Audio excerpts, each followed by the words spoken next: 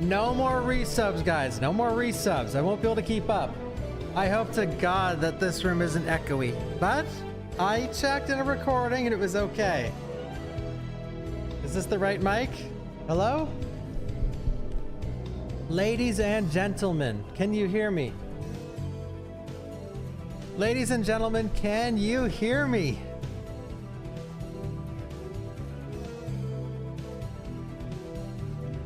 So no one died from the floods on Christmas? And no one in chat went on the Ark?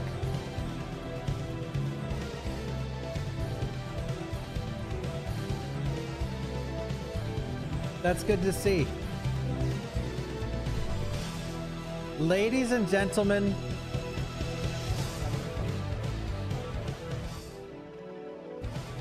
what have I missed for the past 5 days? Zocker! Thank you, Zocker! Zocker! Thank you! Okay, camera, turn on. Okay, camera, turn on. Camera, turn on. Camera, turn on. No, not a hype train, not a hype train. Cut the music. Not a hype train. Not a hype train. Not a hype train. Camera, turn on. Camera? Okay, this is actually... Boo! Hello, everybody. Look! Look! My new friends! Thank you, Shane. Thank you for the 5 gifted. Thank you, Cass. Are you okay? Yeah, what'd you guys like to see? Watch this. Yeah, I went from a black stream room to a white one. Watch this. Are you ready? Wait. This room looks ... normal. Yeah, because there's jack shit in here. Hey, watch. You ready? Whoa.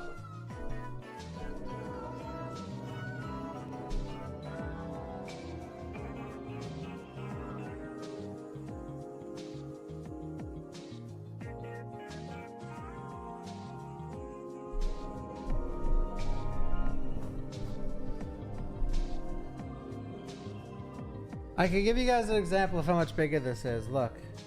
Light echo? Yeah, that's because there's nothing in here. When I used to back up in my old stream room, I would hit the liquor tongue.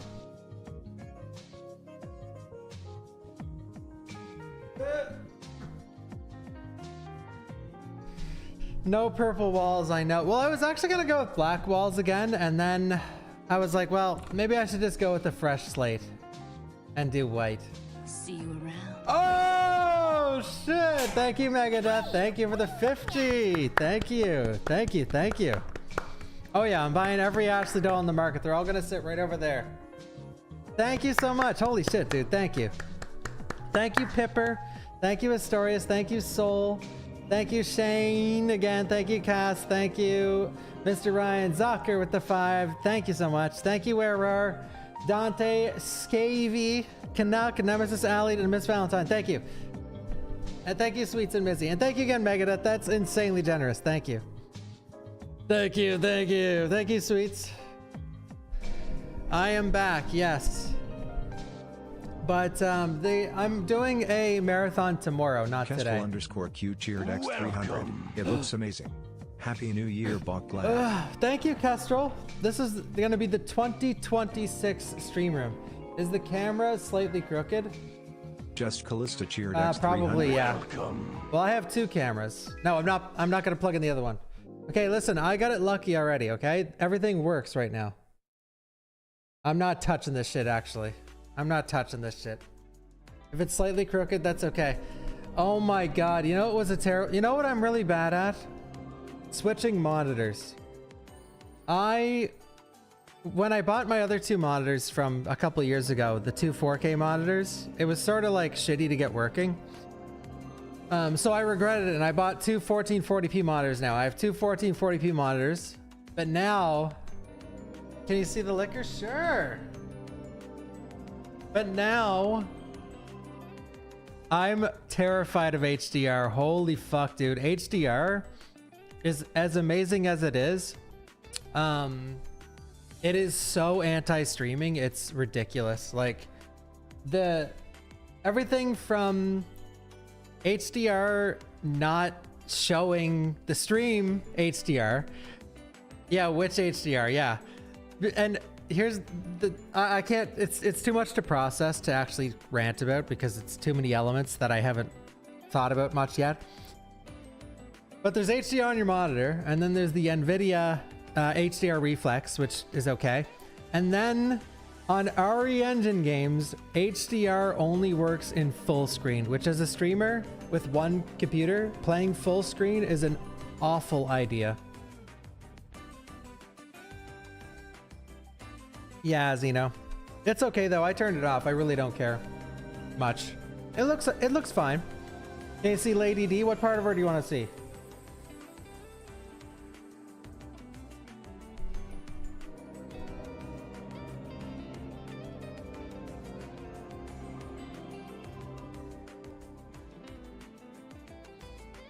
That good? That's it though. Maybe if you guys donate enough on New Year's. Thank you, Pickle. Thank you, Soup. Thank you, Josh. Thank you, Kalista and Kestrel. Thank you again, Megadeth, for the 50. Holy shit, dude. Thank you. Might need a table for my plushies. Yeah, well, I need a lot of stuff in here. Kiwi! When is the Kiwi plushie gonna release? I'll get a big 40-foot pixel Kiwi plushie. You could do Kiwi Bro. And I will put it on the wall. I will staple it right there. Thank you, Slow Moses. Thank you.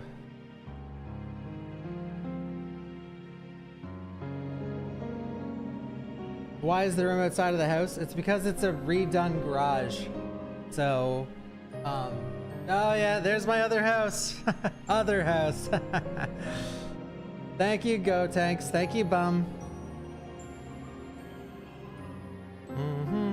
It's the same house. Well, I mean, it's the same house. It's just... It's the same... Oh, for fuck's sakes.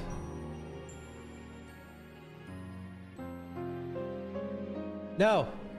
No, this camera can't... I have no blinds in my windows. The camera can't do this today. Thank you, Fladukin. I am so lucky that when I pressed that button, it actually went to where I was hoping it would go because I didn't program for the new stream room. But if if my camera turned around, you could just see, well, I have a bird's eye view, so. Okay, let's turn this off.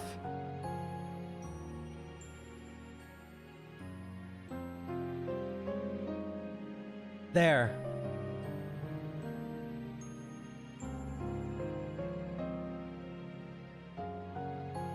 Boom. Doo-doo. Yo, Zyth! Zyth!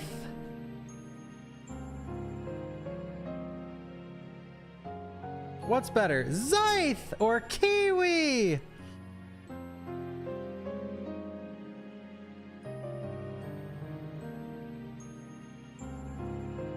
All right, I'm looking.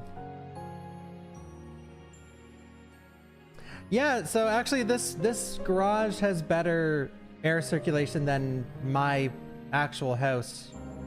Because this place has a heat pump and my house has rads, like from the fucking 1800s. Thank you, Axel. Thank you, Resident Evil 2 Remake. Thank you, Gagragox. Thank you. Can't wait for some more RE2 fixed camera angle randomizer. Yeah, I want to continue that. Don't get me wrong. But I do wonder whenever the RE2 showcase, or RE2, whenever the Resident Evil showcase happens, that's probably when I'll start my Resident Evil marathon. But I'm not sure when it is. I think it's... Oh wait, have they said it yet?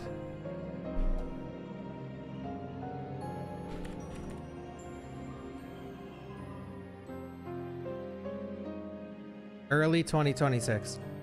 Well, my guess is, I actually don't know. I don't know. My guess would be like the 4th or 5th. But I have no clue.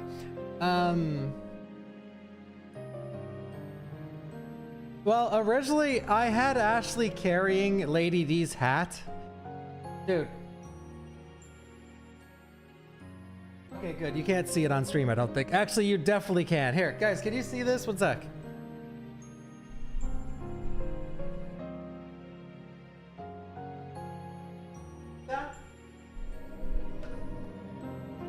I don't know if you can. But I was putting... It's just a wall. Okay, good. Because it's black. And because I was putting Lady D's hat on... Ashley was carrying Lady D's hat. And then she fell off and scraped the entire wall with the hat. And I'm just like, what the fuck am I doing here?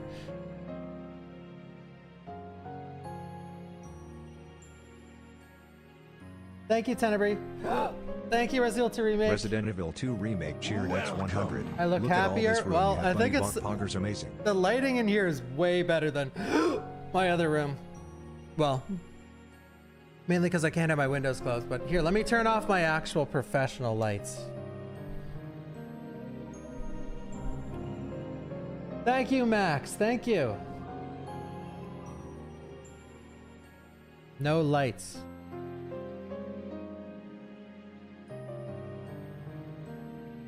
How does it feel to have to walk to work? Best question. Thank you, Richard, for the gifted membership. Yeah, I gotta walk to work now, and yeah, it sucks. Guys, I'm right there with you. I'm right there in the fucking trenches with you guys. So, you know, I did this to try and relate.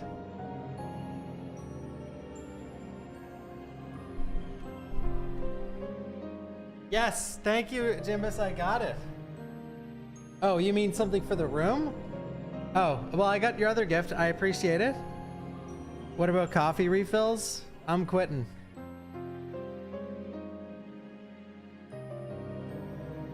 There's not even a bathroom in here. But that's okay. I'm going to make it work. By the way, I like having to walk to work. I'm saying this all in jest, by the way. But I like the extra steps. Dude, we don't walk enough. We don't move enough as humans. Like, man, when this next generation, and even like some millennials, when we grow up, when you get like 30, 40, 50, fuck, dude, you're gonna feel like you're 80. Like, if you have a bad diet, don't move ever, and also, what are the 3 big ones? Bad diet, and don't sleep very well. Holy fuck, you're gonna be fucking. You're gonna be a monster by the time you're like 40. With that being said, I'm not saying this to hype myself up. I'm also gonna be that monster, but I'm glad I have to take a few extra steps to get to the stream. And a set of stairs right here, which I could show you guys the stairs. No, I can't. Actually, yes, I can. One sec. You guys want to see the stairs? Wait. Did I miss Strider? No, I thought about banning you over my break, though. I was like, should I ban that guy? Just kidding, I didn't think that. One morsel at a time.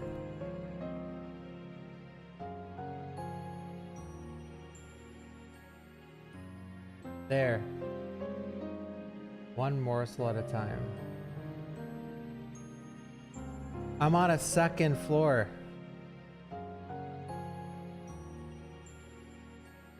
Upstairs!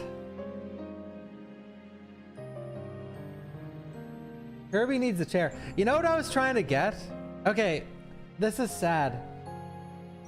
I do need, well, I have some plants, I have some herbs, don't worry. I have some, you guys, I can't be in a room without herbs, you know? Herbs.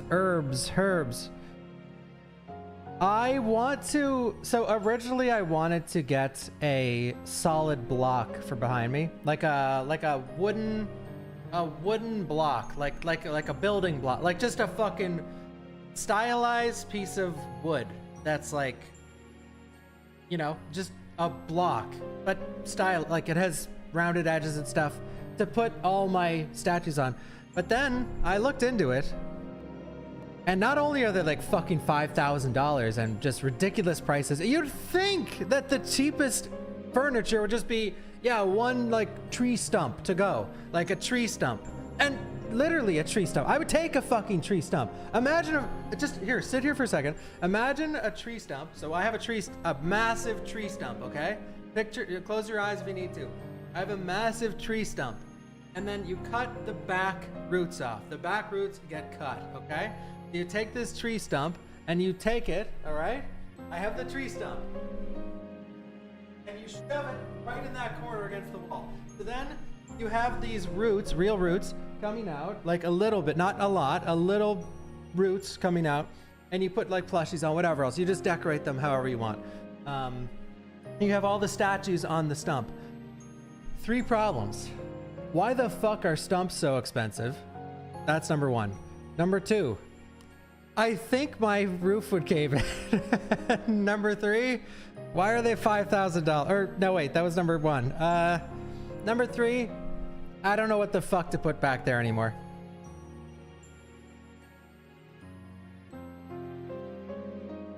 Yeah, I know, it's way too expensive. Millionaire streamer can't afford a tree. Apparently not. Yeah, it's just too... Like, I can't fill this place to the brim with like 100-pound statues because I would just be too afraid that it would come crumbling down. Why is Ashley sitting on Lady D's head? Well, I can... never mind. I'm not trying to put the hat back up there. It didn't work.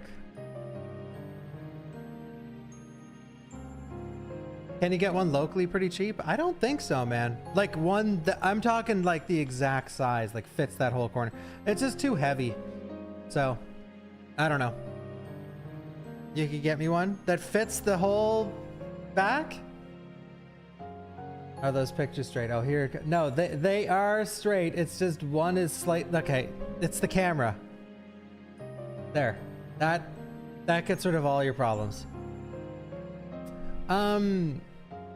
Yeah, guys, this is a work in progress. You have to realize a lot of you, well, not a lot of you, but for those wondering why it's so bare, I mean, I fucking moved my entire my entire setup in here, which was outside and up a fucking set of stairs. Thank you, glorious Mr. Top Hat. Well, I cleared out my other stream room. I'm going to repaint it. Well, I'm in no rush to do any of that, but I'm gonna do a small gym downstairs in this building. A foam one that looks realistic. If that could fit a 100-pound statue, which is what Nemesis is, that'd be cool.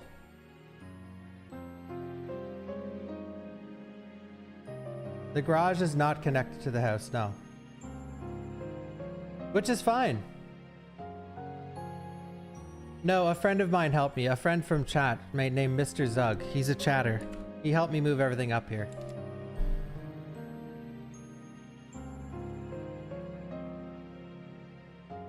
I'm gonna become a gym bro. Well, well, no. I don't have enough time, but... Dude, put the Lady D hat on one of my plushies. There. Sure. 1 sec. You guys can help me decorate. But I do have a lot of plans to get some things for here, but yeah, I've only been in this room for like 3 days.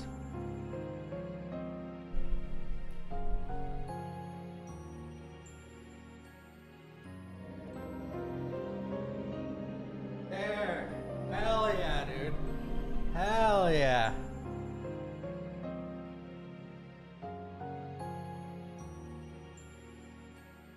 Thank you, Perry. And thank you, glorious Mr. Top Hat. Thank you, Mars Cakes. A little, Claire, yeah. I mean, yeah, okay, I can look again. Display tree stumps.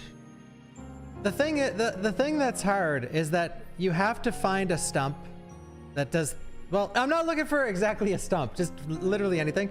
But the thing that makes it hard is you have to find something that isn't heavy, that also can support hundreds of pounds of weight.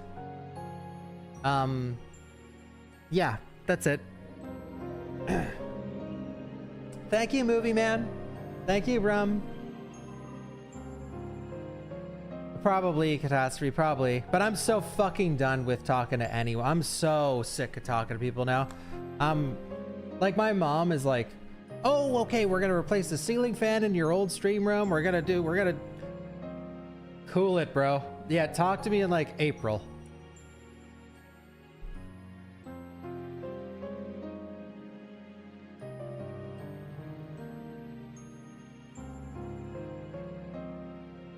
But yeah, I'm done. I'm done for a while. I'll get some stuff as the days go on, but I didn't move, no. I'm still in the same house. Sort of. Well, I technically did move, I guess. I'm in a different building, but the same address.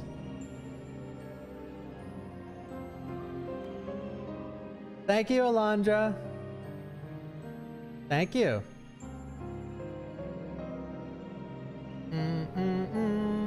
I have to commute to work, yeah. No, I do have AC. I could show you. One sec.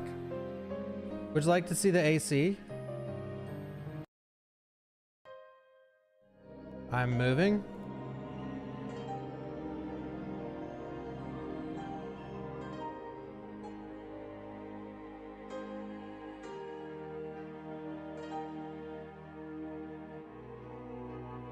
"13 degrees.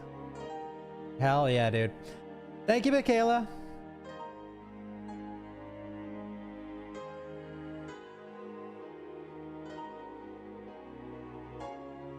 Have my own streamer compound. No, this is it. This is it. Now I have 2 extra stream rooms. I have the old extra stream room and now my old room.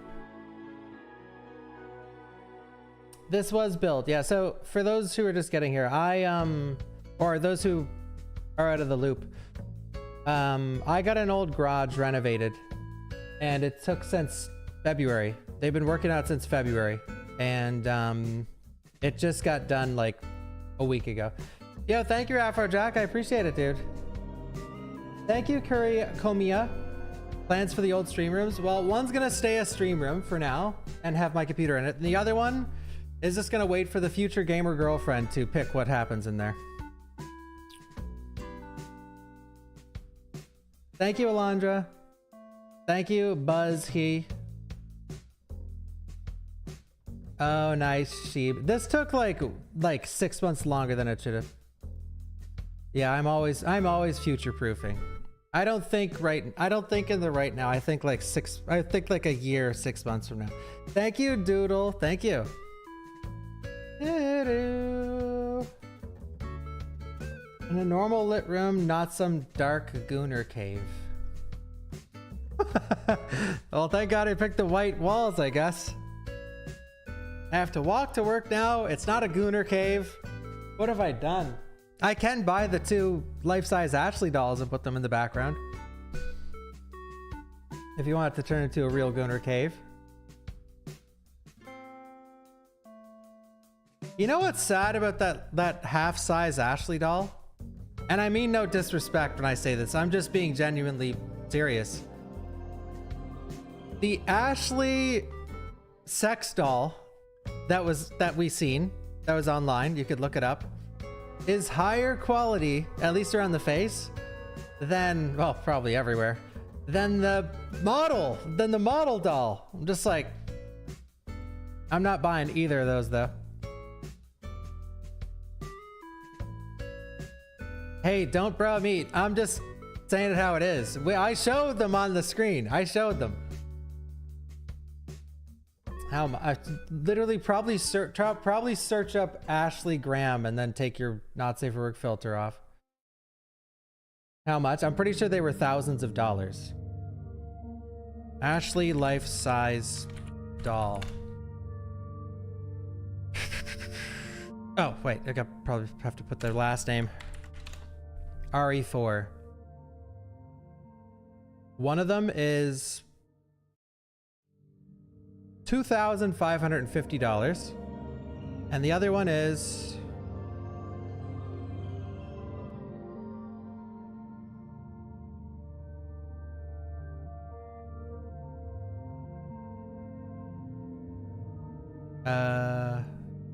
I think they're both $2,000. I know. I actually feel terrible for the real life models because it's fucking, it's like, that's like horrible. I feel bad for anyone that gets into the gaming industry that doesn't know much about it. Like, let's say you're a voice actress or a body model or a face model, whatever. And you're like, oh, cool, video games. Like, I've played a couple of these and it's a cool gig. Like, I'm gonna do it. It's awesome. Years later, there's a literal sex dolls being made of your face and your body. It's fucking crazy. Oh my God. It's insane. Imagine, but imagine being oblivious to how like fucked the internet is. Like, some people don't think about these things, but in reality, if you can imagine it, it's happening.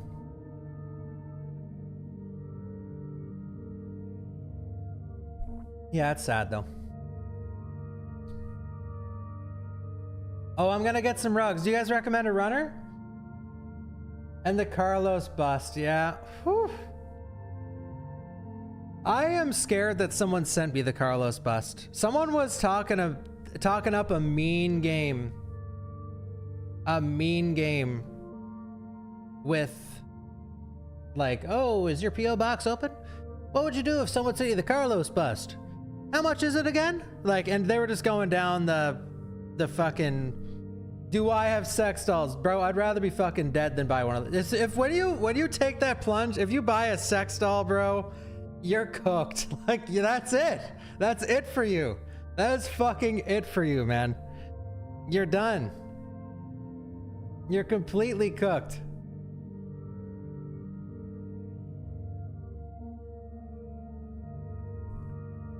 But I mean, the positive about that is you got nothing else to lose. So I mean, life's a lot more exciting.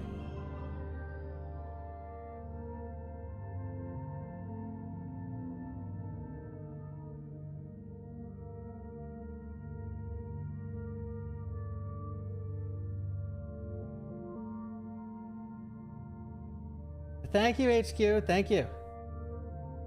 You just alienated half your audience? No. I don't think those sell very well. Like, they're thousands of dollars. Maybe they do. I don't know. I don't fucking care, really. Thank you, Ellum. Thank you. If I was gifted one, I don't know if I'd even, like, put it in the background or anything. Like, I said this the other day. Like, if you guys send me a real size, whether or not it's a normal doll, sex doll, whatever, just a fucking doll, like life size, like Jill, Leon, Chris, whatever. The implication, the very implication of it being there on the stream, I don't want anything to do with. I'll pass, thanks. I'll pass. Like, I think it'd be funny to have like a life-size characters in the background of your stream, but at the same time, I think it would also be cursed. Like, what would new viewers think? Like, a new viewer would come in and be like, what the fuck is that in his goddamn background? And I don't need the implication, okay? And for people that do, I'll look at it and I'll laugh at it, whatever. But, you know. Damn, that's nuts, Caitlin.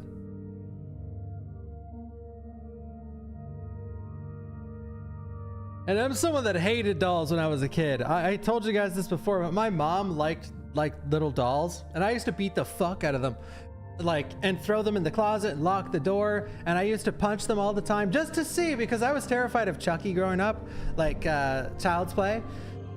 And that shit terrified me, man. So yeah, if I seen her dolls around, I would just beat the hell out of them and then throw them in the closet, and I would just hide them in places like that they couldn't get out of, that I know they couldn't get out of, because they scared me. And I'm not kidding, by the way. I used to do this. Like, my gaming room used to be on the opposite side of the house as my room, and I was terrified of like Chucky, The burglar from The Sims. You guys don't even understand. The burglar from The Sims, like, is legitimately like top 5 scariest things I've ever seen as a kid. Like, I would have nightmares about him breaking into my house and killing me. Like, I would think, like, if I was trying to sleep as a kid and I heard like footsteps, sometimes I'd be like, holy fuck, it's the burglar. Like, it would scare the hell out of me, man. Oh my God. He is terrifying. It was the music though. It was the music. Yeah, the sound. Have you guys ever heard the sound that plays when he shows up? Burglar sound Sims 1. This! Okay, no, you have to pay close attention. Listen to everything about this.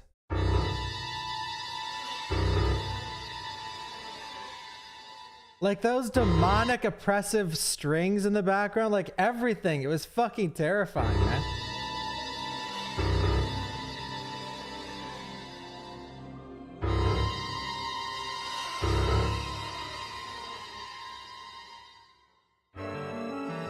Yeah, that shit scared the balls off me.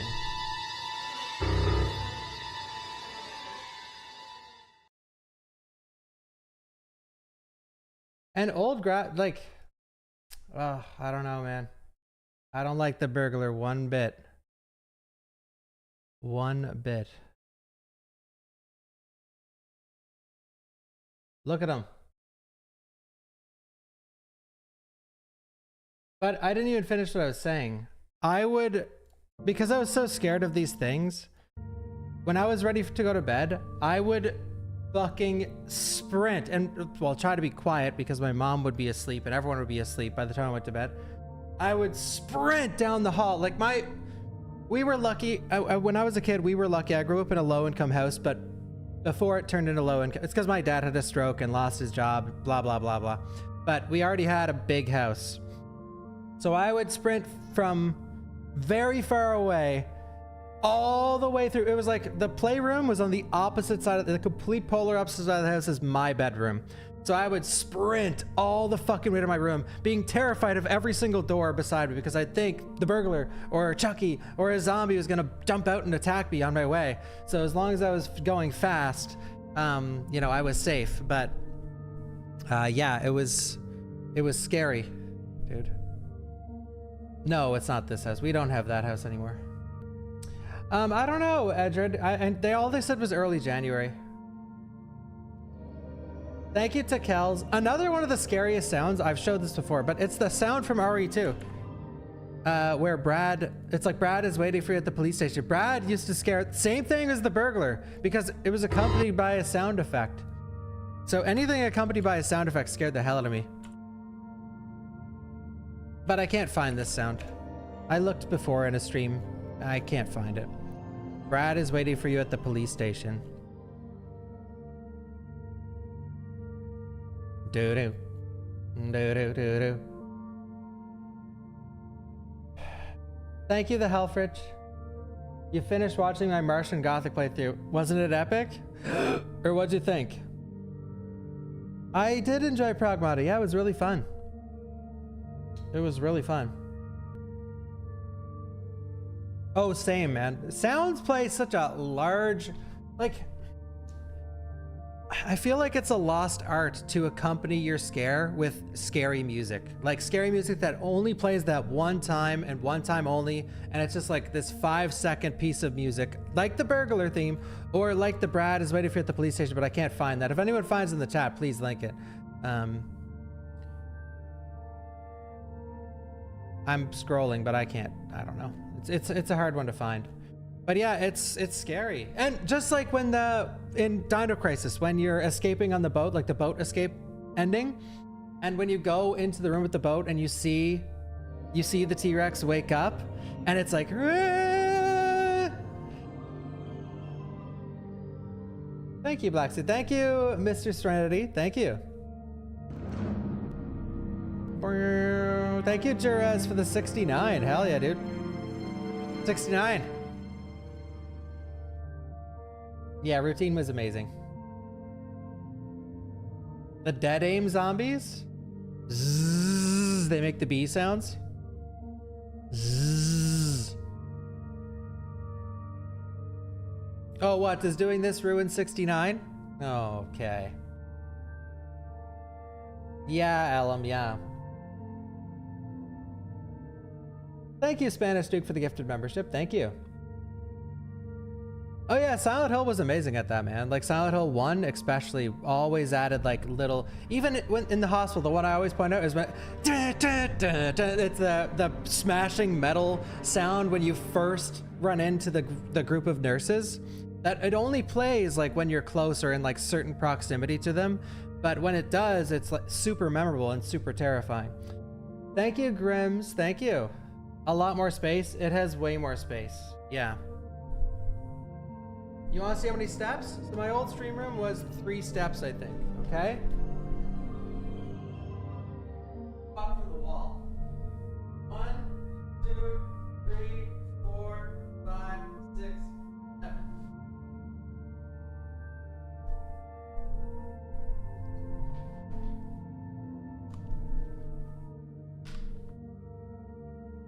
Life-size Nemesis statue, if they sold one. I was looking at statues yesterday. Like there's a Nemesis one, but okay, there's a really cool like Misty and Nemesis statue. This on Etsy, but like I can't show this picture because there's boobs in it. Or well, wait. Yeah, this statue. But the seller, if anyone goes on Etsy, please let me know. But the seller for this. The seller for this also has one. It's like, oh, made by Montana Studios. But there's one that says Montana Studio, but it's like an extreme ripoff of a Prime 1 Studio statue. So, I don't know. No, not these boots. There's one where she doesn't have her shirt on. That's what I meant. But yeah, I don't know. I was gonna buy some more statues, but the reason why this is $600 and it's like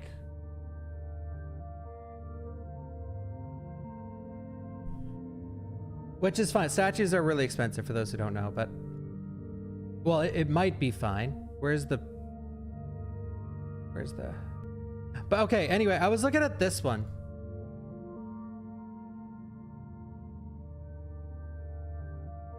So there's a really cool Nemesis statue. But like it's only this big and it's like $1,000 for this, which I don't know, to be this big, but to put it in perspective. Okay, the one behind me is like 2,000 and some. The one, this one's like 2,000 some. Okay, so this is the 1,000 one. Bruh. Like, I feel like this guy's statues are super overpriced.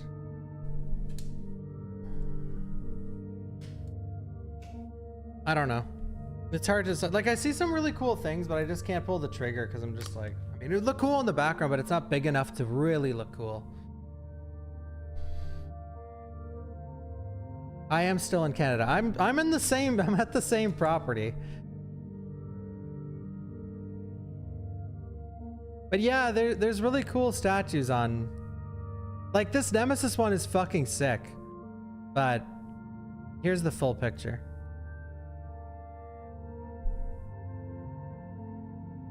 No, I'm not getting into 3D printing. No, I have my hobbies. My hobbies are done. 3D printing is not something I would ever want to do. I've known a couple people that do it. It's not for me. But this is sick. And honestly, I still might get this one because it is cool, but yeah, it's hard to, yeah, doesn't it look fucking sick? But it's hard to pull the trigger because it's so expensive. But like, man, this is the kind of shit I would love Capcom to release for like the 30th anniversary. I would love to see Tentacle Nemesis that big. I'd buy that in a split second. Or a hunter. I can't believe there's no hunter statue. There's no hunter bust. Like, not, and God help us, Capcom, I swear, if you finally release a hunter bust like this, like the liquor one, but it's the RE3 remake hunter, I don't have a problem with the RE3 remake hunter. I think it's cool. Like the design and how it works in the game is insanely cool. But in terms of something I'd want a statue of, it's just too busy. Like it just looks like nothing, you know? If you had a statue of it, it would just look, it wouldn't look as cool as like any other hunter variant. I know, I love hunters too. Hunters are in like my top 10. I want the Rebecca bust. No, I don't care about fucking real. I am not someone that gets like obsessed with, and it's fine if you do in the chat. I know a lot of people do, but I do not get obsessed with like characters. I like monsters. I hate fucking, like when I played League, my friends used to make fun of me because I didn't play like anyone that wasn't a monster. I played no women. I played like Evelyn. That was like the only woman I played. But I like monsters. I don't like real people. Like if you give me a choice in a video game to play a human, fuck that shit, or a monster, I'm choosing monster 100% of the time. Fuck playing a human. I'm already doing that and it sucks. Like I'm playing a fucking monster, bro. Human. I can't believe how many people are obsessed with make-believe humans. Oh my God, it drives me crazy. Well, I mean, it doesn't drive me crazy. Like, yes, the topic is up now and I'm thinking like, oh man, that's not my cup of tea. So like, yeah, why don't you get like a life-size like Carlos? I could, but it's just creep. Like I would walk into my stream and be like, ugh, like I don't. And even with Lady D, I don't regret buying the Lady D statue. I don't. But it's definitely not one I go up to. I'm like, cool. And it's there. It exists. And it's like, it's cool for a stream, but I mean, I don't know. I think Nemesis and the Liquor are way fucking cooler.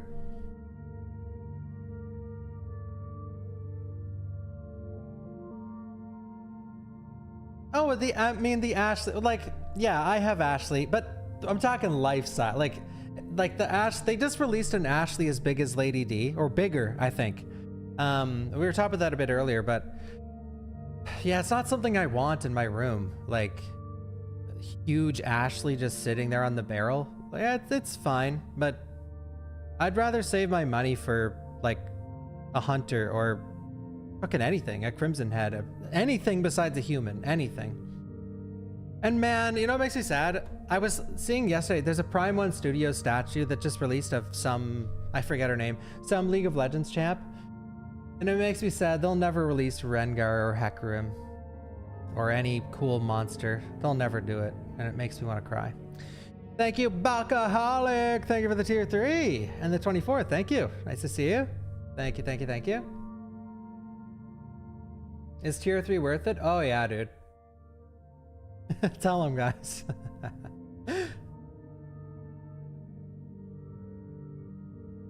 Yeah, see, when I was younger, when like League first came out, I would always think like distant future, like, oh man, like 10 years, you're gonna be able to buy like Hecarim posters and plushies and like candy and Rengar statues, like life-size Rengar. But no, dude, these companies, I don't know what it is about companies that have a massive brand. Pokemon is the only one that takes advantage of this, and no wonder they're like a multi-billion-dollar richest company in the world. I don't know why like League doesn't release more statues and more merch. Like I can't imagine it being like a money hole. I can only imagine them making a fuck ton off of it. Thank you, AA Andres. Like, did you guys see the $16,000 statue from Final Fantasy? Like, even though it's so expensive, I'm sure they made a killing off of it. Let me show you guys it. This is the perfect picture to show.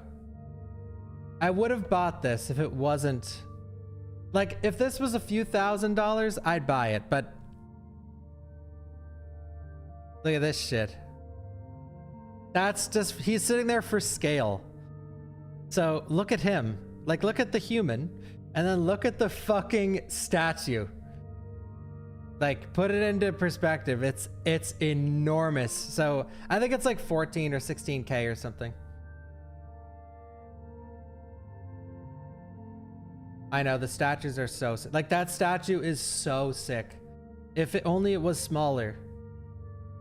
Said no one ever, but like, it's too big. It's too big. Like, that would take up my entire corner. It's too big. Does it come with the guy? Exactly, you'd think. Terra statue sale. I wonder if it's still, like, I wonder if it's sold out. Oh yeah, eBay. Or did it even release yet? I don't know.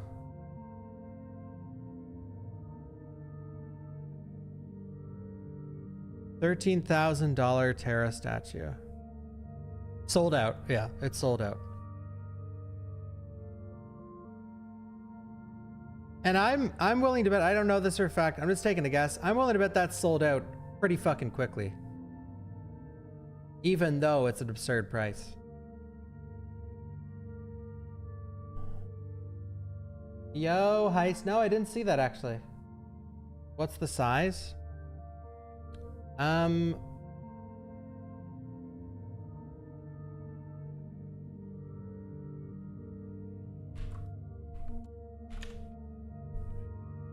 It's 30 inches tall.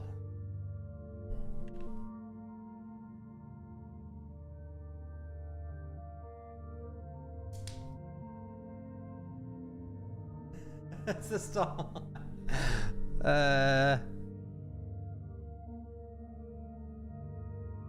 And it's 75 pounds. There were 600 of them.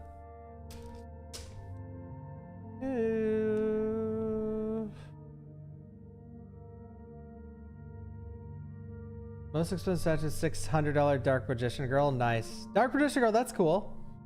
Yeah, like, as long as it's like, that sounds cool.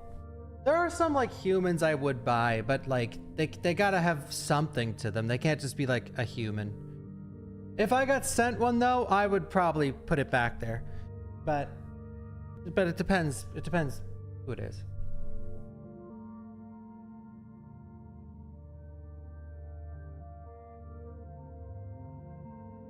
Thank you, Queenie. Thank you.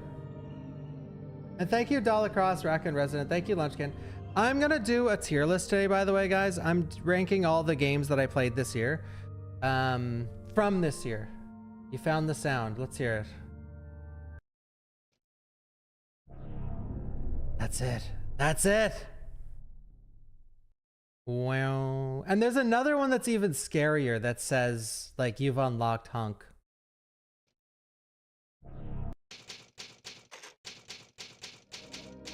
Oops. Thank you, Virtua. Wait, will the other one play? Please play the other one. Please, please, please, please, please.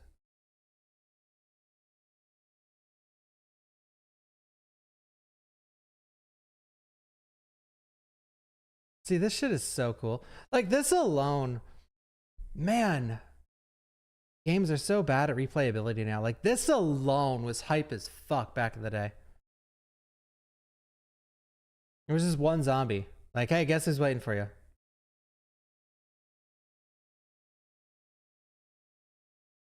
Do the other one. Do the other one. No. But yeah, this scared the fuck out of me as a kid because Brad is now waiting for you. Like, reading that as like a 6-year-old or a 7-year-old. Like, hey, there's a zombie waiting for you. It's fucking terrifying, man.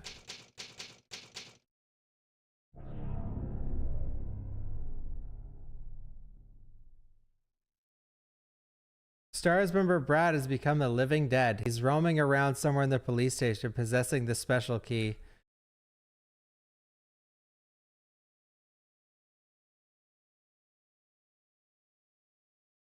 Look at him waiting for you to get there. Jesus Christ. The hunk sound is earlier? Oh. There's 3 sounds. One for hunk, one for EX bat. Wait. Oh, here we go. All 3. Yeah, this one is scary as hell, dude. This one scared me.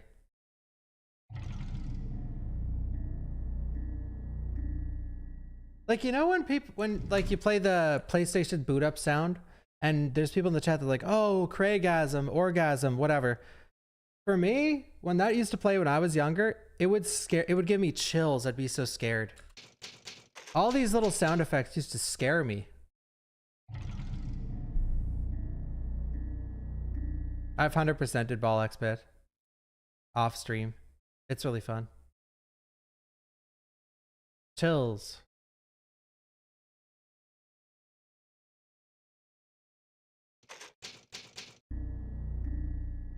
Yeah, that shit's scary, man.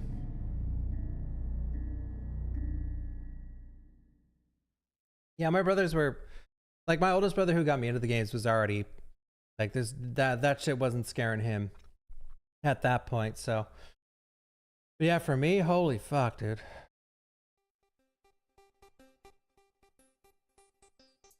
All right, I might start doing my tier list. 1 second. Let me close all these tabs. Ball X-Pit is amazing, man. I love that game. So I'm gonna do Scrandle, create a tier list, and then I'm going to maybe continue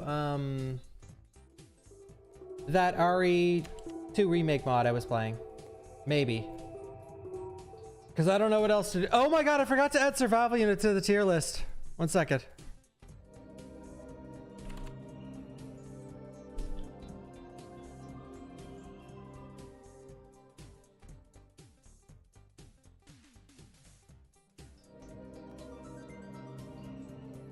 Oh shit! Thank you, Afrojack, for the 100 gifted. Jesus Christ, dude. Oh my god.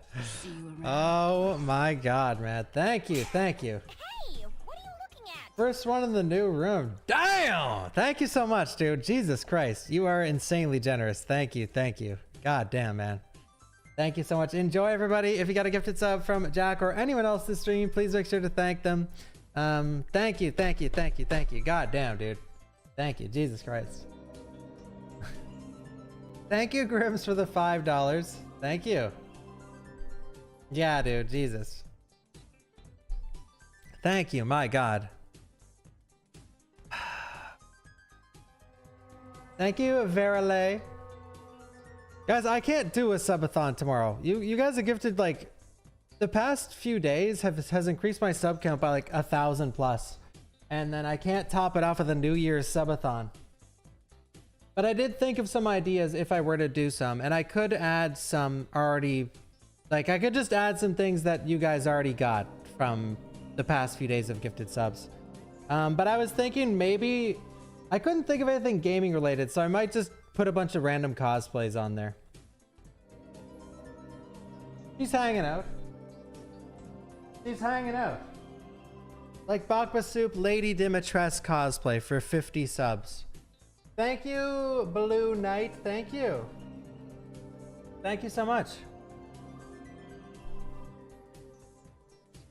Nothing beats last year. No, you guys just want me to drink, which I don't know if I'm gonna do that. Yeah, Rebecca cosplay. The sportswear Rebecca cosplay.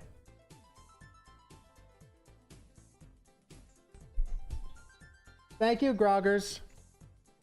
Thank you.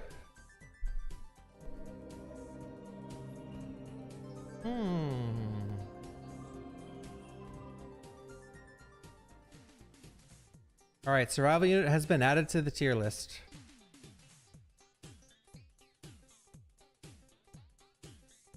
Hey, thank you, Marco. Thank you. I'm just chilling today. Tomorrow is going to be the epic stream. Well, I have... What games do you guys want to see tomorrow, by the way? Type it in the chat. So far, I'm just going to add, like, everything.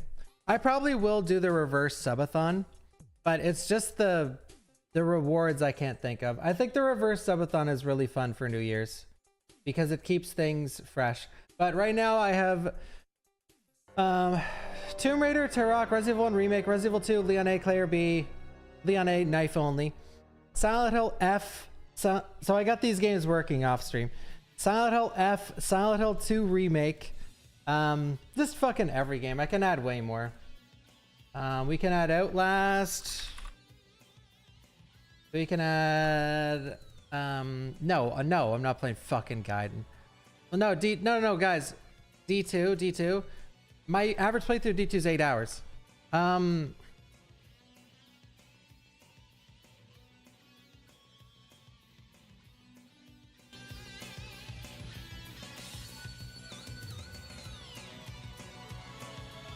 D. I could add D. Yeah, let's throw in fucking D. That's a game I could speedrun. Obscure, I don't know if I could get through that. I'm not good enough at Obscure. I would love to though. I would like to learn the speedrun for Obscure. I know it's not that hard. Thank you, oh yeah, Dead Aim. Thank you, Grims. Dead Aim. Yeah, fuck it, I'll add Joe and Mac. I'll just add every game. Joe and Mac.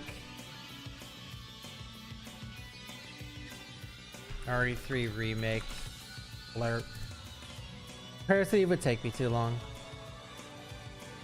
Right. I don't plan on finishing all these games. Mega Man X2. I can RE0, sure. But we're going with the same rules as last time. If I die, I can gift 20 subs or whatever subs, I don't know yet. And because now that I give subs, I have to give subs to both YouTube and Twitch now, so I'm sort of cucked in this regard. But yeah, okay. Tomb Raider, Turok, Resident Evil 1 Remake, Resident Evil 2, Silent Hill F, Silent Hill 2 Remake, Code Veronica, Outlast, D, Dead Aim, Joe and Mac, RE3 Remake, RE0. Just throwing like random fucking Alien Isolation, sure. But I'm gonna have to randomize these. Dude, we have like 15 games on here already.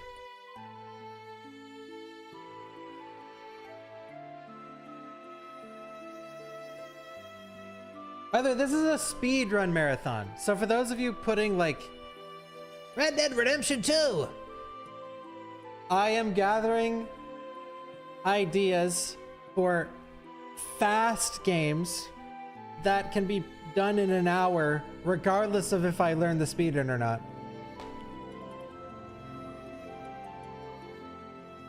Witcher 3, Baldur's Gate 3, okay, here we go. Phantom Pain, Dead by Daylight. Fuck it, dude. Dead by Daylight killer game. Fall Guys! Fall Guys game. Okay, are we going down this road? Fall Guys game. What's another one?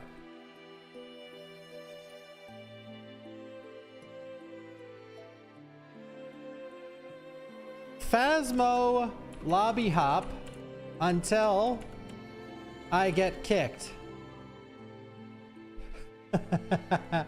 League of Legends game?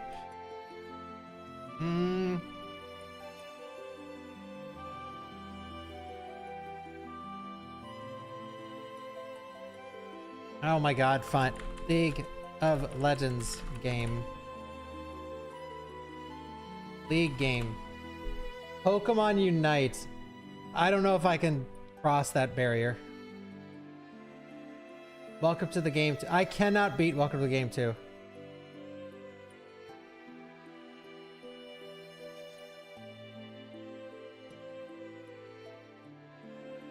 If I do have drinks for this, it's not gonna be like last year. It's gonna be like the max I would buy is like a half a pint of alcohol. Which for the record, last year, I bought a full pint. No, sorry, not half a pint, a quarter of a pint. A quarter of a pint. Thank you, Story by Corey.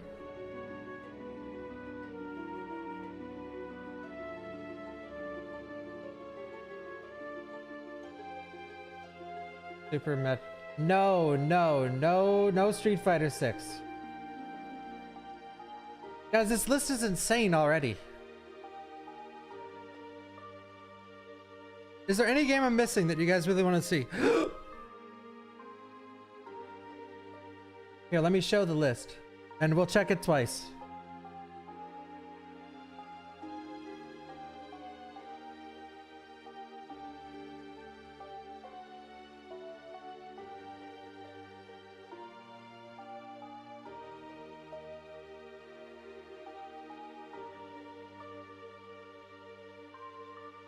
Okay, so for those who are like, that's so many games, we're doing something called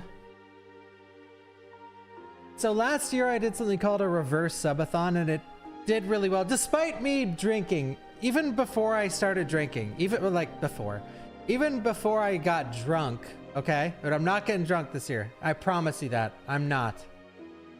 I'm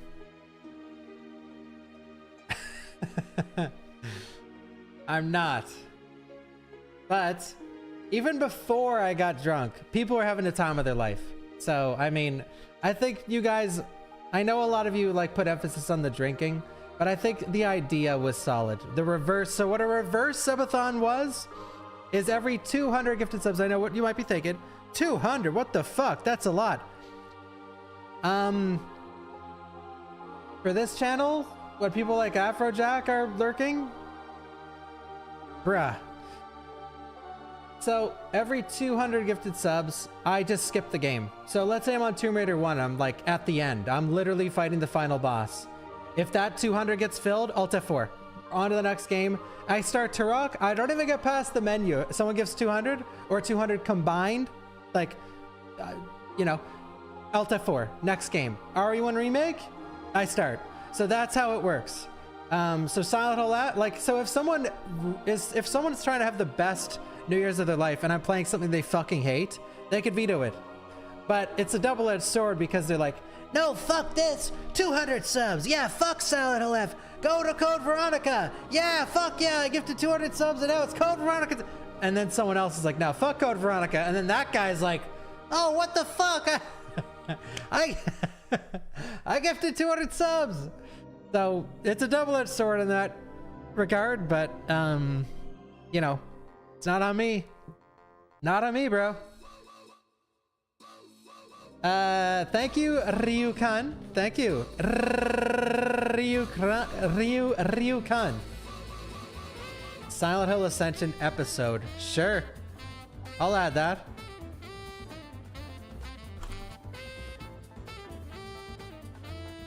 Silent Hill Ascension episode.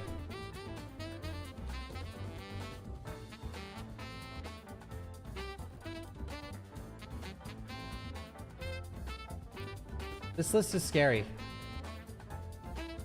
John Broski says, let me be the first one too. What? Wait, none of my sound effects are working on my... Wait, where'd it go?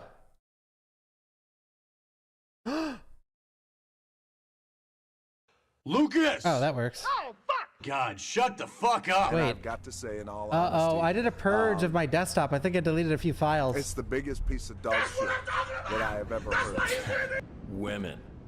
Oh my God! Okay, well, some are here, but dude, where'd it go?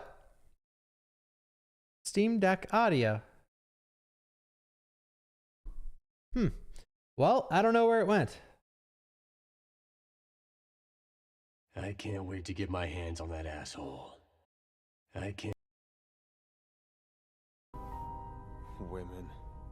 All right.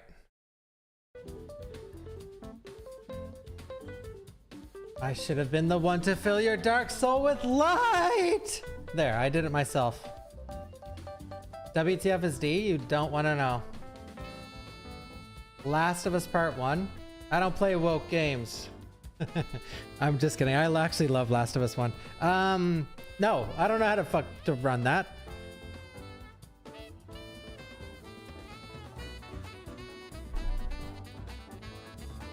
Utter woke nonsense. Tell him, Ellum. Silent Hill 4. I don't remember how to run Silent Hill 4, but I do want to relearn Silent Hill 4. I do, because I love Silent Hill 4 now. Silent Hill 4 is actually in my top 3 favorite Silent Hill games now. So I think I'd play a Lego game sometime. I wouldn't be opposed to it. How? I was too harsh. Yeah, I was too harsh on it. I got my eyes opened. The delusional Silent Hill 4 mob got him. Yeah. The impossible quiz. Okay, I'm hearing you out. What are you talking about? Oh, any granny games. That's a good point, I guess. The Silent Hill 4 woke mob got to me. Oops, I almost put Silent Hill 4. Wait, what did you say that I missed? Granny. Game. Granny game. I'm not specifying. It depends on the vibes. It depends on the vibes, dude. Repo games with the Soup Troop? Too risky. Granny 4. Resident Evil 4. So I don't really add typically on a marathon, I don't really add games that I've been grinding the fuck out of, like RE4, RE2 remake, RE4 remake. I feel like all those are a pass because people are, I know you guys aren't sick of seeing them, but it's definitely not good to throw in games you're grinding in a speedrun. I've learned this over the years in a speedrun marathon, because when it comes time to play it, people are just like, eh. Yeah, I will add an Outbreak level. I'm not doing the whole fucking game. Outbreak Desperate Times. Oh, wait, not Desperate Times. Decisions. Decisions spelled wrong. Dead Space Remake. So Dead Space Remake is a 3-hour run if you're really, really, really fucking good at it. Glitchless.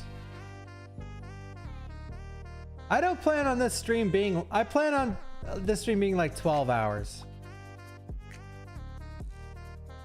No, I have Tomb Raider. See? I'm starting with it. Which probably, actually, I don't know what I'm starting with. I need to mix up this list. This is a good list though. Yes, the best remake is RE3 remake. Duh.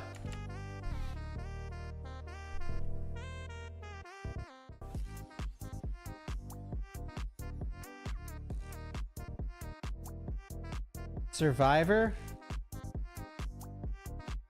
League game? No, I played League. Well, I haven't played. No, I actually played it a couple days ago. I played. My friends were. I was like, guys, let's play League. And they were down. I was like, holy fuck. Well, actually, I only convinced 2. There was like 6 people on Discord, and I only convinced 2 of them to play. Because I've been enjoying League this year, but I just have no one to play with, so.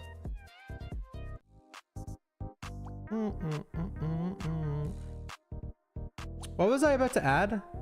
My brain went blank. Outlast Trials match. Sure. Dude, Outlast Trials has gotten really popular on social media, actually. And I'm so happy for it because, bro, I've done sponsors for Outlast. And I always say every time, I'm like, guys. Sorry, too many things are happening in my brain. Outlast Trials. I always say it's such a good game. It's so underrated. It should be as popular as Dead by Daylight, or even better maybe. And it's gotten huge now. It's gotten huge. Like, I wonder what the average player. Watch me search up the average player count, and it's like horrible. Steam chart. I hope this is. Come on, prove my point. Outlast Trials. Yeah, 20K. That dude, look at this. Look at that. Now this is a fucking chart. Look at this shit. Look at this. I don't know why some clips went viral on like TikTok and the game just blew up. Like this happening this late into a game's life is fucking crazy. Isn't that nutty? Where do I play Dead Aim? A PS2 emulator. Oh, play League with Moist. I talked with him like a couple days ago, randomly. Funnily enough, but I didn't ask him to play League.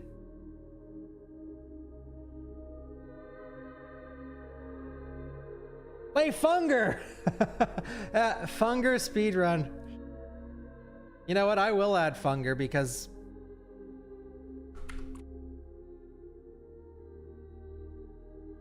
Funger till I die in game. Get fungered. So this is how the list is gonna work once I'm done adding games. It's gonna be like a speed run, some bullshit, like all the bullshit's down here.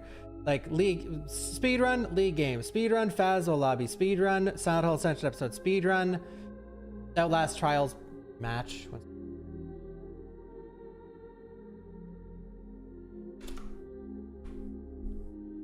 But no, I'm not hankering to play League that bad. Like, but I'll play it in this marathon.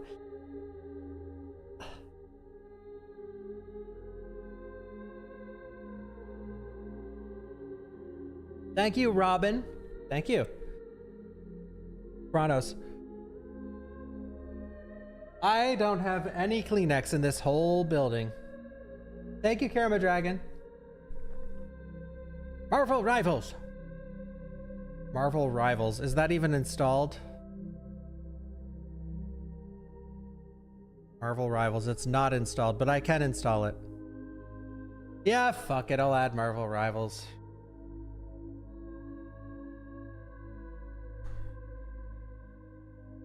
God, while we're on this fucking low road, let's just throw in Pokemon Unite. Why not?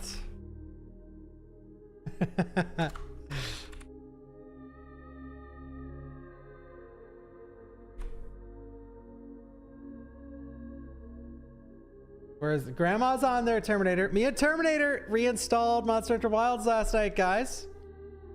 I'll add Picho, I'll add Silent Hill 3. For the Italians, I'll do anything. There you go.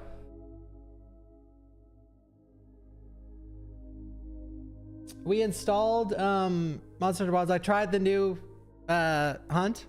What's his name? And it was fun. It was cool. Bene. Bene. It was really fun. Gogomisios. Yeah. Bene. Scarrito dritto, stay fermo e verde. What else? I'm trying to use my Italian alt here.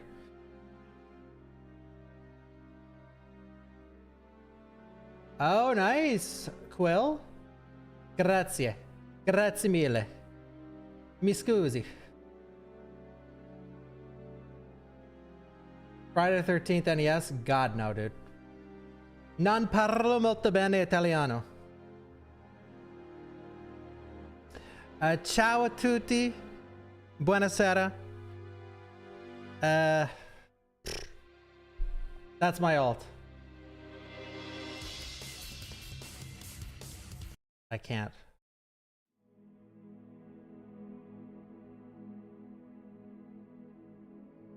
A Mega Man game? Bravo. Prego. At this point, and I'm not even shitting you, Italian is my second most well-known language.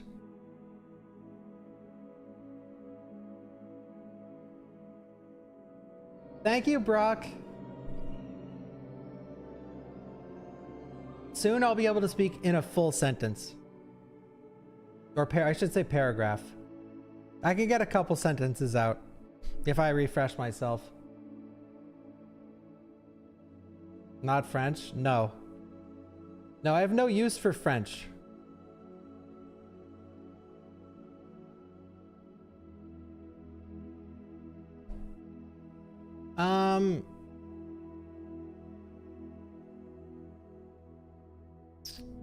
Guys, I think I have to go take a Gromage to grab some Kleenex.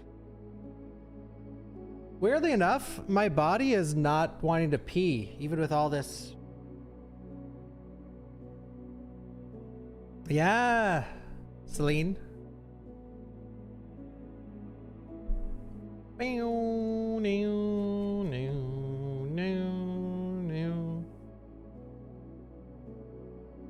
Italian's useful like ancient Greek. No, Italian is useful. It's not so much Italian being useful. There's a lot of really, really fun words. It's a really fun language. Like, there's a lot of beautiful words in Italian. All memes aside.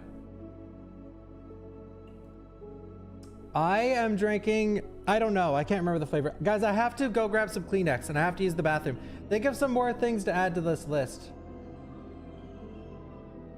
I'm gonna be gone like 20 minutes because I gotta go back. I gotta run back home.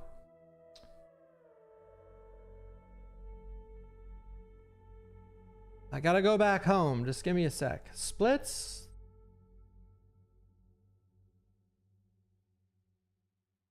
We have 25 games on the list.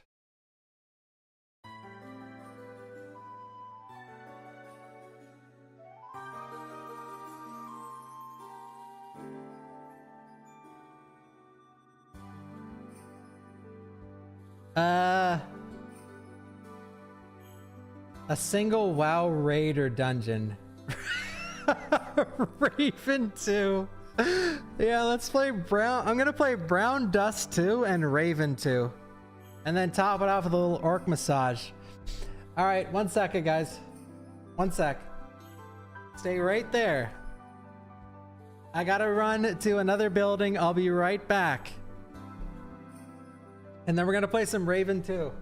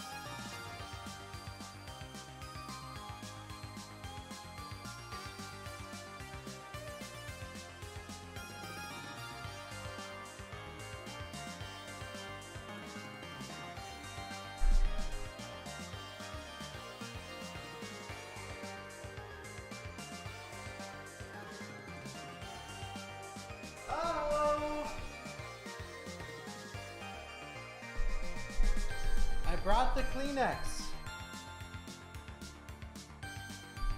I brought the Kleenex, guys. Thank you, Andre. 3-ply. Holy shit. It was amazing.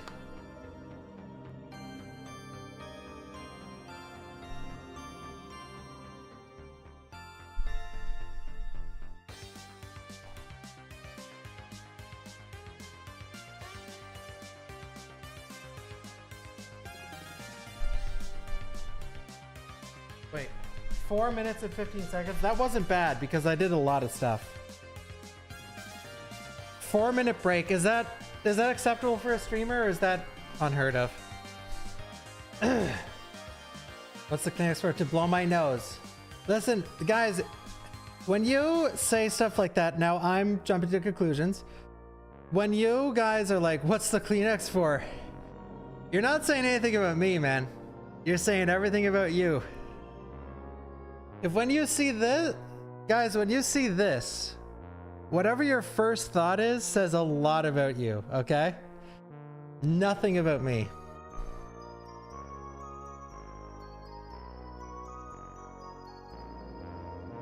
Thank you, Cheek Spreader.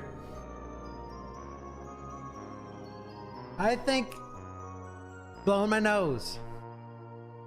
Thank you for playing Outlast. I'm so excited. See, this is how it begins. This is how it begins. I'm so excited for Outlast. Then I go to Outlast, 200 gifted subs. Since there's so many games in this, maybe I'll change to 100. Wait, 1, 2. How many subs am I getting out of this maximum? 1, 2, 3, 4, 5, 6, 7, 8, 9, 10, 11, 12, 13, 14, 15, 16, 17, 18, 19, 20, 21, 22, 23, 24, 25, 26. Which that's not going to happen. But I think all the sub incentives this year will be just cosplays. But I need to think of what cosplays. But I could do that at the start of tomorrow's stream. Yeah, Afrojack's is gonna come in and just end the subathon in one fell swoop. Afrojack spends $100,000 on aftershave, okay?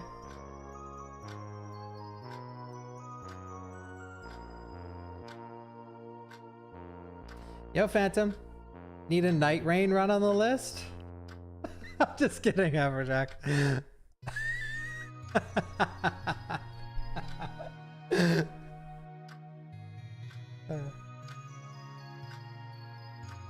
Night Rain run? I have Spice Bomb. That's one of the colognes I have. I don't know what my most used one is though. I actually don't know the name. I could add a Night Rain, but like, Night Rain. Gonna get cucked. We're probably not gonna get to half this list, I'm just saying, because we won't get the subs for it, and then I'm not doing anything over like a 14-hour stream. And by the way, just like last year, I get a 45-minute break, okay? This list is for tomorrow, not today.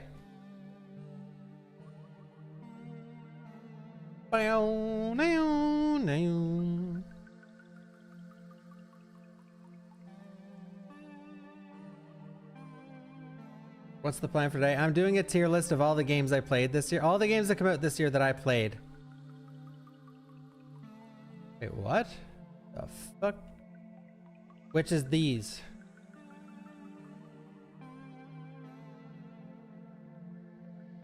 Silk Song, Who's at the Door, Flashblade Fear, meh, blah, blah, blah, blah, blah, blah, blah, blah, blah, blah, blah, blah, blah. No RE8. Maybe I should add RE8. Alien Isolation would be 6 to 12 hour stream anyway. Oh, buddy. You sweet summer child. You sweet summer child.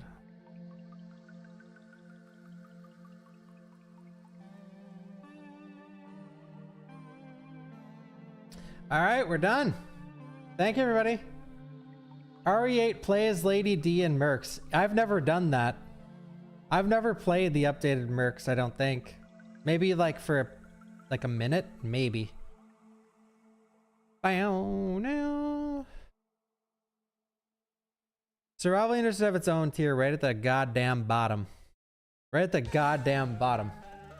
All right, I think we're done. This is a good list. Guys, ones in the chat if we're done with this list. Is anything desperately missing?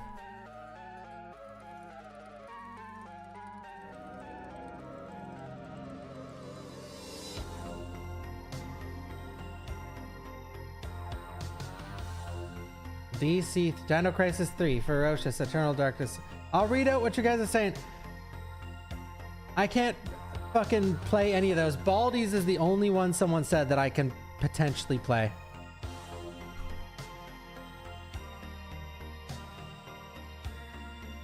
Baldi's Basics. Look outside cursed mode until death. That would take hours, I think. Ark! Well, do I want short games? Bro.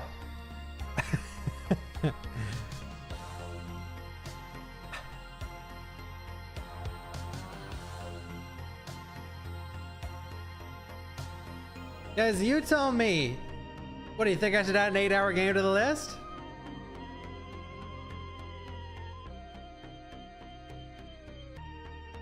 I should do an achievement run for all RE games. I see people are doing that, dude. But let me promise you something. That is the exact kind of thing that you guys think you want, but you don't. And I know a lot of you are gonna be like, no, we do. Yeah, you do until you get to like Revelations 1 and there's 4 streams in a row of just raid mode. And then Revelations 2 where there's 4 streams in a row of just raid mode. And then getting to RE6 where you're grinding mercenaries for hours and hours and hours. You get to RE5 and you're grinding mercenaries for hours and hours and hours. You think you want that, you don't. I promise you, you don't. We'll just do all achievements without mercenaries. That defeats the purpose. But I'll do fun stuff. Like what I have planned for the Resident Evil Marathon is that in January, in a few days, probably right after Capcom does the Resident Evil Showcase, I'm gonna start a franchise marathon besides a couple games. I'm not playing fucking Gaiden. If it's not canon, I'm not playing it. Maybe I'll play 1 or 2, but I am not playing Gaiden. I am not playing Operation Raccoon City. And I'm not playing Umbrella Corp. Those 3 I'm completely against. I'm not fucking touching those pieces of shit with a goddamn 40-foot pole. Fake RE fan. I might be the only No, that can't be true. No. I was gonna say I might be the only person in the world who's played every RE game to finish. And the only reason I was gonna say that, like a piece of shit, is because I'm including Survival Unit. So I do think that it's not true if you take out Survival Unit, but if you add Survival Unit and we include Killing Mortem, which hasn't happened yet, then I think I could confidently-ish say that, but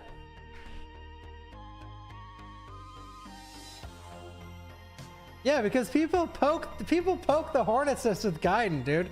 I'm not playing fucking Gaiden. I'm done with Gaiden. I'm like a recovered crack addict, dude. Like, oh, shoot up one more time.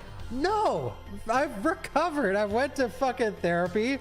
I went to rehab. I'm not going back on the needle, man. I'm never touching Gaiden. That game is fucking horrible, dude. God, that game is so bad. And I understand what's happening, like the mental gymnastics of the chat that you guys play of like, oh, play it. And then everyone dips when you actually play it. No one's fucking here when you actually play it. No one's fucking here. And I know this because I've lived it multiple times. Oh, speedrun Gaiden. Low viewer count, low chat interaction. like, bruh. Like low viewer count, that's fine. I could suffer through that for a lot of things. Or low average. But that combined with no one's talking, and I'm in pain. I'm in pain too. Like all those three things combined, it's like the worst stream you could possibly imagine. The streamer's not having fun, the chat isn't having fun, and the game is fucking terrible. Best song from the whole DMC series right here. Show us the new room? Sure, I can give you a quick tour.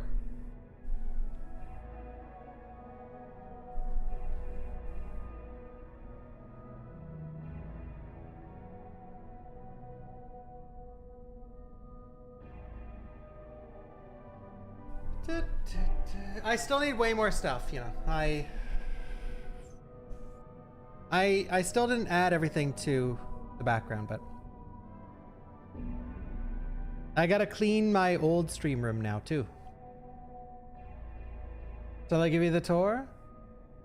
Buckshot roulette with a viewer. If they lose, they will give 5 subs. Yeah, but then they won't cave. Thank you, Lord Sire. It does have heating, yeah. You don't vibe with the white walls? Will you miss the black walls?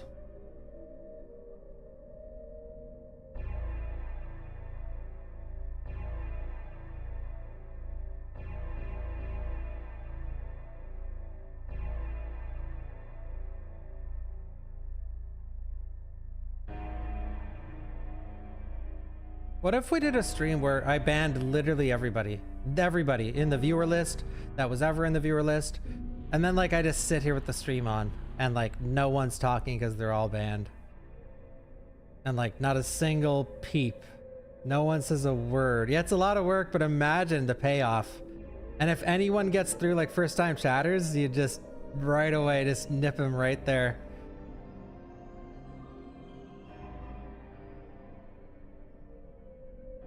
Nip them right there.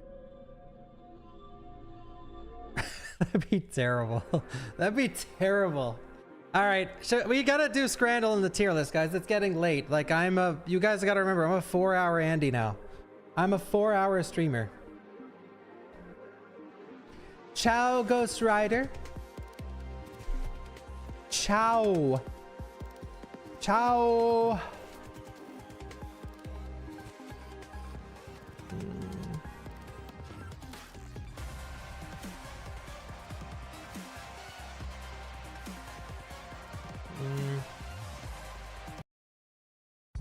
Sorry, I can't listen to intense music right now. All right, Scrandlers. Ciao, Bella. Holy fuck, dude.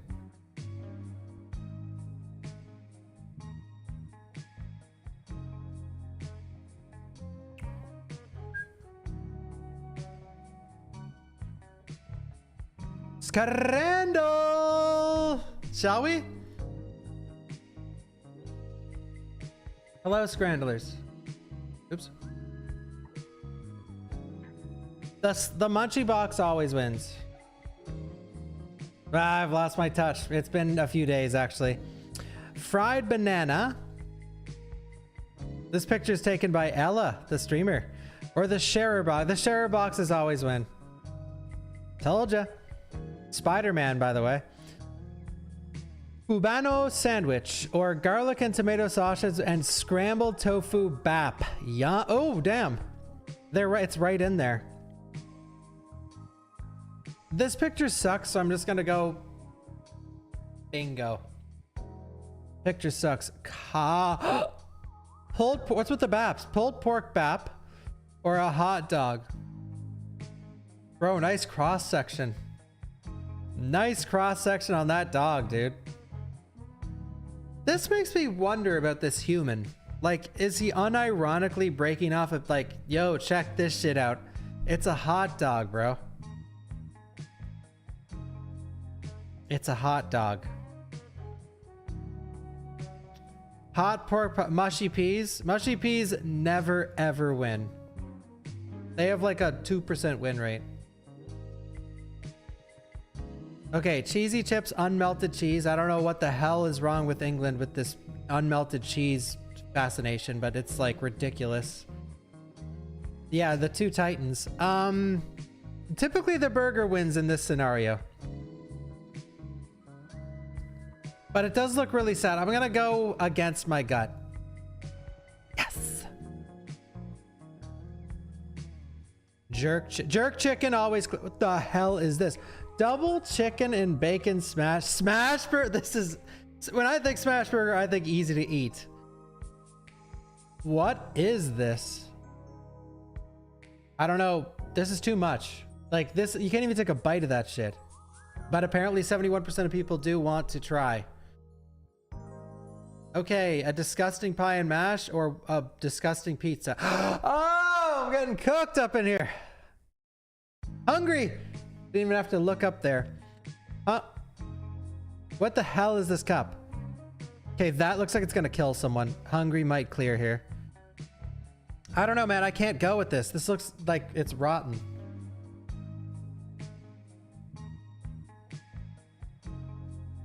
That's tzatziki. I think that's a beer. Like, no one has... Dude, when you have tzatziki, it's like this much.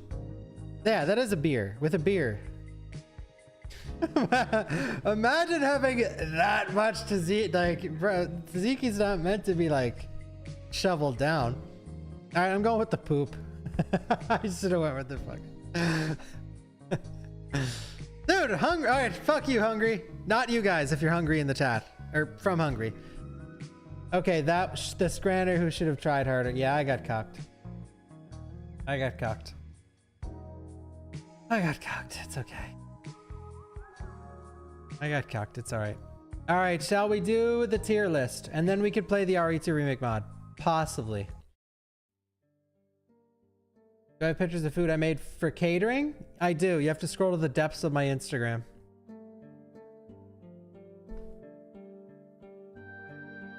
Scroll to the depths of my Instagram, bro.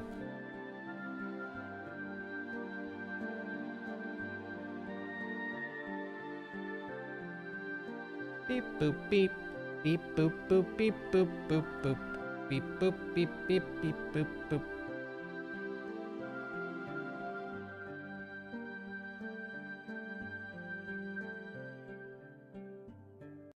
Womb Raider.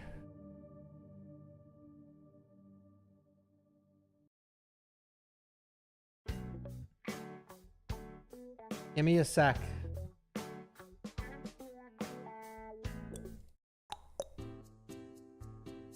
Give me a sec. All right, let's do this. How's the audio? Is it okay? Is it okay?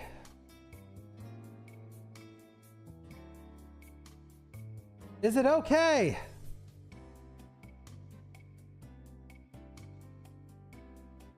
I could be a bit louder. Are you capping? Guys, is he capping or not? Is he capping?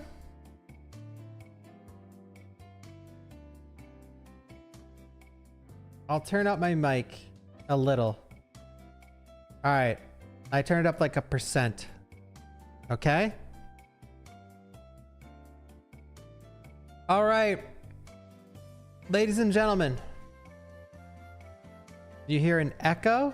Do you mean like a room not being filled up with stuff?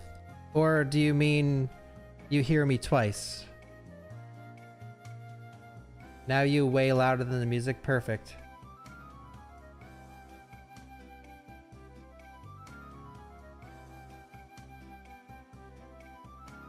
Yeah, Rigas, but here. There's nothing in here, guys. That's why there's an echo. I was thinking about getting like a huge couch, but or I still might, because I might just get a massive couch to fill that area. Yeah, I need a couch. I'm on a rug right now, but I need a rug, a couch, and I need some like I'm gonna get some chatters too. Like I'm gonna pay some chatters to just be back there in backseat. Oh, you missed an item.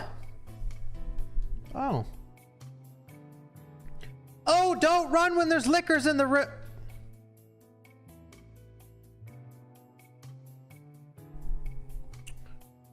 Really? Heal! Heal! I'm the first to open up my inventory to heal. Okay, sadly, remember how long I held in a pee before? You know, honestly, I'm arguably closer to the bathroom. Okay, we're gonna do this in 1 second. Just give me 1 sec. Just give me 1 second. 1 second. 1 second. We'll do this in 1 sec, okay? Just give me 1 sec.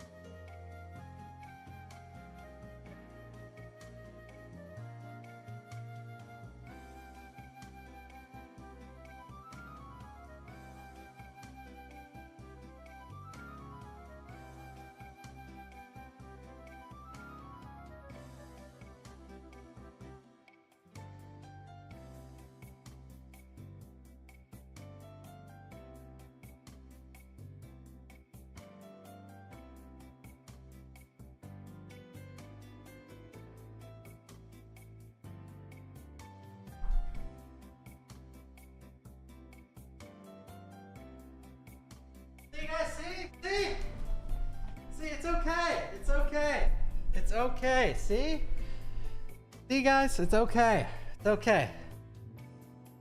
I'm already back.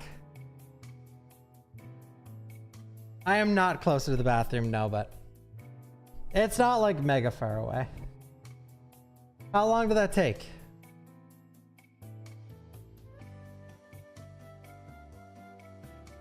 I'm gonna be so fit. I have to go down 2 sets of stairs to get to the bathroom. And I gotta run because you guys are needy. All right, are we doing this? Oh, I gotta change my title. Okay.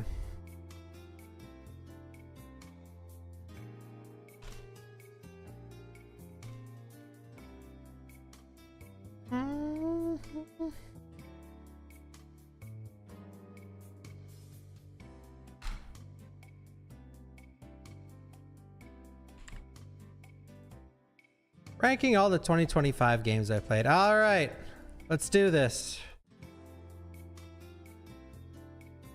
Shall we? Hi, YouTube. I am ranking every single 2025 game that I played. So not every single game that came out in 2025 because I haven't played them all. But these are all the ones that I did play.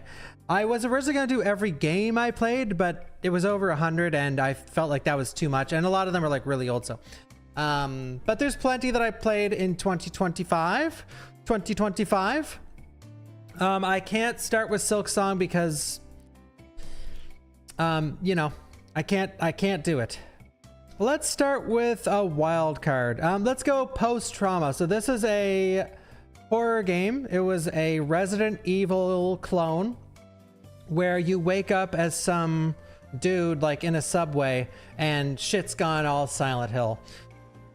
So this game was like pretty fun for the first couple hours, but it's the kind of game, and this happens a lot with indie games, especially like the horror ones, where it started off like relatively strong, but by the time you get like 2 or 3 hours in, this game fell completely off. The first few zones were very detailed with an emphasis on sound design, puzzle design. There were cool enemies, but then it started just... The further you got in the game, the worse it got. And by the end segment, the final level was like this desert area with this super obtuse puzzle that required like this extreme prior knowledge of like how to use a map. I don't even know how to explain it. And I needed a chat to help me with it. And even with chat's help, we couldn't solve it. Anyways, this game, I really disliked it. I thought it was bad. I don't think it's like horrible, but I did think it was a bad game. I really didn't enjoy myself playing this. I don't know if you guys in the chat played it, but let me know what you thought, because whew, Ebola Village. Okay, this is the same kind of game. This is a first-person shooter that was trying to be like Resident Evil Village. It was shameless. It tried to be exactly like Resident Evil Village, and it was okay. It was fun. It was fun, but it's a really bad game. It was a bad game. I'm trying to remember some specific things to say about it. Oh, I know the problem with this game. Every single time you get a key item, it wanted you to go over here and get a key item, and that key item will be used for over there. And then once you get over there, the game wants you to go back over here. And then once you get back over there, the game is like, no, go back there. And the game is like that the entire time. And there's no like indication of where you need to go a lot of the time. So a lot of the time in Ebola Village, you're stuck on nothing.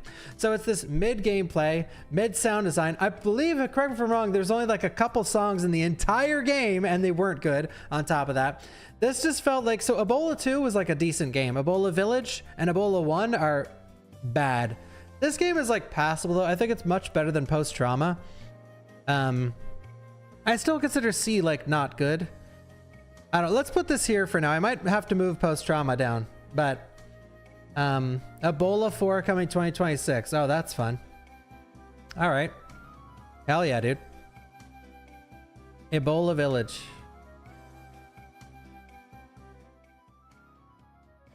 Okay, the Lacerator. So this is a this is another survival horror game, classic.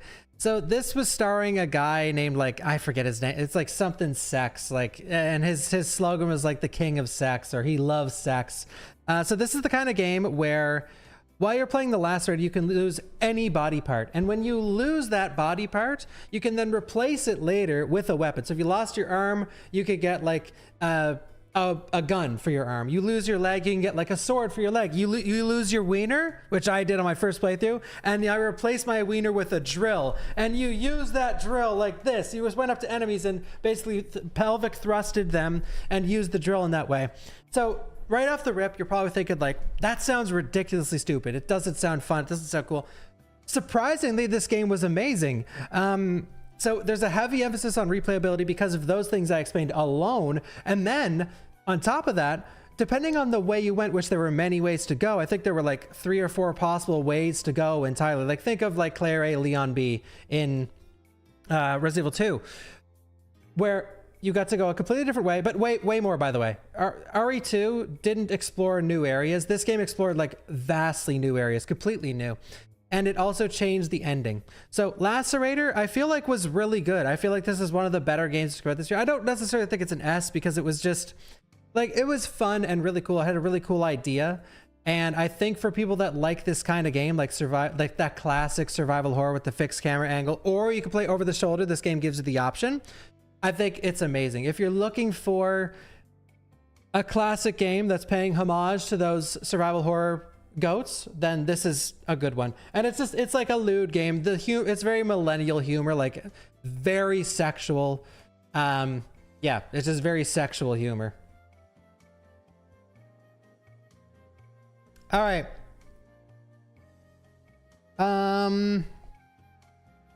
Let's do the survival horror games. Heartworm. So this is a game similar to like Fatal Frame, where you take pictures of things to get rid of them. Heartworm was, I don't know if I can remember this well enough to go into immense detail. Again, paying homage to classic horror games. It was sort of a mix between Silent Hill and Fatal Frame, where I didn't absolutely love this game. Okay, I get distracted by chat. Where is Ferocious? I'm gonna need to add that. It's not here. This game was all right. I didn't think it was amazing, but I think if you love survival horror games and you're looking for that Fatal Frame feel, you're gonna really like Heartworm. It wasn't like necessarily for me, but it had a lot of cool puzzles. It had a decent story. It has decent characters and good writing. And overall, I think it's a good game. I don't think B is bad. I think B is decent. I think it's playable, and I think you should spend money on it. Like, you don't need to wait for a sale. Now, C and under, wait for your sale. But if you're looking for a fun, like, Fatal Frame style game, it's decent. It's decent. But I might move that down, depending on where we go here. Ferocious, all right. 1 second, Ferocious Andes. I need to get Ferocious added. All right, Ferociousers. And if I forgot any other games, please let me know. Ferocious. God, I'm ferocious right now.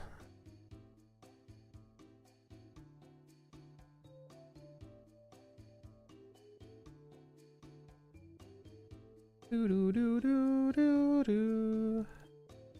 There, I added it. All right. Ferocious.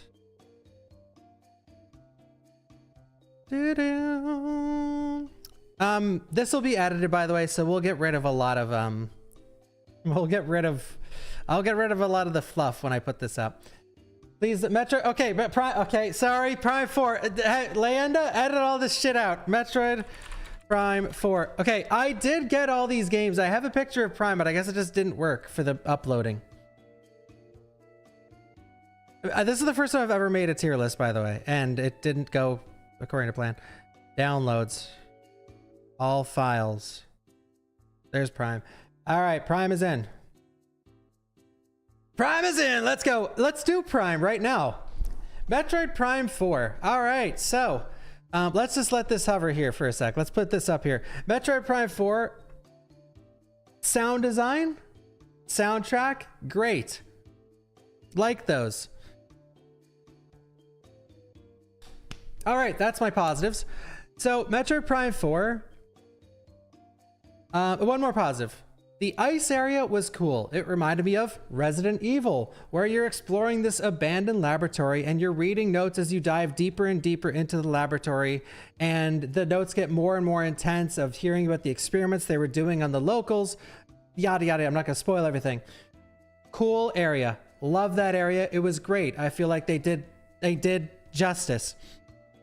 But overall, man, the open world in Metroid Prime 4, where you're going around the desert in your motorcycle, has less content than the first 5 minutes of Elden Ring's open world. You can spend 5 to 10 minutes of running around in a circle in Elden Ring's open world, and there is much more to find. You could find more enemies, you could find more secrets, you could find more stuff in the first 5 to 10 minutes of Elden Ring.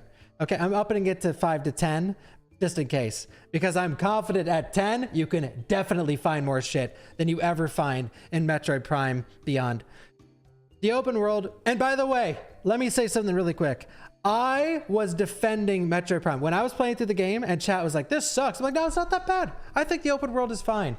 Now, I thought it was fine until at the end of the game, it wants you to go through the open world and collect crystals to then use those crystals to fight the final boss. And you're thinking, well, that's not too bad. And I was thinking, that's not too bad. I'll just get the crystals. It'll be fun. We'll just drive around the desert. I think it's fun. No music, by the way. I think it's fun. Well, I didn't think it would take an hour and a fucking half to get all the crystals. And I know what you're thinking. Well, you should have drove through them as you played through the game. What the fuck do you think I did? That's the only thing you can do in the open world of Metroid Prime 4, drive through the crystals. So when I played the game and I drove through the desert, I always drove through the crystals because what else is there to do? That's the dopamine. Hey, look, crystals. Fuck it, let's drive through them. That's the only thing you can do. And they don't respawn as well. Or there's like certain conditions for them to respawn. If it has the green rain, I don't know, and I don't care because it's dog shit. And anyone that defends the open world to Metroid Prime 4, listen, I'm a Metroid apologist for a lot of the games, okay? And everyone has their own opinion, but if you see someone saying that the open world to Metroid Prime 4 was good, bro, I wouldn't, in my opinion, I wouldn't trust their opinion on anything gaming wise. They are going through what I went through on my first playthrough of Resident Evil 3 Remake, where I was on such high copium for one of my favorite games of all time getting a remake and one of my favorite franchises of all time coming back, that I couldn't fathom it being bad. There's no way it can be bad. How could they well, guess what? They did. It's terrible. I think the gameplay in this, guys, I don't want to sit here and rant about Prime 4. the game is a shadow of what it could have been. The gameplay did not evolve from Prime 1 through 3. The environments did not evolve through Prime 1 to 3. It's some of the most linear progression I've ever seen in a Metroid game in my life. Some of the least amount of secrets, and when you find the secrets, they are not hard to find at all, which Super Metroid is like the peak of the franchise for a lot of people, and Prime 1. And hold your horses. Samus and Dread.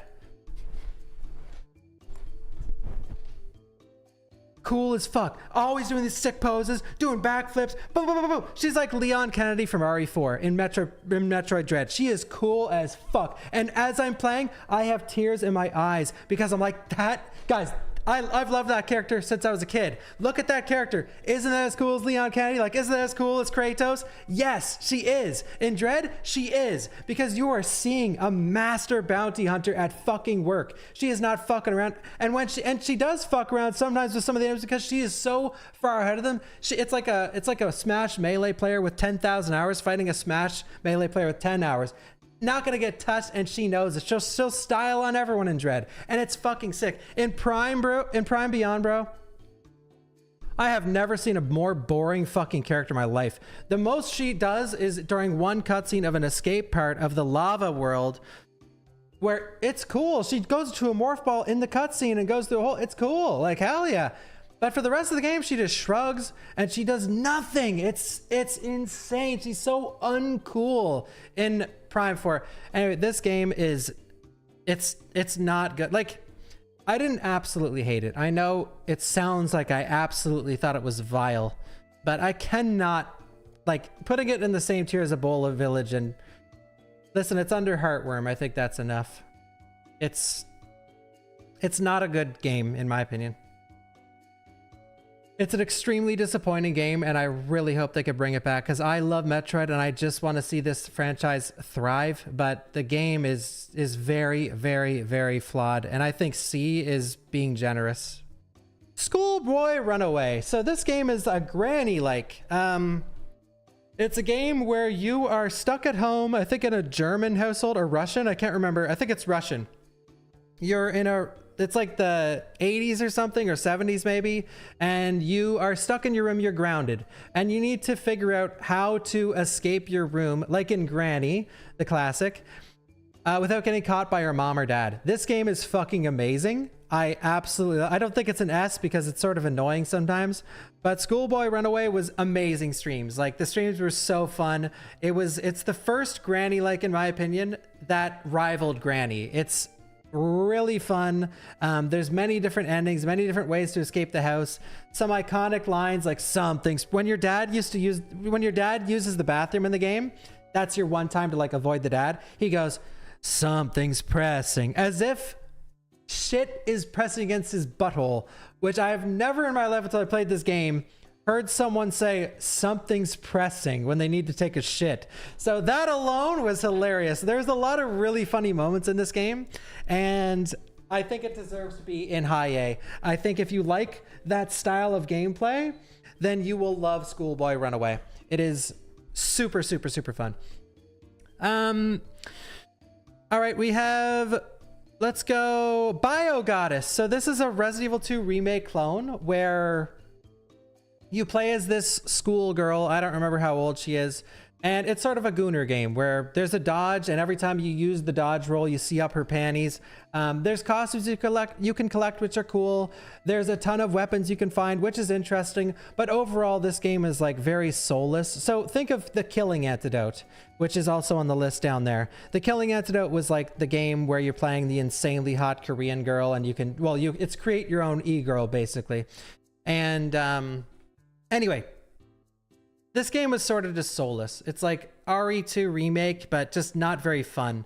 Like, the puzzles were brain dead. The backtracking is heavy and very deliberate. And what I mean by that is the devs weren't like, let's put the key here and the door here because on their way they'll find these enemies. No, they're like, well, the game needs to be 9 hours long for some reason. So let's put the key here and the door all the fucking way over there. Take 2 separate elevators, go down this hall with a terrible map. I think the game is all right. It's definitely not better than Prime 4, But I think the game was like serviceable. You know, it was for like a Gunnar RE2 remake clone. I think it was actually, you know what? I was just being nice to the game. I think it's fine. Bio Goddess is, what do you guys think? Am I crazy for an D? Do you guys think it's better than a D? The outfits were cool, but not nearly as cool. Like everything was an extreme downgrade from Killing Antidote. Ebola Village tier.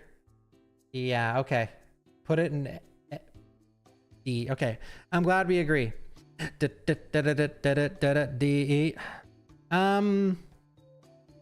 Let's go. Let's keep our trend going. 5 hearts under 1 roof 2. So this game, if you don't remember the girl named Grandong, okay? Grandong. Let me just, I'm going to do Landa's job for him.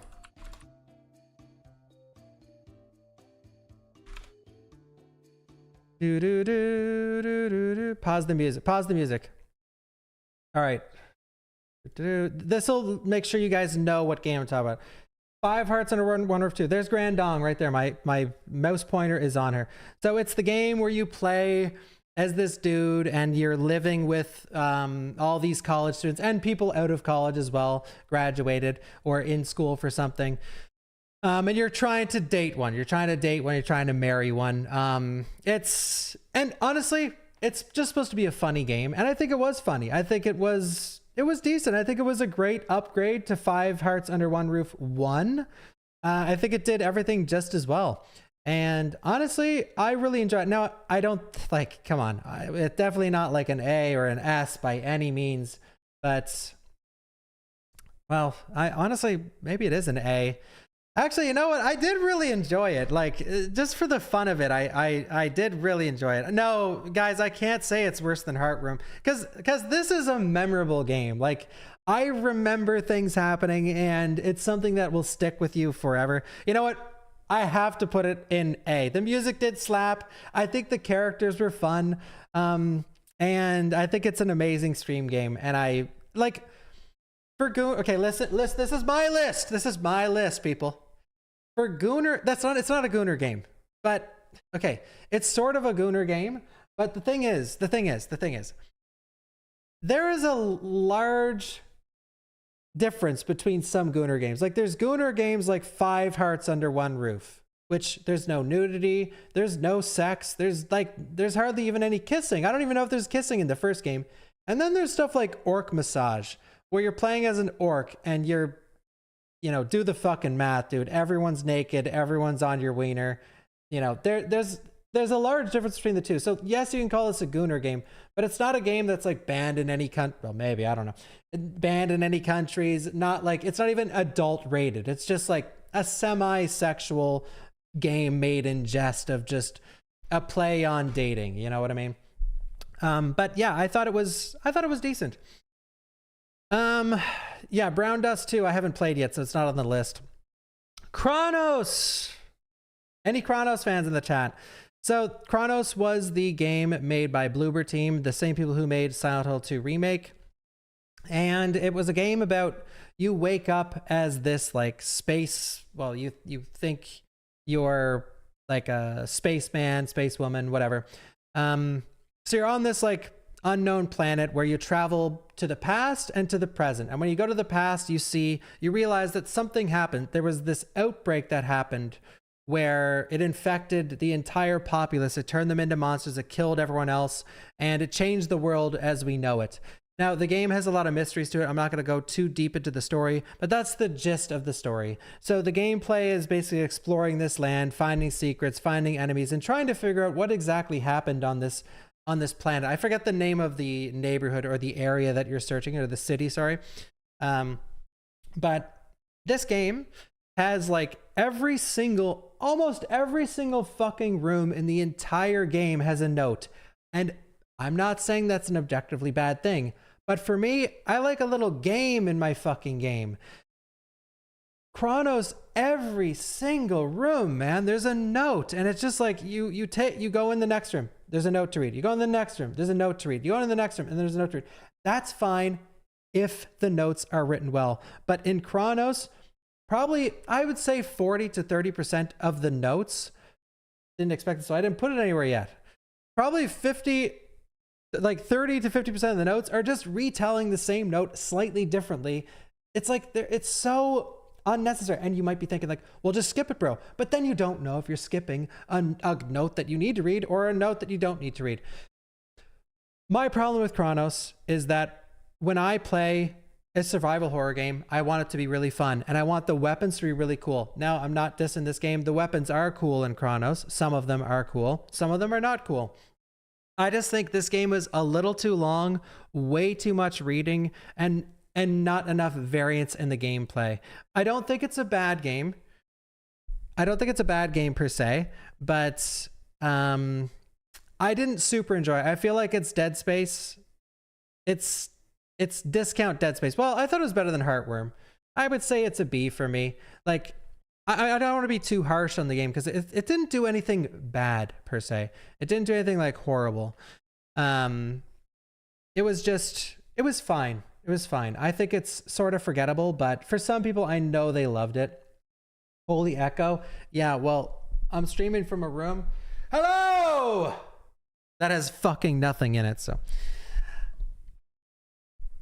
Wait for the YouTube comment. I think B is fair. I think, guys, if you're obsessed with Chronos, you think it's awesome, and you just heard out what I said, it doesn't take a crazy person to understand that these things aren't fun for someone like me. I don't like reading a useless note every single step of every single step in the game. Now, some of you want the richest lore you can possibly find, and that's one of Bluebird's strengths. They're good at writing sometimes, and yeah, that's great for some people. But for me, man. No, I don't want to read a fucking 2-page note in every single room in a 9-hour game or 10-hour game. And yes, people that think a B is bad, your brain is bad. B is fine. I think Chronos is worth a buy. Just watch people play it and you'll understand if you'll like it or not. But basically, my main problem with the game is that when I played it, it felt like I was playing an extreme discount Dead Space. A game like Dead Space, but worse in every single way, shape, and form. Worse atmosphere, worse music, worse environments, worse enemies, worse gameplay, worse guns, and more unlikable main character and story, in my opinion. That doesn't mean it's bad. It means exactly what I said it means. Discount Dead Space. Okay. So, well, by the way, I think this is better than Callisto. I would put Callisto in a C or a D, possibly. Same with Scorn. I would put Scorn in a C, if right off the top of my head. So just letting you guys know, I don't think... I was sort of memeing when I said Chronos was as bad as Scorn and Callisto. I don't think that's correct. Thank you, Dorito Viking. Thank you, Denosaurus Rex. Thank you.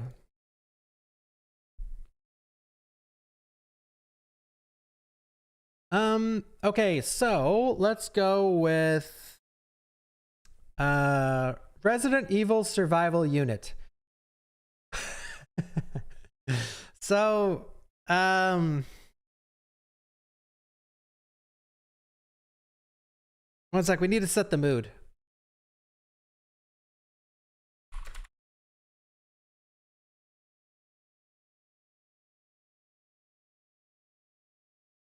Need to set the mood, 1 second.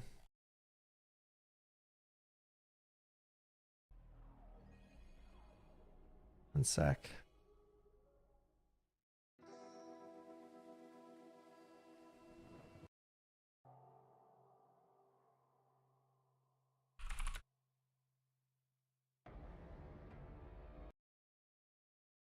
Dude, where's the... They don't have all the music extended yet?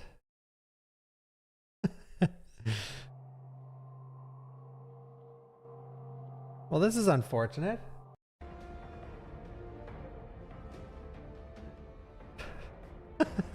Link it. Oh, it says, yeah, it says 20. Oh, it's $20 to buy. Yeah.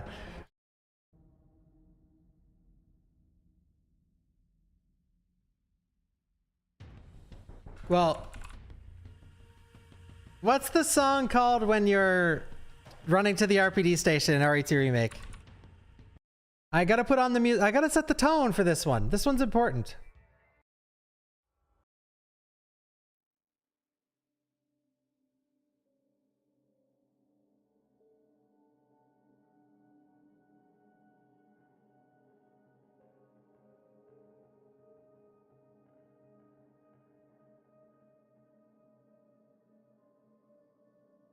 Ladies and gentlemen, Resident Evil survival unit. So this is the newest Resident Evil game. It's on mobile. So basically what this game is it is a free mobile game that is a complete bait and switch. It starts off as like a serviceable RE2 remake, or not even RE2 remake. It copies the formula of RE2 remake. It does the same puzzles from RE2 remake. It's got the same like characters, graphics, and storyline, okay? Except you play as this new guy named, I don't even think they ever name him, like Character or something like that. So you play as Character. What did they actually call him? Player. Yeah, they called him Player. You play as Player. You wake up like Rick in The Walking Dead on a stretcher, and you figure out what's going on in Raccoon City. You see the newspapers, you see the zombies eventually, and you're like, wow, shit is fucked up here. And you're trying to figure out what happened. You run into Claire, you run into Marvin, you get to the RPD, and on your way, you're doing this serviceable gameplay where you're controlling your character with fixed camera angle, moving camera, sort of overhead eagle eye view almost, where you're like solving the locker puzzles. You're doing the power puzzles from RE2 Remake, and you're finding little lore pieces, and it's decent. It hooks. If you like Resident Evil, it hooks you in. It hooks you in just enough so that when you play for 3 hours, pause the music. When you play for 3 hours and you finally get to the real game, you might be hooked enough to keep playing to get to those new sections, okay?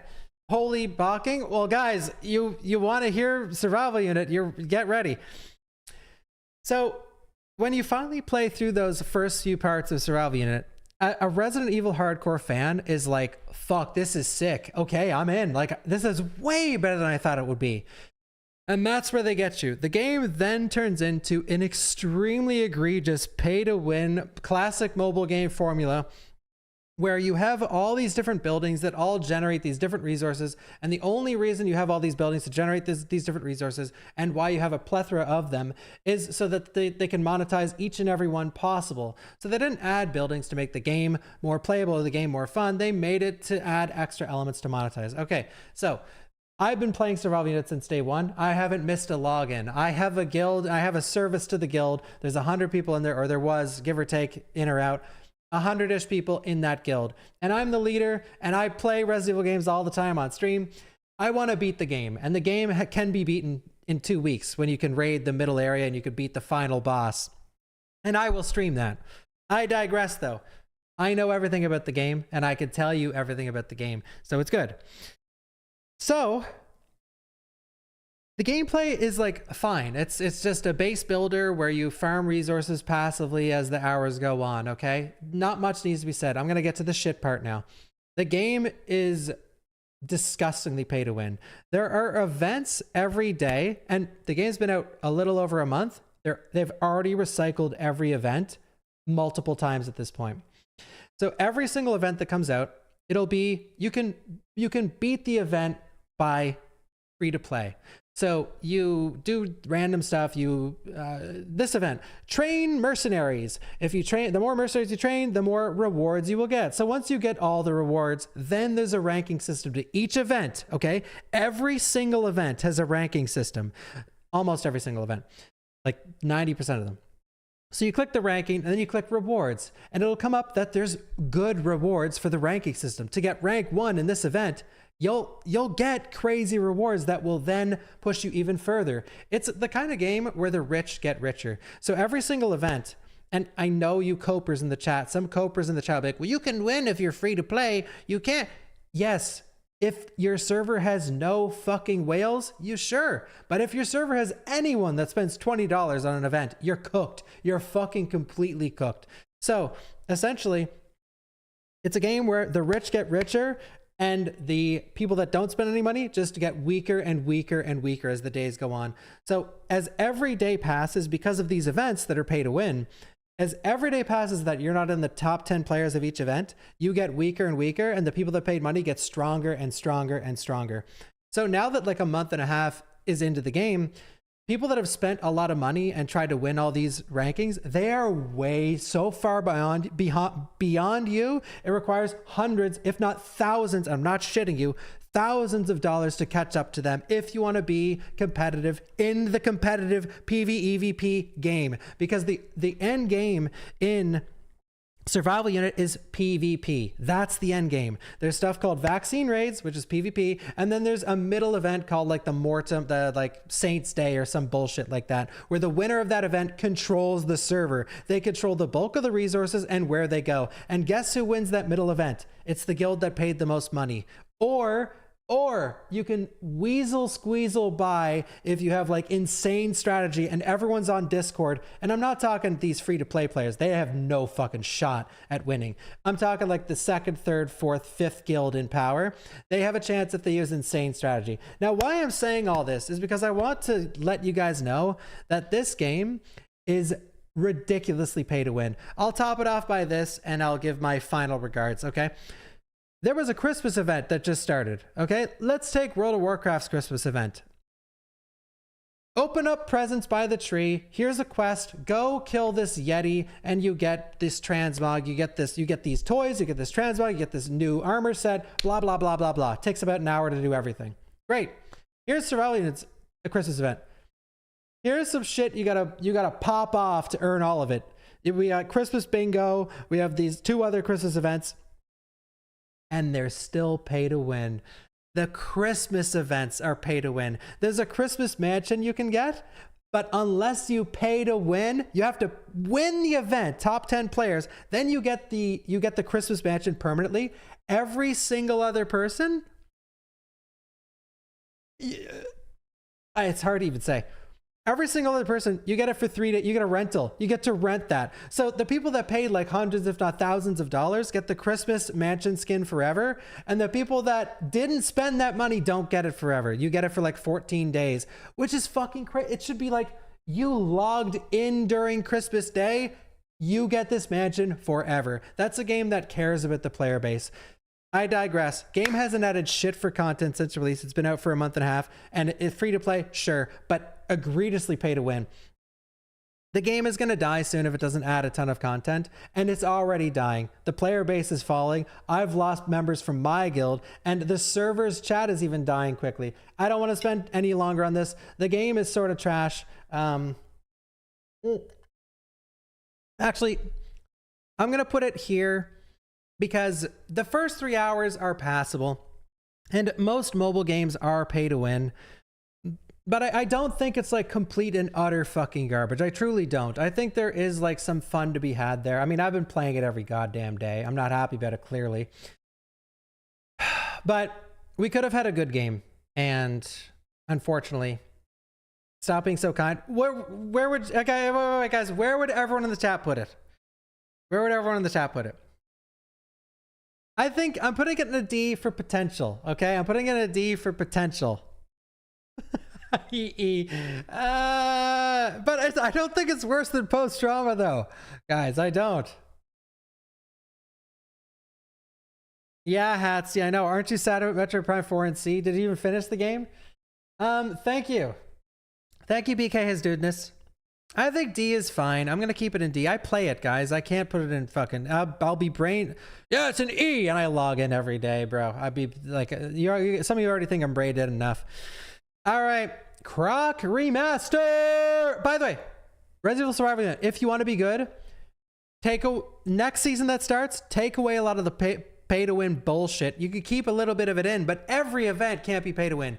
Add more characters quickly and add more content ASAP. If you don't do these things, the game is going to fucking die in a burning fire. Once that middle event ends, the game is cooked unless they add some beefy content. And seriously, you can already see people's, like, the momentum is dead for that game right now. The community is in tatters, dude. You log in every day and people are just dooming in the main chat, in the guild chat, everywhere. Anyway, Croc Remaster. So this is a game I have no nostalgia for. I visited it just for the remaster. It is crazy mid. Croc Remaster it's got like a lovable soundtrack. Dude, Croc, I wanted to love. I was so excited for a new Super Mario 64, but the game is like insanely mid. And by insanely, you think C? Well, insanely mid, like insanely, that's why I say insanely mid. So it's a D, insanely mid. All right, so let's do something fun. Thank you, Dark and Rose. Thank you, welcome. And thank you, Private Island and Nerves. Thank you. Where's Expedition 33? It's right here. Expedition 33.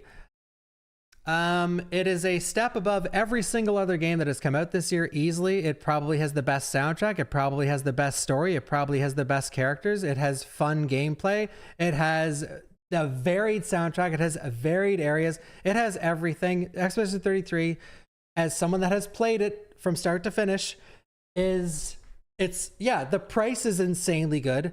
It just sweeps everything. It's just a game that is a step above everything else. And I'm not even a fanboy. You don't see me posting about Expedition 33 anymore. I haven't talked about it on social media in months. I beat it. I was like, wow, this is God tier. It's going to get game of the year. No questions asked. And I moved on with my life. Now I know some of you, I'm just going to go into a different conversation with Expedition 33 because that cock has been sucked to fucking oblivion. There's no semen left. All right. Online, you'll see a bunch of haters being like, no, it's overrated. It's just people are being contrarian. The game is absurdly good. And anyone with a brain, when they finished it, they were like, this is game of the year.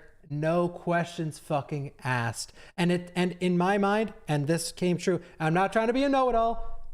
I said these things the day after I beat it on stream. I assumed it was going to win legitimately every category. Every category that it was nominated for, I was like, weirdly, it's probably going to win all of them. And you know what? It did win most of them. And it's not a surprise, and it did deserve it. Just because something won a lot of awards doesn't mean like you have to get angry about it. No one was angry when Return to the King was winning all the awards for being Best Picture and one of the best movies of all time. You know, sometimes a piece of art is just that good. And something a lot of you need to think about online is this. It's a year span, okay? That's the important part. Let's say that every single award show was a week period. Would there be any contrarians or people complaining? No, like there'd be far less. It's just about the time period. Let's say the best game in 12 years. Would Expedition 33 sweep? No, it probably would win zero awards. But that's not true. But let's say we introduce 10 years, okay? Expedition 33, Elden Ring, and Baldur's Gate 3 would sweep. If there was an award show for the last 10 years of gaming, those three games would win literally every single category, and not another game would have any scraps left to bite. That's just how these things work. For the year, easy sweep, okay? Best game of the year. It's not even close. It's not even a question asked, and it deserves it. Anyway, I don't want to be stuck up on it too much. It's a God tier game, and I didn't stream it, by the way. I feel bad. I played it off stream because I got addicted. I played the intro, and I'm like, oh, let's see if I'll stream it. And then I got addicted, and I played more than the intro, and then 12 hours later, I'm like, well, I can't stream this shit anymore. All right, Monster Hunter Wilds. So, Monster Hunter Wilds, I'm gonna need a drink for this one. I just played this last night. I played the new monster. His name is like Large Nuts or something. What's his actual name?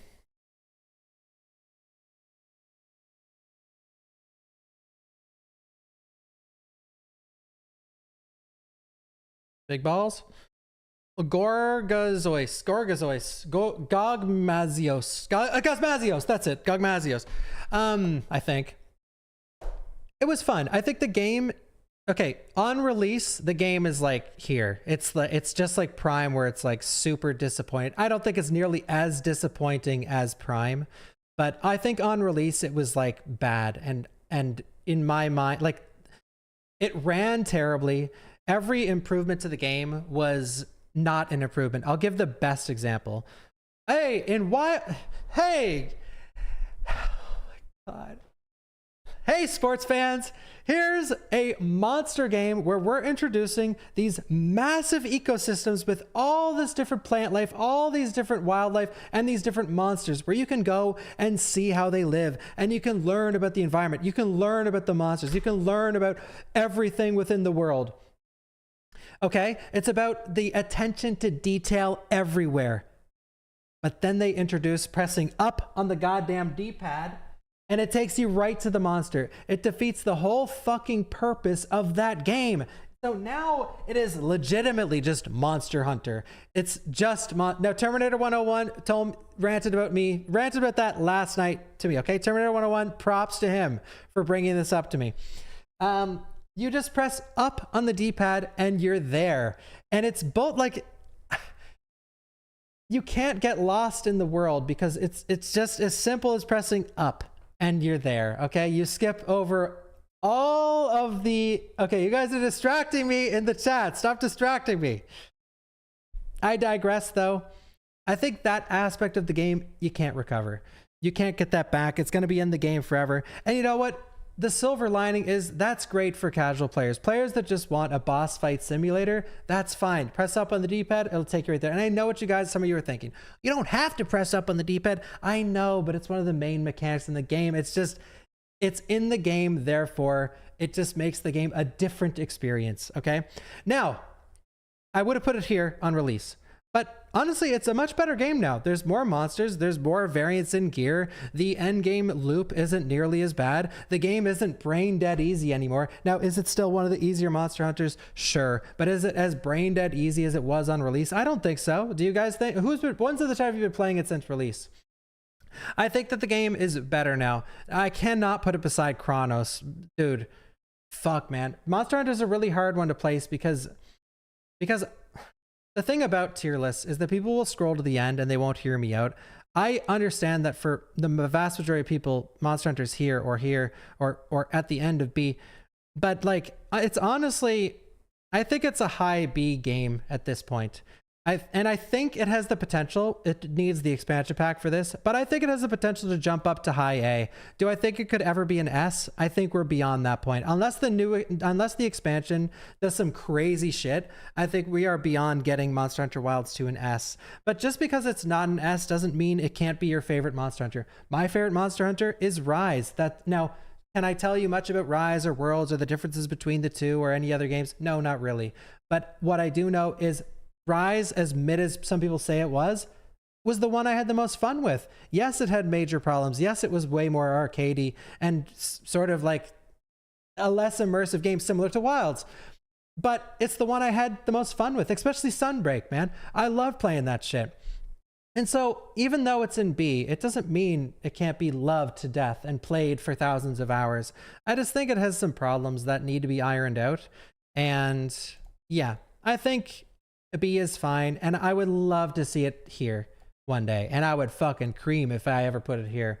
But I do think it's just a high B. It's sort of like, it's a game now that I'll revisit every couple patches and play for a couple monsters, but yeah. I think Wilds has potential, but it's just not where it needs to be at the moment. I would put it in an A or an S eventually, but it still runs not very well as well. Like this game, if you guys don't know, let me show you something.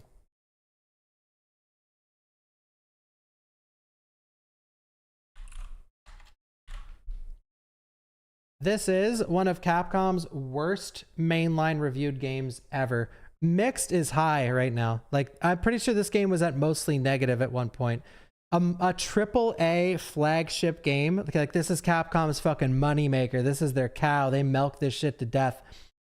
It was in negative before, and it's mixed right now. Like, this game has problems. And despite your personal opinion, you know, you have to listen to the community sometimes. When the community is like screaming for things to change, there is a problem. And I do think it has some major problems.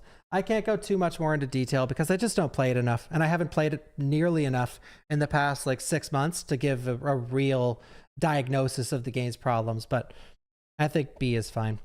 Death Stranding 2. All right, I think this is our second S. I think Death Stranding 2 is one of Kojima's best games, and Kojima Productions. Not just Kojima. It's not like he solo made the game, but you know, he does take the reins for a lot of his projects.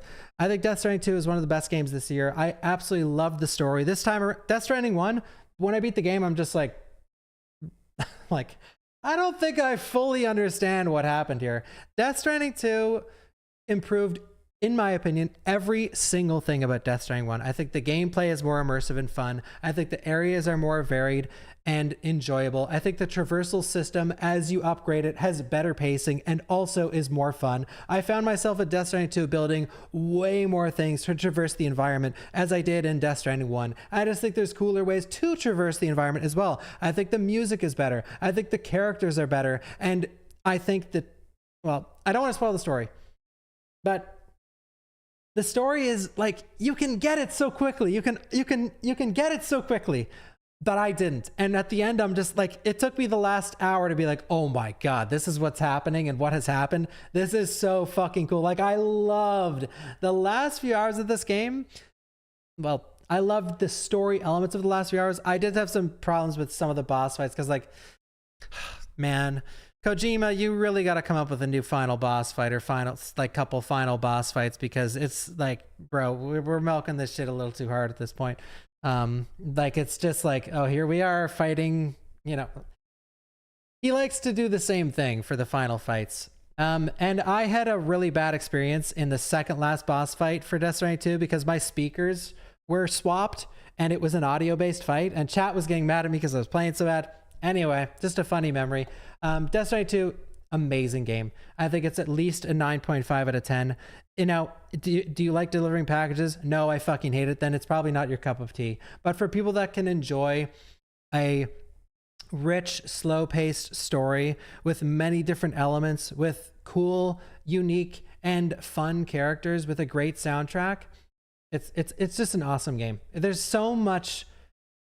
The thing about Death Stranding 2 and the thing about a lot of Kojima's games is there's so much attention to detail. So if you really enjoy the game, there is so much to dissect within the game to get the most out of it possible. So what I mean by that is just, if you do enjoy it, no questions asked, you'll get your money's worth. Incredible experience, incredible game, and one of the best games of 2025. And I feel bad because Expedition 33 just overshadows every game. And why I brought up earlier about, like, it's about the time period, where if it was split up into months, this game would get so much more praise than it did right now. But again, like every other game, it just got overshadowed by E33. But it doesn't mean it's not God tier. I think it's a God tier game. One of the best games that come out this century, easily, in my opinion. All right, so let's go with The Midnight Walk. So this is a game, it's like a full claymation game with a it's sort of like Tim Burton style story and characters and art design and presentation. It's a very cool game. So, okay, I'm just going to quickly put an A. I know not a lot of people want to hear about this game, but you have to respect what it was doing. I think what it did very well with its storytelling, its world building, and its presentation, which is what it was going for. It's also a VR game, and it won VR awards for people liking it as a VR game. I played it not with VR. Now, my only problem with this game is I thought it was a little boring. Like, the story wasn't gripping for me personally, but I still want to put respect on the name because I do think it's an amazing game, and I do think games like this deserve more praise, and people beg for unique games. Like, and this is one of the reasons why Death Stranding 2 and Death Stranding 1 are so good. Every day you see online people like, man, I miss when gaming was unique. And then people release Death Stranding. Oh, this game fucking sucks. It's like, bro, they're giving you what you want.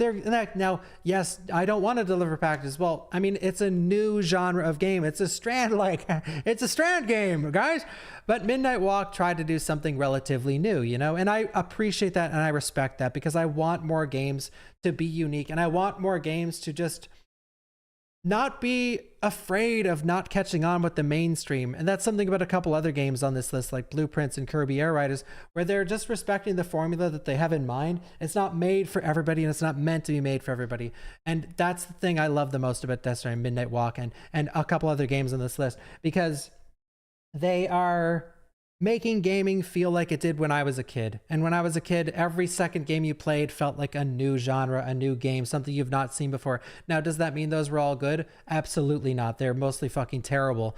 But as a kid, everything is more exciting. Everything is more fun. So anything to get that spark back, especially now, like when people are reaching like their late 20s, 30s, and 40s, people lose that spark because every second game just feels like the last one. And an easy way to tell that is from watching an award show. Just watch any chat for an award show that has thousands of viewers and see what they're saying about the games. And boring, slop, everything's the same. Like every second trailer looks like the last. So when a unique thing comes out, put respect on the name, because that's the way we'll get more of this kind of stuff. Speaking of that, No, I'm Not a Human. Easy S tier game. No, I'm Not a Human is a game about the world ending, where aliens are coming up from the underground and they look exactly like human beings. And the only thing that you know is that you have to stay indoors, and you will get people that come to your door, and they could be human or they could be an alien, and you have to decide which one they are. I think this is an incredibly good game. I think it's one of the best horror games that has come out ever. I think it's one of the best horror games ever made. I think that it does something unique, and it does it extremely well. No, I'm Not a Human is a game that years down the road, people will look back on, like we might look back on like Final Fantasy 6 or 7, Super Metroid, Ocarina of Time. Like, and I know you might be laughing at that, but I'm dead serious. People will look at this game as a fucking classic, because it is it's going to be a classic. It's just an extremely good game. Now, is it for everyone? Absolutely not. No, it is not. It is a reading simulator. That the heights of this game are like mystery, the presentation, and the dialogue of every character, learning what every character in this game has gone through and what their aspirations of what they want out of life after the event ends, yada yada yada. Is not nearly for everybody, but the people it is made for are going to absolutely fucking love it. I consider this like a 10 out of 10 masterpiece, and I don't see any way to improve this game of what it was trying to do. I think it has a goated soundtrack, great characters, great world building, great pacing. It has 11 endings, and one other thing is it's being respected by the developer. The developer keeps patching the game. He just keeps adding stuff for free, which is fucking sick. So No, I'm Not a Human is God tier. While we're on the topic of God tier horror games, Look Outside is and all the same stuff about Look Outside that I just said about No, I'm Not a Human, where it's not as unique as No, I'm Not a Human. The Look Outside has been done before. It's basically like RPG Maker, but the formula in Look Outside is so good. The soundtrack is absolutely incredible. The characters and the writing for the characters is so well done in Look Outside, and the way characters interact with each other in Look Outside is incredibly well done. And I realized this in my playthrough, when I had certain characters in my house and they were interacting with one another, it made sense to, like, the characters writing, like, they said exactly what you would expect them to talk like, and they all had their own unique personality. Like, a great example of great character design to Look Outside is, I didn't get this guy in my playthrough, but I seen him in someone else's playthrough. The streamer guy, where when there's a streamer in the game that you can get in your room, and when you play the video games in your room, he'll backseat you, and when he's fighting, his attacks are based on his viewer count. Like, these things, and like his dialogue is so perfect, because I was watching Distortion 2 play, and he was yelling at a backseater's chat. Then he recruited this guy Dan, and then right after he recruited him, he played a game in his thing, and Dan started backseating. It was perfect. It was legitimately like, he just got someone from his chat in the game, and the writing complemented that so well. It was like such a funny moment, because everything Dan was saying is the exact shit this was just getting mad at before. So it was like, it's like, yes, this character's so, like, every character is so well written in the game. I digress. The world building to the mystery of what's going on is incredible. I think it's super well done. I think everything in Look Outside is well done. Just the atmosphere, the music, the characters, the way the apartment works, with you learning more about yourself by looking in the mirror, eating food, talking to your neighbor. All these things combine into one rich story that has so much to dissect and so much replayability, just to learn more and more about the characters. Similar to No, I'm Not a Human, where you want to, like, the characters are so cool and well written. You play because you want to learn more about the world. You want to learn what's happening, why it's happening, and what is happening to the characters that are suffering through these events. And I think these two games do that very well. But the best thing about Look Outside by far is the art style and the art design. In a world where we're hating on like AI art, you have a fucking game here that goes all balls to the fucking walls and makes like hundreds of different characters that all look super fucking cool. They all have their own really gripping design, and just so good. Both of these games, like these, if you're going to play a horror game this year, just watch the trailer for both of these and pick one of them. And if you want to play both, if they're both up your alley, do that. These are the two best horror games this year. It's not even fucking close. Like, they're two masterpieces. Silent Hill F. We could go to Silent Hill F. Silent Hill F. Big sigh. All right, so I'm not going to be as harsh to this game as a lot of you probably would be. So Silent Hill F. Fuck, dude, I'm like out of breath.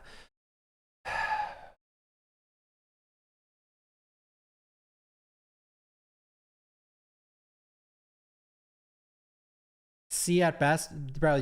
That's projecting. Ugh,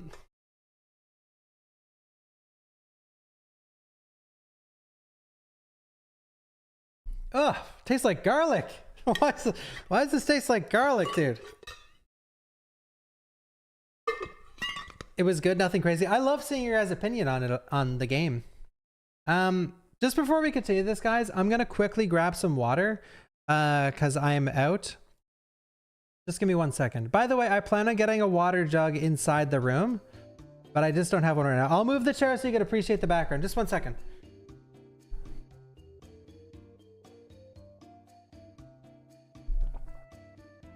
Sorry, I just ranted way too long about those 3 games in a row. My voice hurts. I'll move the chair so you can appreciate the stream room. There you go, look. Perfect, dude. All right, I'll be right back. Just wait for me, don't move, don't move. Wait for me, don't move.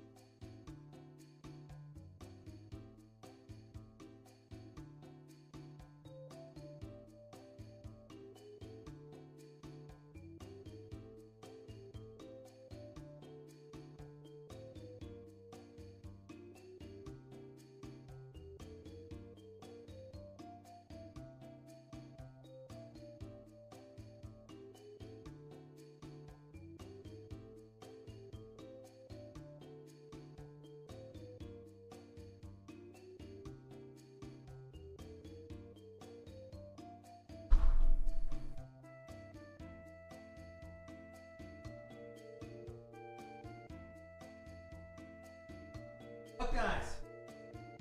Look what I brought. I brought something to dim the echoing. Hey, Chatter sent me this. Check it out. Where should we put it? Where should we put it?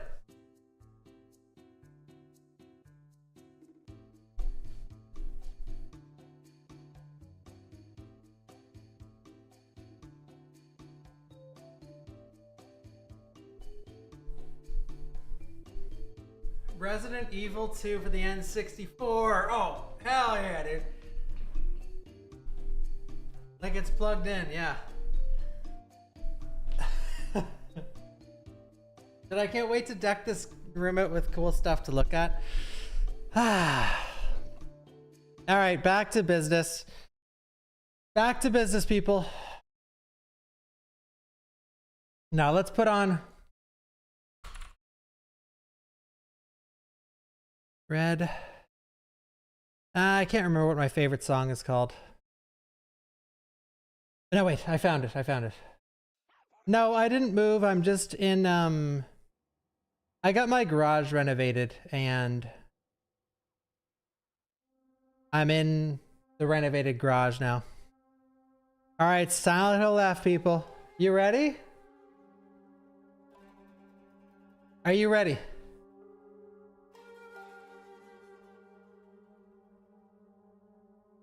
Whoa, it's getting really bright in here. I need my blinds, man. I don't have blinds yet. They're getting delivered in a couple days. Okay, so Silent Hill F.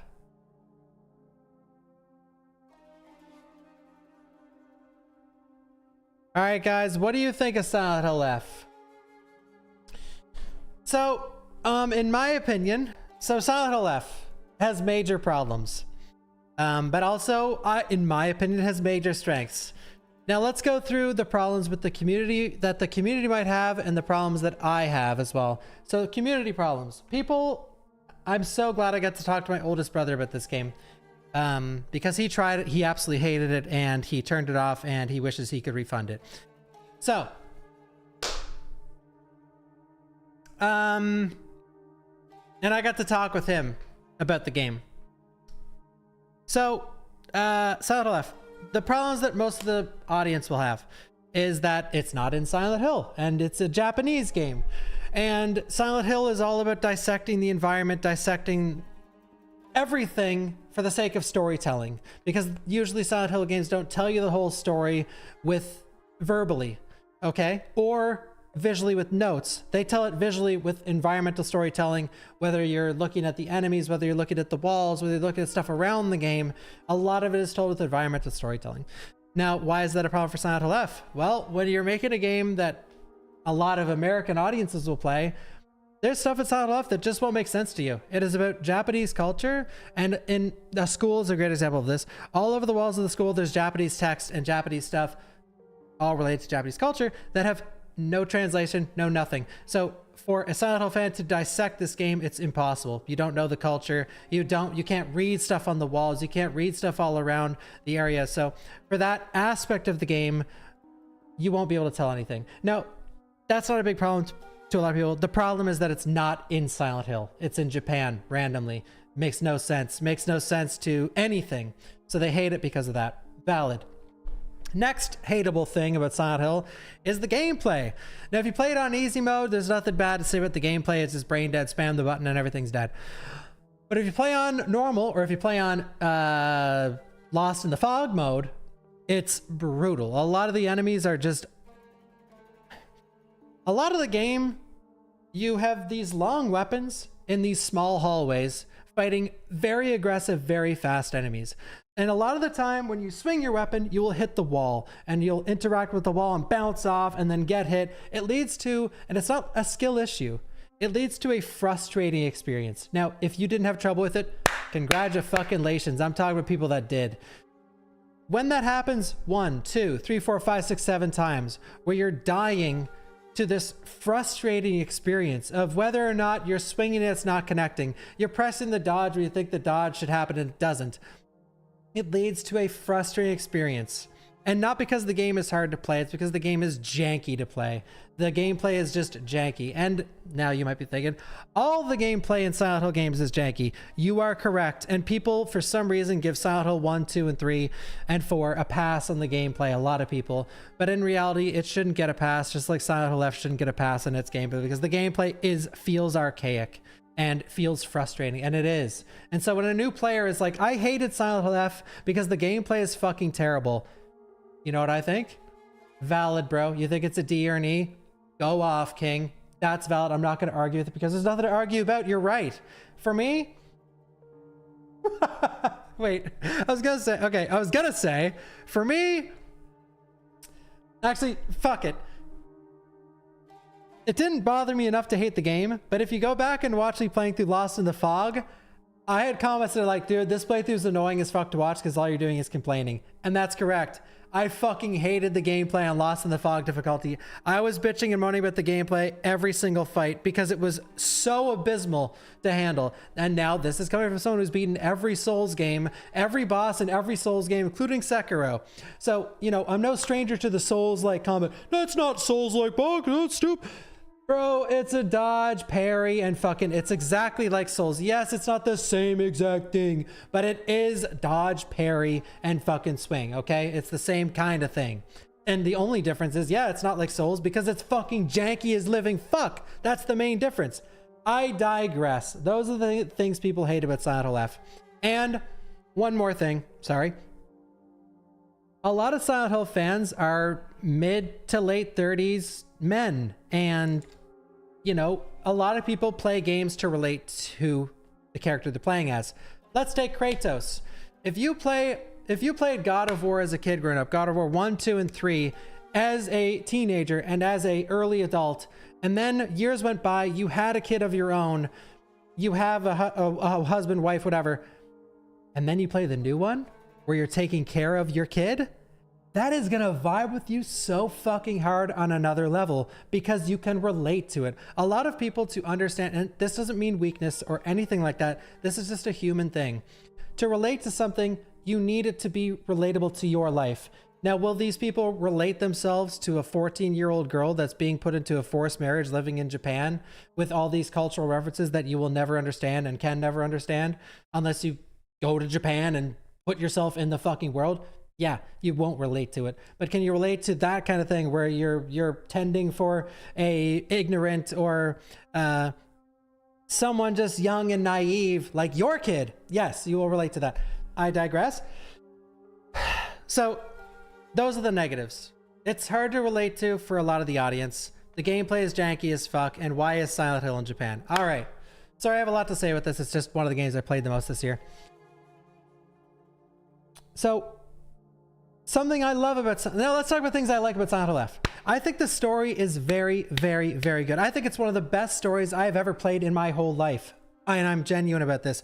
Now, some of you might be thinking, what the fuck are you talking about? The story is fucking trash. It's about this girl that was forced into marriage and men are evil. It's not about that. When you say stuff like that as an argument in the comment section, you're just telling yourself that you, one, didn't understand the game, two, didn't play it enough. So, and may I ask you, why the fuck do you care about what someone thinks about the story you know nothing about?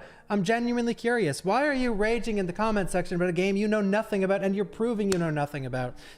This game, to fully understand, requires you to read every fucking note, legitimately. If you don't read every note in this godforsaken game, you do not understand the story. You do not. Yes, you get the gist of it. Forced marriage is bad. Okay, sure. That's an element of a multi-layered story. That's an element, one element. Congratulations, you got the element that was in your fucking face since the intro. Not grats. But Silent Hill F cannot be understood. And this is a double-edged sword, by the way. I'm not saying this is a good thing. This is a double-edged sword.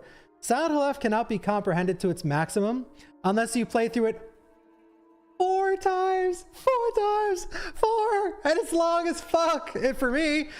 And not only that, you have to read every note because unlike Chronos, every note in Silent Hill F is important. Every note gives you a piece of the story that you need. You need that piece of the story to fill in a blank of another part of the story. Okay? So if you did that and you're like, fuck, the story still sucks dick. Hey, I'm glad you have a valid opinion as opposed to just an ignorant piece of shit one. Nice. Sucks you didn't enjoy it. But I, as someone that put the time in, I have like 70 fucking hours played. I loved the story. I think it was incredible. I vibed with it. And it made me feel things I've never felt before, okay?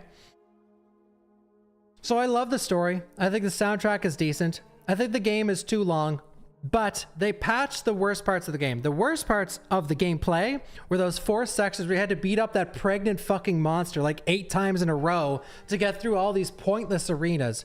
It was bullshit. It was padding. It was unfun. They patched that out. So you got to give them the benefit of the doubt. If you were going to give it a C, you got to give it a C plus now. Come on, bro. If you're going to give it a B, you got to give it a B plus.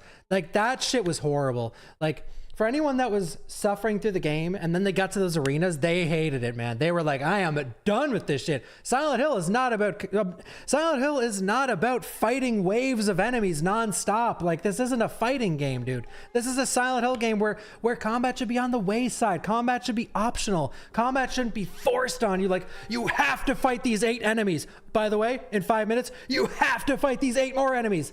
That is not Silent Hill at all. And for a lot of people, it's already bad enough that it's in Japan. And then when you take this game that's somewhere where it shouldn't be, quoting the audience, and then you force combat in a Silent Hill game, bro, for those haters out there for Silent Hill F, I hear you, okay? I hear you. I understand your hatred, and it is valid. You have valid complaints. For me personally, though, I liked the story a lot. And I really enjoyed the game. I did. I think it's one of the better Silent Hill. I think this game is the best Silent Hill since Silent Hill 3. Now, is it nearly as good as 1, 2, or 3? I don't think so. But I thoroughly enjoyed the game, okay? And now if I went back to replay it now, I think I would enjoy it even more because you could skip all the bullshit that I hated. Better than 4. I like this game better than 4, yeah.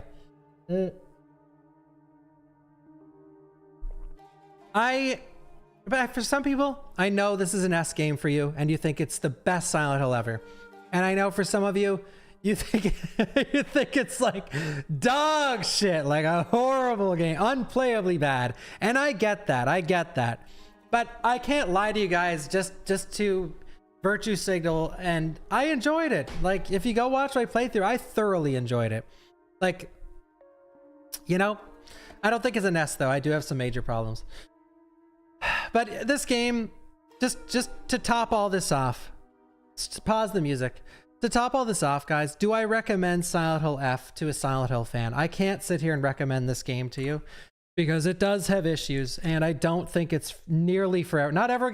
When I say a game isn't for everyone, obviously no game is. But when I say it, I'm insinuating it's really not for it. Like, it's for a small subset of people. So Silent Hill F, I think it's the kind of game where it's very controversial. You check tier lists, like Silent Hill tier lists or game tier lists in general, it's going to be all over the place. It's going to be E, D, C, B, A, S. And like a game like Resident Evil 2 OG, for most lists, it's going to be S, A, or B. If you see it lower, that's like a red flag. But for Silent Hill F, it's the kind of game that's just everywhere. It's just all over the place. The first 2 S games are Expedition 33 and Death Stranding 2. And yeah. But I enjoyed it. And they said on Twitter, one of the producers, I think, he was like, we're going to make a Silent Hill game, try our best to make one every single year. I'm excited for that, as long as we don't get like an RE3 remake situation where you could tell it was super rushed, lower budget than it should have been. I'm excited for new Silent Hill games. And if that happens, for the love of God, Konami, don't be like Capcom and charge full price for a game that certainly shouldn't be full price, RE3 remake.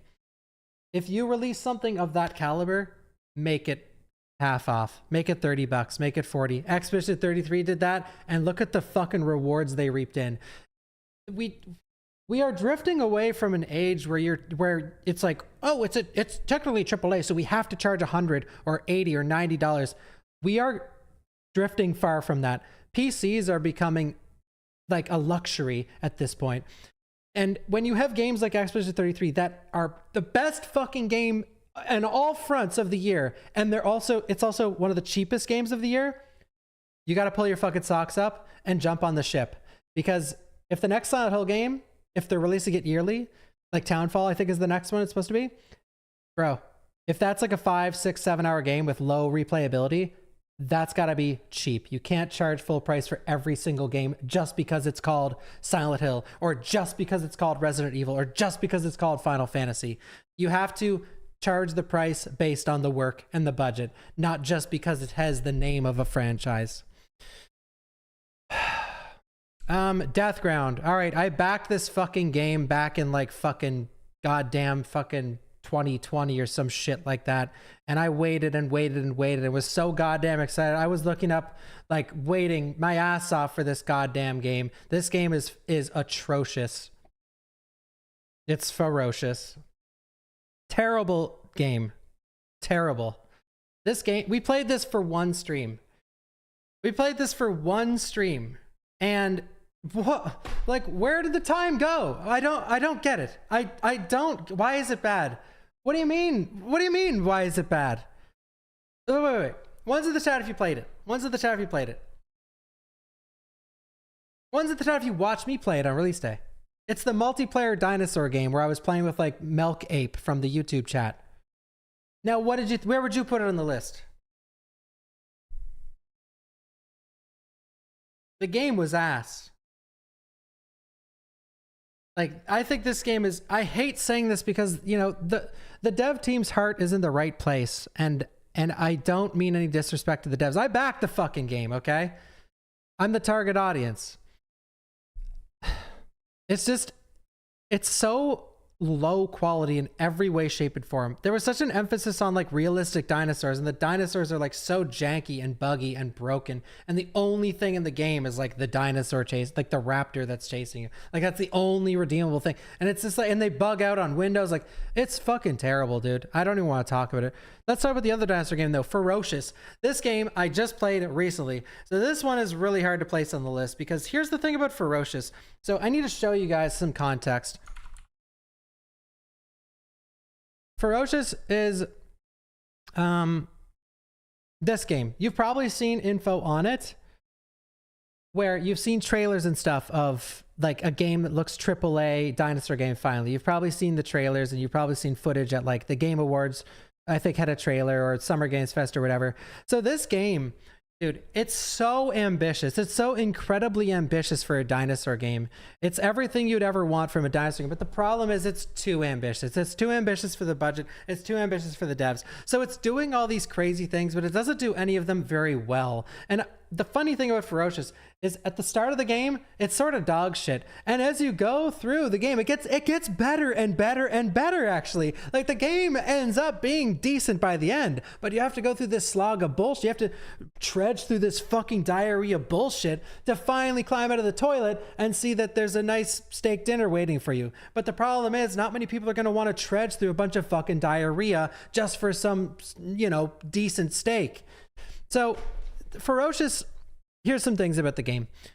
It's a first-person dinosaur game, where first-person shooter dinosaur game, where the bulk of the game is going into camps and killing human NPCs and unlocking, grabbing a key, unlocking a door, going to the next camp. And on your way through these areas, you see many different dinosaurs that all have their own animations. They all are their own thing. It's cool. And then you get this device where you can control the dinosaurs. They become your friend, and you use them to fight NPCs. That's sick. Love that part. You get to ride different dinosaurs, like a Triceratops and a T-Rex becomes your friend. Like, it's really cool. This game has a lot of elements from a lot of different games. And the main thing, sorry, not games.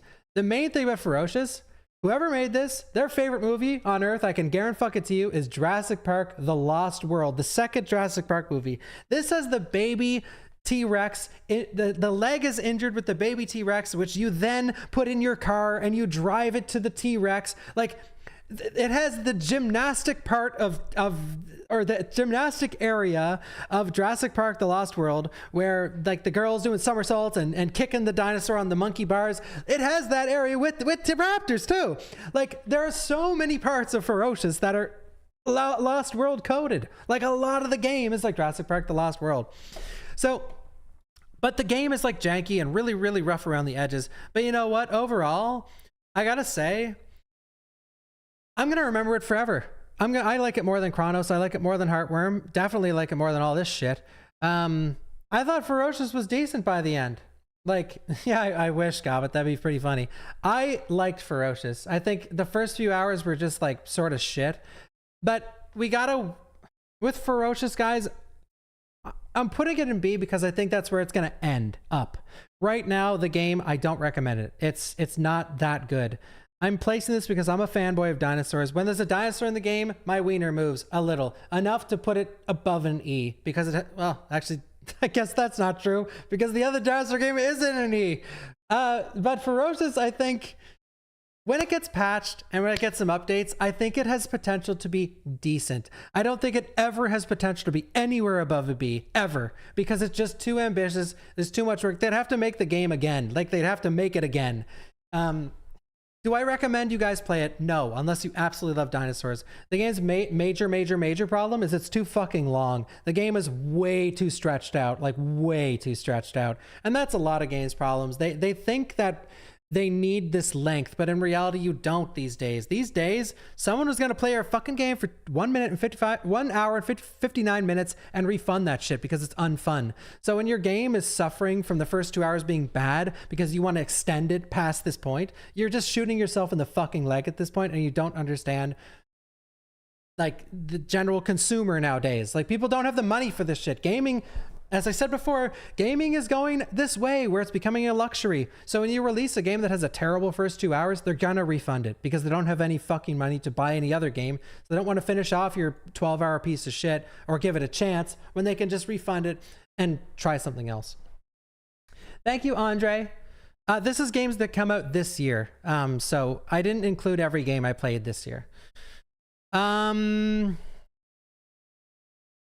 All right, who's at the door? This was a decent horror game. It was fine. This is a weird list because, like, putting this game beside like Expedition 33 is just like heinous, dude. This game was fine.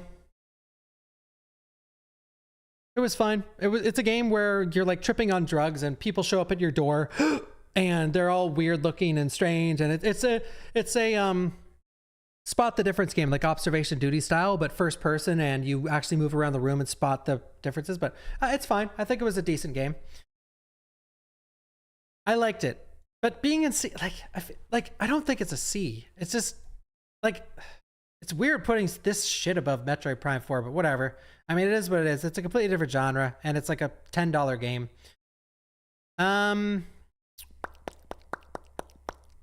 Ball Expit, yeah, let's get Ball Expit out of the way. I think Ball Expit's incredible. I fucking love this game. It's so addicting. It puts a new spin. There's so many games on this planet that are like, oh, kill 5 enemies, get an upgrade. Would you like to run faster? Would you like to shoot fire? Would you like to shoot lightning from your hands? That's been done to death. And a game that did it this year that I don't think it's on here, but I need to put it on here, is Mega Bonk. Where Ball X Pit put a spin on it. Now you're shooting balls. It's like Space Invaders style, where you're shooting at bricks and little brick enemies. And I know some people that probably watched gameplay of this game are like, this looks like shit. Like, I'm not buying this. I thought the same thing, dude. And then I bought it and I was addicted, bro. Ball X Pit is incredible. It's such a fun game. In terms of rogue, I don't know if you call it roguelite or rogue light or rogue. Like, what is it? Rogue like and rogue. Whatever it is. Oh yeah, light and like. It's a Vampire Survivors style game where you break blocks instead, and the blocks are enemies and they do stuff, okay? And you use balls to kill them, and you combine balls like a fusion dance. Like you combine your slime ball with your ice ball, and it leaves this icy slime on the ground as it goes across. You combine your lightning ball that can go through enemies with your brick ball, and now you have little lightning bricks that break off as it hits through the enemies. Like, there's all these really cool interactions. I think Ball X is just an incredible game, and there's also a base builder aspect to it, which is also really well done and fleshed out, which people might not like that aspect because it's completely different. It's like 2 different play styles. But love this game. I think it's amazing, and I absolutely love it. I was addicted. Oblivion Remaster. Okay, so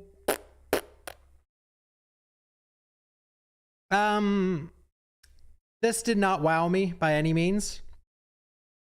I Bro. So, Oblivion Remaster, I didn't finish this, but I think when you remaster, remastering a game like Oblivion is a rocky road because the joy of the game is the glitches and the bugs and all that bullshit. So you can't fix that because that's like the soul and heart of the game. So they kept that stuff in. And they changed some controversial changes where they changed what people looked like and put extra clothes on some people, yada, yada. Don't care about that really. But they should have improved some things that are bad. Like, I think the difficulty in this game is fucking atrocious. This game, and I hate the difficulty for most Bethesda games, or Bethesda, like, Scrolls, Fallout. But Oblivion's difficulty, like, it's just fucking terrible, man. It's the kind of game where you got to open up your options menu and just slide the difficulty depending on the fight you're doing because it's so inconsistent. It was fine. Oblivion's a classic, and it always will be a classic. Great soundtrack, like incredible game when it was released. Absolutely incredible game when it came out. Like easily S tier game when it was released. But I'm rating it as a 2025 game, and they released it as a 2025 game. I don't think it holds up very well. It's not nearly as fun as it used to be. Like, the charm is still there, yes, if you have nostalgia for it. If you do not have nostalgia for this game, it is not nearly as good as you remember it being, because many games have done it and done it way better. One example, Skyrim. So if you played Skyrim or anything beyond that, going back to Oblivion sort of feels like archaic, and it also ran like complete dog shit, so that doesn't help its matters. I did beat Megabonk. Yeah, thank you, Gonza. Thank you, Mr. E. Thank you, Ego. What's with the question marks? Was it based on the runs like dog shit comment? Just curious. I'm going to wait for your answer.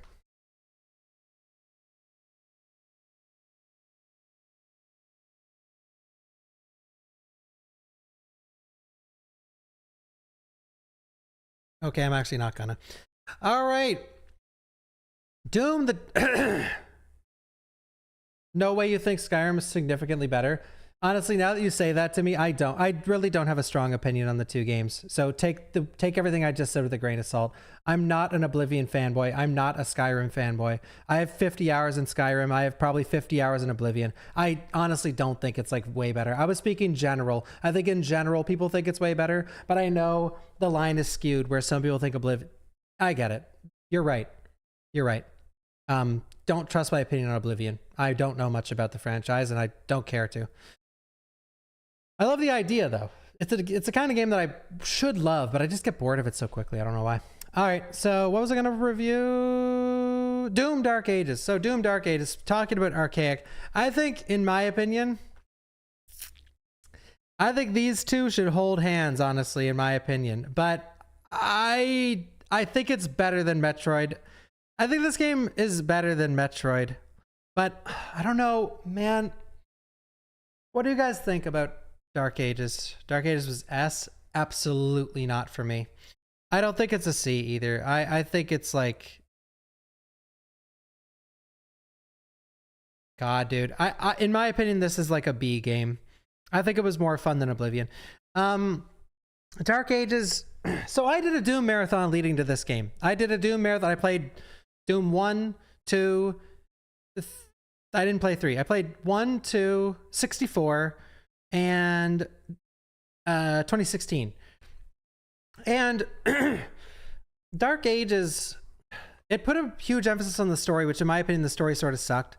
I didn't like a lot of the environments we had to traverse throughout the game. I think the gameplay was solid. Like, I did enjoy the gameplay, but not nearly as much as Eternal. I feel like it was a step down from Eternal. I felt like you were just too clunky, too noisy. It was just too much. And I just think they just added too much. And the shield being like the main thing to utilize was just sort of boring. Like, it was fine at first. I think it was really, really fun the first few hours, but it sort of just fell off. But, oh, and the soundtrack was ass compared to Eternal in 2016. Fucking ass. There was like a couple good songs, but the soundtrack fucking killed it, man. Two things that are terrible about Dark Ages. There's a good example in here. Archaic. The Metroid Dread open world segment. That is Doom Dark Ages dragon riding and mech fights, which were the mech fights and dragon riding fun? Maybe. A little sometimes, maybe. But man, it felt like I was playing a game from the early 2000s, dude. Yeah, Prime 4, sorry. The dragon riding, like, I don't understand why AAA games add stuff that's archaic as fuck. The dragon riding is something you'd see in Turok Evolution, okay? That, when I got on that dragon, I felt like the visual aspect of the dragon arriving and roaring and spreading its wings and being fucking badass and cool. Fuck yeah, that's so sick. But as soon as you get on it, it's like, bro, like, this is, what the fuck? That's a great example. Emily, I play WoW. I play Dragonflight. I've played the recent one, okay? The dragon riding in WoW is fun. It's really cool. It's like, that's how you do dragon riding. You make it fun and interactive and interesting.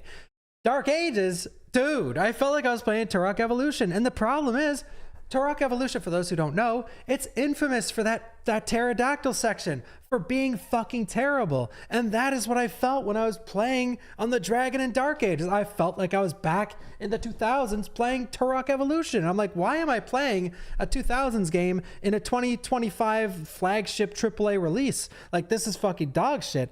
Same with the mech section. I felt like I was playing Goemon's Great Adventure for the N64 with those mech fights, except one difference. Those are more fun than the mech fights in Doom Dark Ages. I digress though.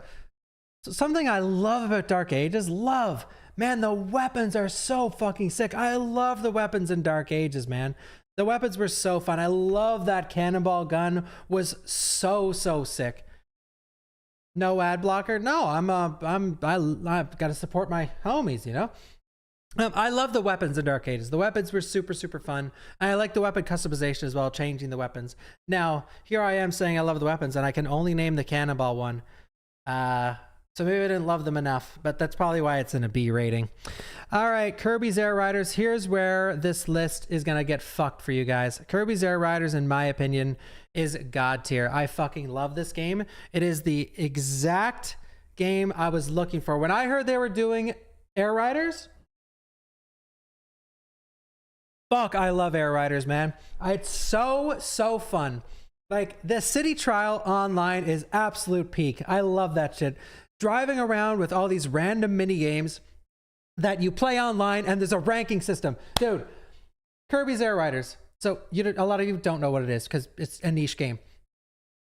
Kirby's Air Riders is basically a remake plus of Kirby Air Ride for the GameCube. So for the GameCube, there was a game called Kirby's Air Ride. It had 3 modes: Air Ride, Top Ride, and City Trial. And back in the day, there was very bare bones, but they were very fun. There was a big variety of, like, you could play normal Mario Kart with Air Ride. You could play Top Ride, which is really quick, like, Jimmy, your supper's ready. Coming, Mom. In between that coming, Mom, and you showing upstairs to eat your supper, you could fit in a round of Top Ride. And that was why it was so sick. And then there's City Trial, where it's this longer, well, 5 minutes, but and that's one of the things I love about the game. It's so quick. You could just jump in, do it, and done. You're done. But I digress about the original game. In Air Riders, man, there's such an emphasis on community and being competitive in that game. Like, with Nintendo games, they always drop the fucking ball on the competitive aspect. And with Air Riders, each mode, Air Ride, Top Ride, and City Trial, have a ranking mode, ranked play. And by the way, when you play online and play ranked, you get ranked against the other players when you win. But more importantly, you're always unlocking stuff in Air Rides. You're always unlocking a new thing to ride. You're unlocking a new sticker, a new color or new anything, for anything. New character colors, new customizations for your Air Ride, new levels, new vehicles, okay? Love that shit. That's why I love Outbreak. That's why I love Time Splitters. Because when you play these games, you're constantly unlocking stuff to make your experience more fun. Just when you think it's getting a little dry, you'll get something that spices it up just enough to not be dry anymore. And Air Riders is that peak. That's what it does so well. You're always getting rewarded for playing and doing new things. And so it makes you want to do new things. It makes you want to think outside the box and try something new. Get on this vehicle that you normally wouldn't get on because you might get something from using it. And that's the joy joy of the game. There's just so much variety and so much reward for using the variety. Now, do you need to go into it like a fucking dopamine freak like I'm explaining the game is? You don't. You could just play it as a game and have fun with it. You don't need to obsess over the unlocks, but it's the thing I enjoyed the most. Now, the other thing I enjoy the most about Air Riders is Air Ride was the game, it was the game that started turning my brain as a kid against critics. Because Air Ride, dude, Air Ride reviewed fucking terribly. Okay, look. Air Ride, 5 on IGN, 61 on Metacritic, 6 out of 10 on Nintendo Life. When I read this shit, I was like, what the fuck is this? In my opinion, Air Ride was one of my favorite games of all time when it came out. So when I went online and I seen these reviewers like, yeah, the game is dog shit, I was like, I'm fucking done with this. And I was like, well, I don't know, 10, 12 years old. I don't fucking know how old I was. But when I seen those reviews, that's when I checked out. That's when I was like, there must be a better way to figure out if a game is good or bad, because this shit ain't it. IGN giving the game I had the most fun with a 5. A 5. In my eyes, as a kid, it was like a 9, a 10. I thought it was incredible. So, but the thing is, this is a connection to it. Air Ride is like a 5 or a 6 or a 7. But the thing is, it's a very niche game. So you're seeing me praise this and you're thinking, I might go try it. Holy fuck, he says this game is amazing. It's not. It's niche. You might play it and think it's the worst fucking game you've ever played in your life because you're so used to like Mario Kart. But this game, it's the kind of game that if you get it, you'll love it. Like if you get the idea, 3 modes, you bounce between the 3 modes, city trials, the goat, like so much fun to be had, you'll have fun with it. But it is also the kind of game you'll play for like an hour and be like, I don't get it. This is unfun and I don't understand what the fuck is happening ever. You'll suffer through that. But for me, I have emotions stirring up inside of me just thinking about how happy I am that Sakurai took a niche game and he said, fuck the critics. I'm taking this and I'm going to make a sequel to this niche game and make it niche too. And if you fit that niche, it is peak. Trust me, I have it up in S tier, right by No I'm Not a Human, Look Outside, Death Stranding 2, Experts 33, and I have it there for a reason. If you are in that niche like I am, you will love it like I do. It is such an incredibly fun game. I only have like 30 hours playing it, but a lot of those hours are just in my bed on my Switch 2, just having fun before I go to sleep.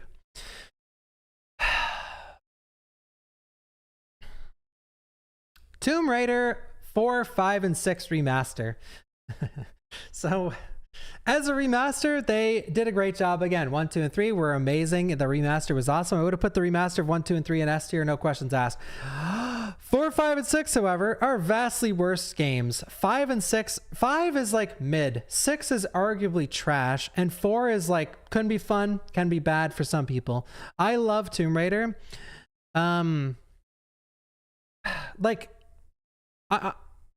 So for me, okay, this feels weird, but like I do love Tomb Raider. I love Tomb Raider, and I think the remaster is fine. Okay, this is a very personal thing. Usually I try to mix personal and critic review when I talk about something. Guys, don't buy this. Or please buy it. I want Tomb Raider to do well.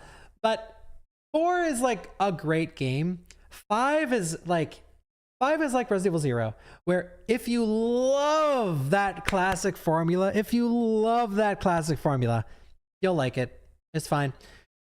But it's made for those people. It's made for the people like you. A lot of you are in this chat right now where you fucking wish that Resident Evil 4, 5, 6, 7, and 8 were all fixed camera tank control. That's what this is made for. The people that want, like, they will never be sick of the original formula. They never ever want it to change. But then there's 6, Tomb Raider 6, and that game, in my opinion, is a pile of shit. And also, on top of that,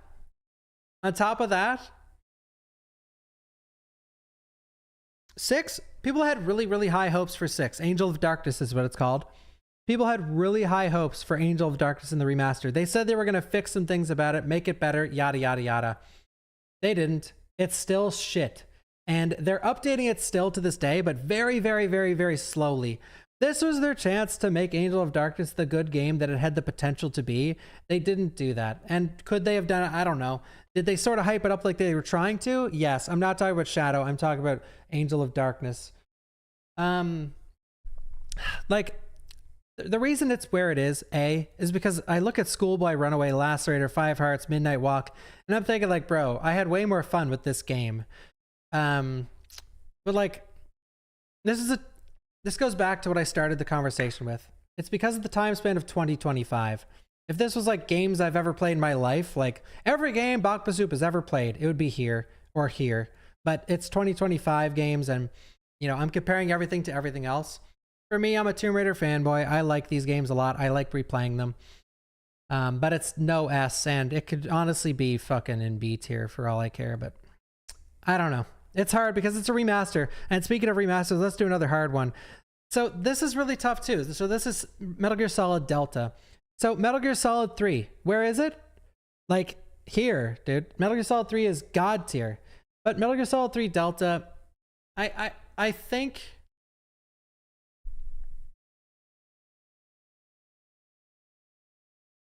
Shit.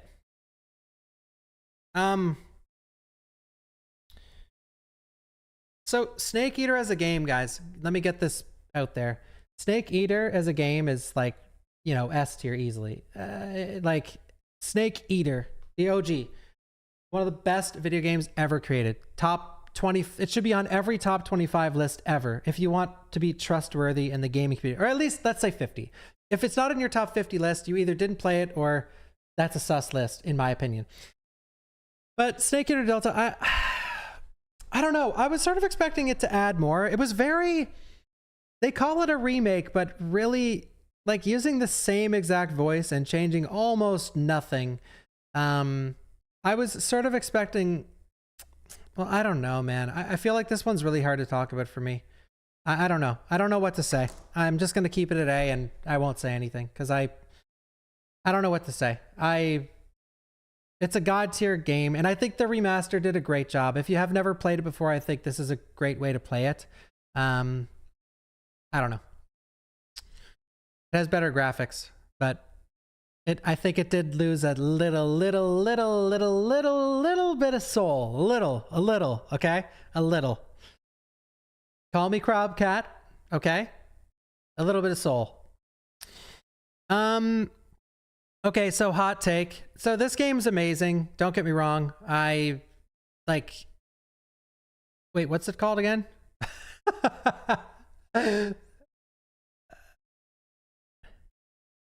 Repo. Friend slop. I'm so glad people started saying that word because I am tired as fuck with friend slop. I really am. I think this is a streamer's opinion, okay? This is a streamer. They're the friends... Okay, background story, really quick. Guys, I was playing online games starting from Diablo 2, okay? I'm a fucking OG. I was playing online games when you were still in goddamn diapers, okay?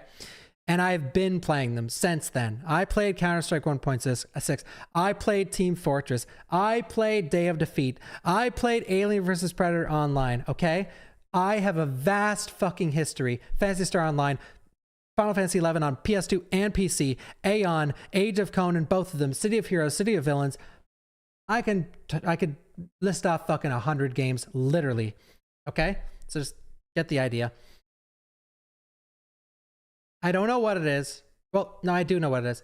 As a streamer nowadays, those games that were really fun that I grew up playing, it was so just, it felt natural when you were online. All the lobbies felt, I don't know how to explain this. I'll just explain it literal.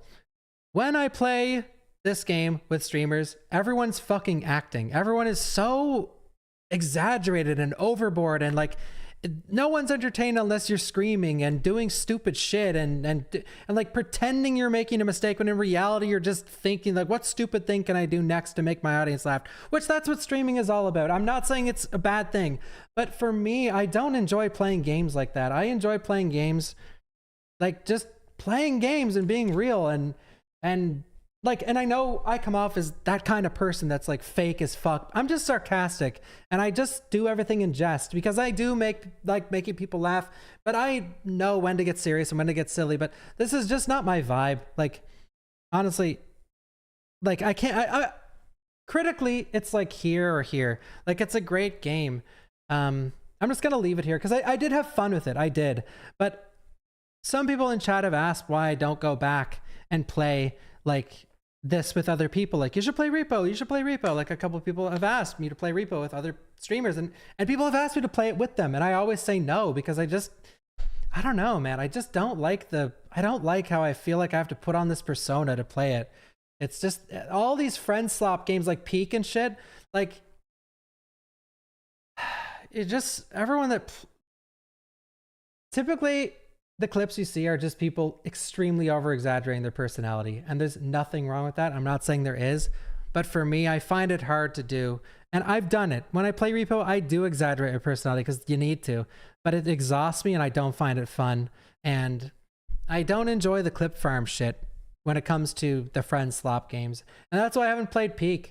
And none of my friends like playing that kind of shit either. They used to. We used to play stuff like this and it was fun.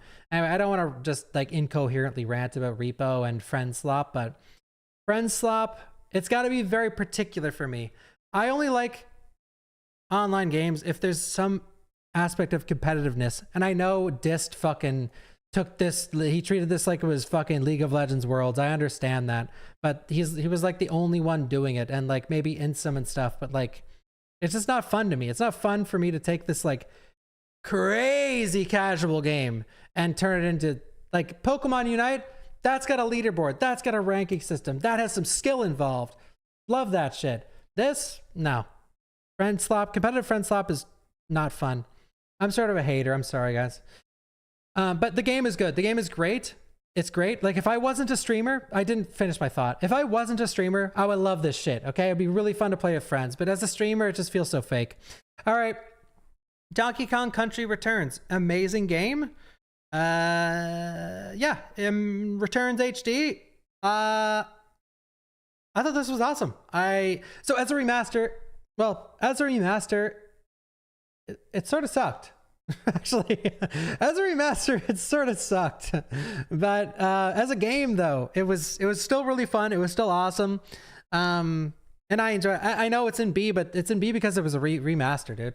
And I'm rating it as a remaster like Snake Eater, and as a remaster, it sort of sucked. But I mean, it's great though. It's a great game, and I did the hard world too. Like, I played the fuck out of this game when it came out, like the remaster. I mean. Blueprints. So Blueprints, I think, is again absolute. Dude, what a year for indie games, man. What a fucking year for indie Blueprints, man. Love this game. It's so good. It's so unique, and that's what I say about Death Stranding 2 and No, I'm Not a Human. Blueprints, same shit. It took the Ball Pit, same shit, man. It took something, it took a formula and made it unique and made it fresh. Now, Blueprints. This is the kind of game, don't get me twisted. I played Blueprints till the first ending and I stopped. That's where you want to fucking... I've realized this from talking to fans and reading Steam reviews. You want to beat Blueprints and then maybe think about stopping playing. Because this game, some of the puzzles and how to get them, it's absurd. It takes like 20, 30, 40 hours to figure out. And back when it came out, even if you looked online, people didn't know how to solve a lot of the puzzles. And is that a red flag?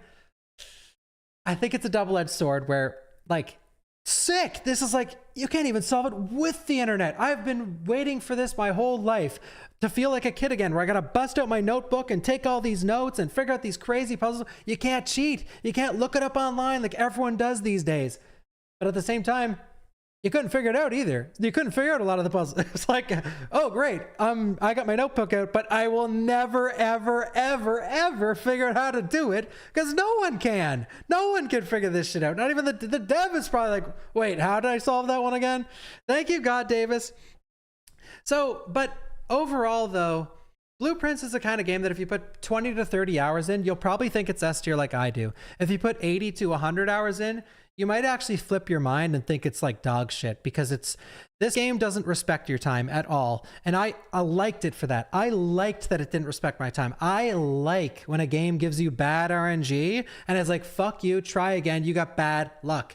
This game is all about that bad luck, dude. If you want to get certain endings, you got to have these rooms, this RNG just line up perfectly and take advantage of it too. So it could line up perfect, but you forget to take advantage of it and then you screw yourself over and then you have to try again. And it's like 5 hours until you get that RNG again. So, but I digress. If you guys haven't played Blueprints, it's a game where you inherit like your grandfather's mansion. There's this big mystery behind it. And every time you go through one of the doors, it generates 1 to 3 plus some random stuff as you progress with the game, rooms that you could pick. And the more you play, the more rooms you unlock, and the further you get in the mansion, the more you unlock the mansion, the more you unlock the mysteries of the mansion. But a lot of the puzzles need to be solved over days. They need to be solved, like there's a water room with a water puzzle in it, but the water puzzle can be solved a couple different ways.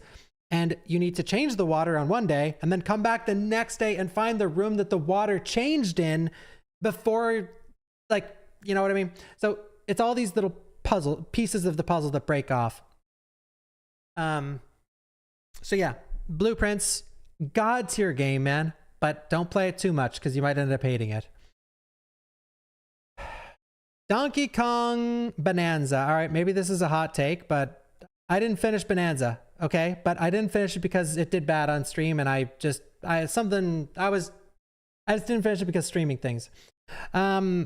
Amazing game. I think that this is a great like most games in S tier, it did something new. It did something fresh and new, and it gave Donkey Kong, he has, what is it when you, RE6 comes out, RE6 is, it's lost its identity crisis. Donkey Kong has always sort of had an identity crisis. Like, you know, it's a platformer. Now it's a musical game. Well, sorry, it's not a platformer. Like Donkey Kong NES, and then it goes to Donkey Kong Country 1, 2, and 3, which is like 2D platformer, which incredible games. Then it goes Donkey Kong 64, which is now it's an open world 3D collectathon. And now it's a music game, like Donkey Konga.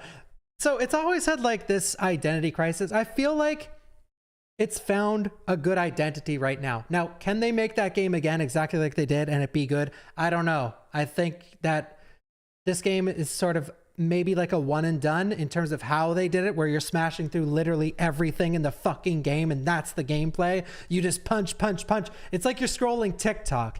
That sounds terrible, but you have to realize this game is made for kids. So if you're like a 50-year-old and you're playing this, you might think it's like brain dead, like the worst game you've ever, like, what is this garbage? But if you're a kid, dude, this shit is peak. And even for me, I thought it was peak too. I really, really enjoyed it because all Nintendo games are made for kids. Well, let me take the general, a human opinion of you stop a random person in the street. All games are for kids. So I think that it's like, it's an insanely good game, but it's not made for most adults. I like it though. But I'm just being a shit disturber, yes. And you're right, by the way. You're right. All Nintendo games are for kids. You're right. To a degree. To a degree. Thank you, Alnambra. Thank you. Yeah, Bollocks Pit is sick. I'm just being a shit disturber. Let's do a Man of the Adventurer 3. So I think this is one of the better A Man of the Adventurer games. But this game, I've always had the same problem. We want slop. Sorry, that's a line from the game. I think this was like decent. I think A Man of the Adventure 3 was the best of its kind. And I don't know if I think it's an A because it's like this game is way better than the second game, but I still had a problem with the replayability where you have to keep rewatching tapes and all that shit. I think it's either like a high or mid B or like a low A. I think it can be anywhere. I think for me, yeah, I think here's perfect. Oblivion is really helping me here because I can think of games I enjoyed more than Oblivion. I thought it was good. I enjoyed it. I enjoy the game. It's fun. Tormented Souls 2. So,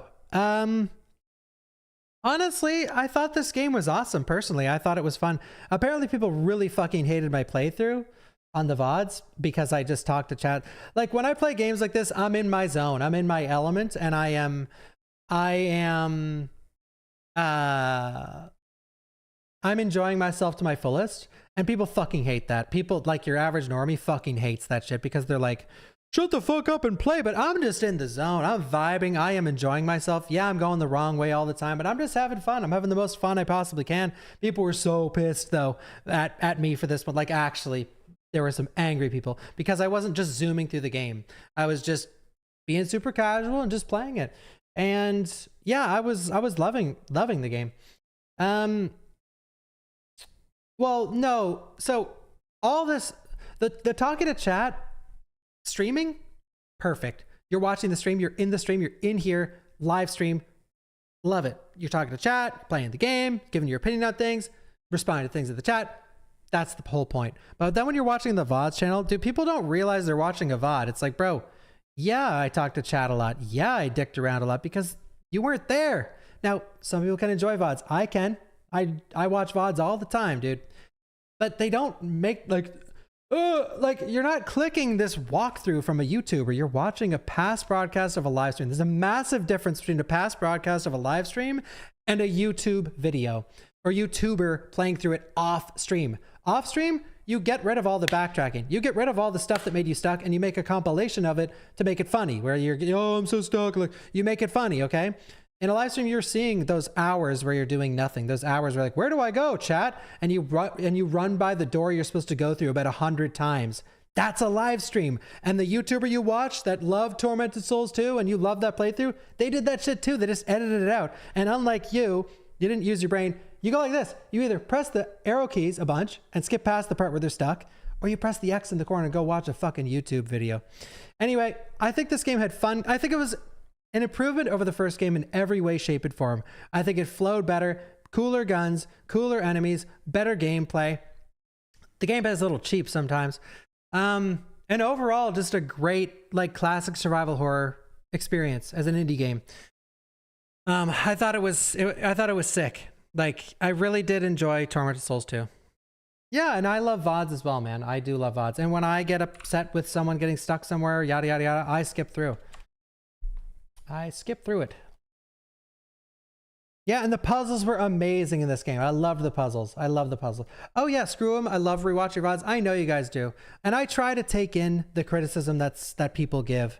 I read what gets upvoted and the problems people have. But the problem people had with Tormented Souls 2 is just because I was just vibing too much. I was having too much fun, really. Which, there's nothing I could do about that. You know, I like... Depends on the game, but like a new Resident Evil, I'm not going to talk to chat much. I'm going to just play through the game and be immersed fully. But a new survival horror game, that's a half. I'm like, guys, what do you think? What do I think? What do you think? Like, I love that. The back and forth is so important because that's what people are watching for a lot of time if they should buy it. Total Chaos? Sure. Total Chaos. Didn't finish this game. Didn't even get halfway through it. But I think it's a really, really good game. And yeah, I really enjoyed it. I think it's fun. I just didn't finish it because, well, everyone I've seen playing it, their stream sort of suffered. I don't know why, it just wasn't fun to watch for some people, but I didn't finish it because it just wasn't fun to watch for a lot of people, and I stopped. But overall, I did really enjoy it, and I was having a lot of fun. Not enough fun to be like, fuck the viewers, I'm playing this anyway, but I did have a lot of fun playing. I think it's one of the better horror games that came out this year. Honestly, I think it's more so up here, probably. But yeah, it's really cool. First person game where you're exploring like this lost island. I forget what you're trying to do. You're like looking for your wife or your daughter or something. And there's a cool variety of enemies. The gameplay is really fun. The survival horror, it's a hard fucking game. It's a hard game. And one of the major problems with the hard mode, which I can't bring it down points for this because I'm not as brain dead as the guy who reviewed Alien Isolation. When you pick hard mode, it says, do not pick this fucking mode, you absolute degenerate. This is for people that have already beaten the game. And I'm like, bro, I'm playing hard mode. And it was brutal and it sucked and it was unfun a lot of the time. And some of the saves were literally an hour in between. You know how Resident Evil's like, here, take 50 ink ribbons. And people, oh, I love survival horror. Total Chaos is like, here, take one record, fuck off for 2 hours of gameplay. Okay, so I'm not going to deduct points because of that, because that was my problem. I picked that mode. I deal with the consequences. So Everything else was awesome. That aspect was shit. But see, it's still an A because it deserves to be. Mario Kart World. This is an interesting one. I got to pee really bad. Thank you, Dummy, and thank you, Josh. Mario Kart World. This is a tough one because it's a great game, but fuck, dude. I feel like it's a Monster Hunter Wilds problem. Right there. You two should kiss and make out and hold hands. I think it's got the same problems as Monster Hunter Wilds, where it sort of lost the fucking vibe. You know, I think it has potential in the future. I'm not going to talk too much about it. Something I love about World is that the characters. Holy fuck, the characters, dude. And the skins for the characters. God fucking tier. Love that shit. I love that you can play as the stupid cactus and Wiggler and the random fucking cow. I love that shit. Like 10 out of 10. Hell yeah, Nintendo. Keep doing that with every single game. I want to play as the fucking ant from Paper Mario Second World, whatever. I'm just naming random shit. Yes, love that. Please, let me play as those dog shit characters. Those are my favorite. I think this game's problem is that it's the general gameplay of bouncing off the walls and riding anything it's too much. It's too much to the point that if you don't know the levels, they're abysmal to play through because you're watching other players do this crazy shit and you have no chance of winning. Even though it's Mario Kart, where they're doing this crazy shit. And if you don't memorize every single level, it's like horrible to play. The skill set, now this is usually not I usually am in the opposite. So take this as you will. I fight for high skill ceiling games, but I think Mario Kart did it wrong. The skill ceiling is a wisdom check in this game. It truly is. It's, do you know the skips? Do you know the specific jumps where you can go? Because a lot of it is almost like, it's bordering like out of bounds speedrun bullshit, but just in a normal level. And that's sort of why I got out of it. Like I played a little casually, but like watching other players that watched like the YouTube shorts and the YouTube videos of how to do every level, like it's not the same as Mario Kart 8, where Mario Kart 8 is like the most successful Mario Kart, where like there was a high skill ceiling, yes, but you could actually manage by playing the game over and over and over. In this, you really have to look up the strats online. Anyway, yeah, this game, I just think it has some problems generally. Same as Wild, and I think they should hold hands and make out. And speaking of holding hands and make out, that's something you guys need to do for a few minutes here because I really got to use the PP room. Okay, so wait right here. I'll be right back. Don't cause any trouble. I gotta pee. I gotta pee. 1 second. Don't cause any trouble.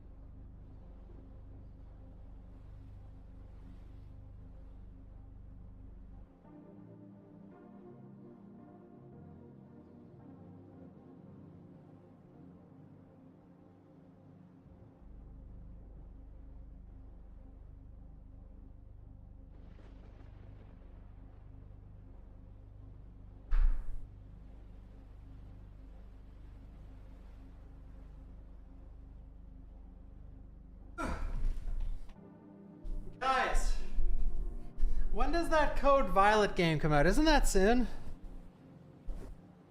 Yeah, wasn't that fast? Yo, Hoot. Yeah, the room is sick, dude. I love it. I still got a lot of work to January 6th. Oh, hell yeah, I can't wait. By the way, for those who are just getting here, I know we're in the middle of the tier list, but so tomorrow, I'm just now realizing I gotta get a lot of this shit working.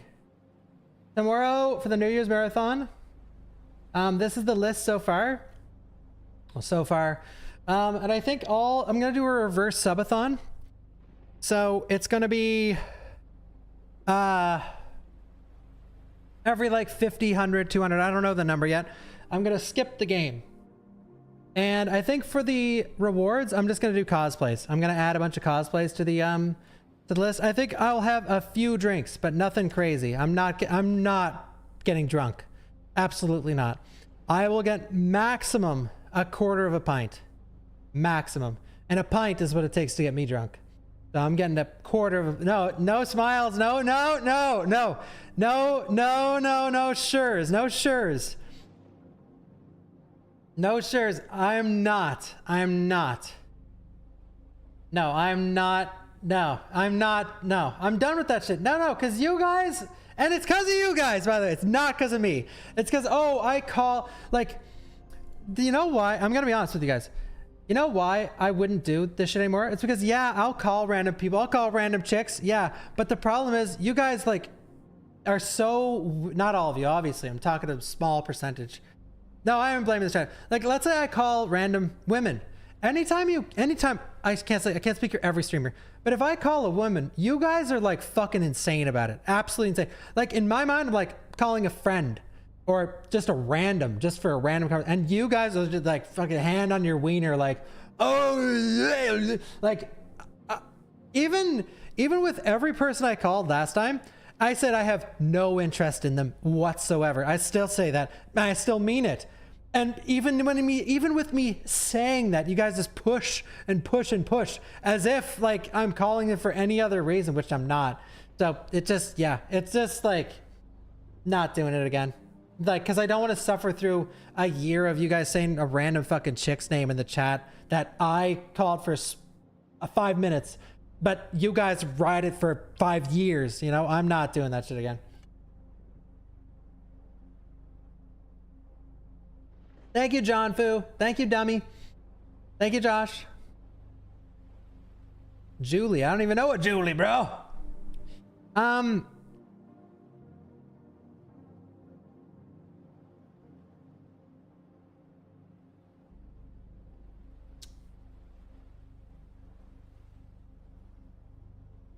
right. We gotta get back to the tier list. But yeah, I gotta get these games working. Funger, look, Funger. Where's Fonzie? But yeah, I'm gonna get that all sounds awkward. It is. I gotta go get a quarter of a pint. That's it. But yeah, I decided I will have a couple drinks because you guys will be sad if I don't. But I'm not going crazy. And my gut is not in good health lately, so I can't have a ton of drinks. Even if I wanted to. All right. This I'm taking off the list. And I'm checking it twice. No, I'm not doing anything this stream. I'm just doing this list. Thank you, John Broski. Thank you. That was you guys. Not me. I was done. As soon as that call was over, I was done. All right, pause the music. All right, let's finish this. Let's rip this off. All right, where are we? Hollow Knight Silk Song. E tier. No, it's not E tier. So Silk Song, I played this off stream. And I could tell you, this is not my vibe, dude. This is not. Now, do I think it's like an A or B? No, I think it's an S tier game. I do.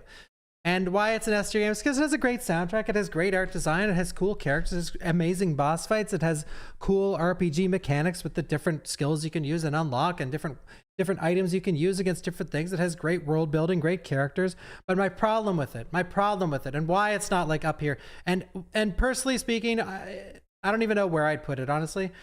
But it's the kind of game for me where I don't vibe with these games much anymore.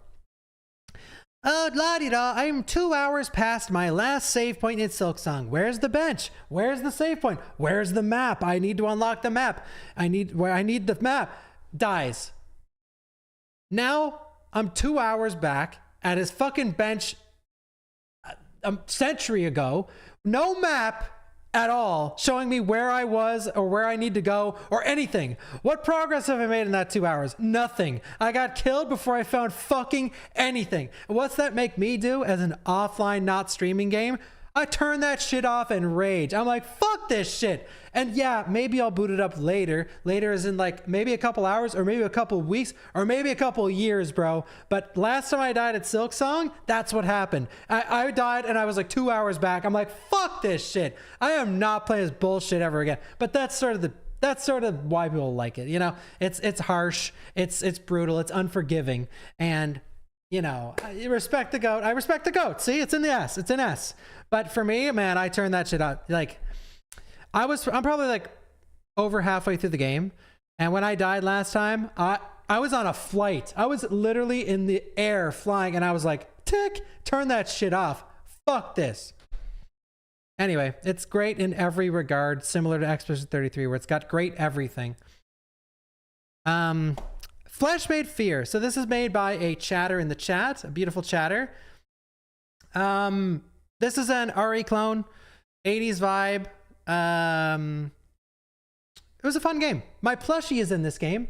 I enjoyed it. I think it is one of the better RE clones. And yeah, I think it's a fun game. Now, do I think it's like an A or an S tier? No, but it was not made to be an A. It was not made to be like an S tier game. You know, it's a game made by a talented dev who makes awesome games that I love. But for me, I thought it was fun, but my deaths annoyed me. I think here is a good spot for it. It was really, yeah, Michael Cassio. It's fun. And the voice acting, all streamers, and my plushie being in there, other streamers' plushies, amazing. Great game though, great game. What else is there? Killing Antidote. So I'm gonna judge this. This is the game. Okay, this isn't doing any justice. 1 second.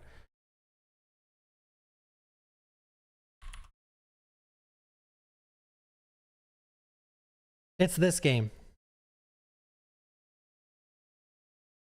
where you dress up your girl, and it's about like finding clothes. It's RE2 remake clone, but you play as the hot chick that you create.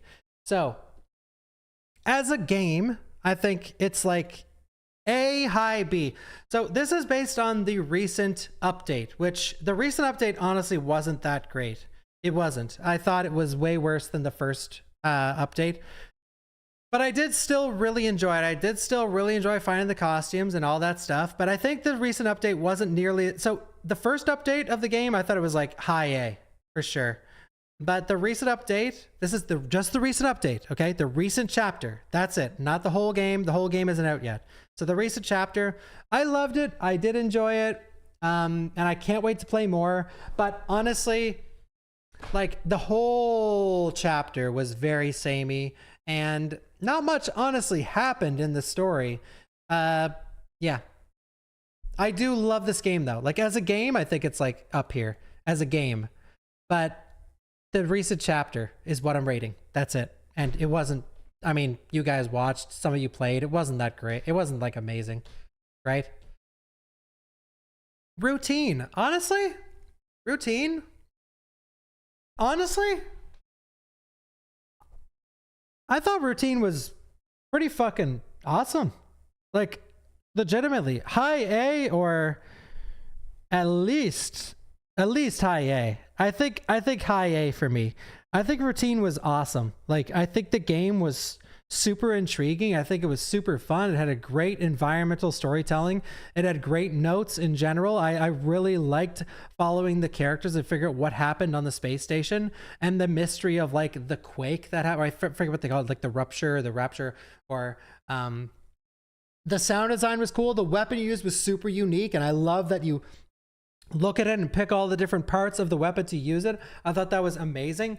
The Lunar Quake, yeah. Really cool game. Really, really interesting story. Great sound design. Great everything. It had great everything, I thought. Now the hide and seek style gameplay got a little old, but overall, I thought the game was awesome. I think one of the better horror games this year, easily. Love Routine. Great. If you're looking for a sci-fi mystery horror game, great game. And it's pretty long too. Or it took me a while. Dead Reset. So this was the FMV game about the guy who every time he died, it reset. It was an FMV, all actors. It was decent. Not much to say about this because it's a spoiler territory, but he kept dying on the space station and he was trying to figure out why. But I thought it was a cool B-tier game. I thought it was, I liked it more than Amanda's Adventure. That one was fun. I like that. I should have saved a good game for last. We'll save Alien. Cursed Digicam. So this is a Chillizart. This was Chillizart, and it was fun. It was just about a cursed camera that you took pictures around a park, and then scary stuff started happening with like the Mickey Mouse horror character. And when you went back to your apartment, more scary stuff happened. I thought it was a good horror game. I really enjoyed myself with it. I love all Chillizart games for the most part. But yeah, not much to say. I'm putting it an A because it was just really fun. It was really fun. I enjoyed it. Nothing bad to say. And yeah, it was just a short and sweet game like all Chillizart games are. Most Chillizart are just like 1 to 3, 4 hours and just a great experience. Am I missing anything? I feel like I'm missing some stuff. The Classroom. So this is, well, The Classrooms I think is like an A tier game, but it's still not out yet. Actually, I don't know why I put this on here. It did get some updates, but I can't remember which ones it got. But Classrooms is great. I'm going to delete this though. I don't know how. Labyrinth of the Demon King. Okay, so I thought this game was really fun. I didn't finish it, but I do think it's great. So the reason I'm not putting it in A is, in my opinion, it was a little too... Honestly, it was sort of fucking annoying. Like a lot of the enemies, it has a brutal difficulty. That's the point of the game. And I think if it's your cup of tea, you're gonna love this shit. But for me, I thought the gameplay was really intriguing, and the weapon system and stuff was really cool. And I do enjoy the game a lot, but I just didn't finish it because, yeah. Lacerator is in A. Alien Rogue Incursion. So this was the VR game that was ported to, non-VR, and,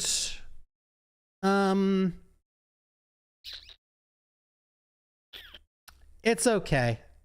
Something needs to join Metroid. I thought it was just okay. There's not much to say about this one. It's probably way better in VR, but it's super janky. Like as a game, it's super janky. It's such a mid game. But in VR, I assume it's awesome. But out of VR, it's like, bruh. Observation Duty 8. This was really fun, actually. I really liked Observation Duty 8. Yes, I can do... Oh, Skin Freak. Yeah, you guys tell me some games I'm missing. I will add them. Observation Duty 8, I think it was one of the better Observation Duty games. I think it was really good, actually. Really good. I think it was super fun. I didn't play enough of Dying Light the Beast. Is Boba Tea Shop... Okay, what am I missing? Boba Tea Shop. Night Rain. And I have a lot to say about Night Rain. We'll save Night Rain for last.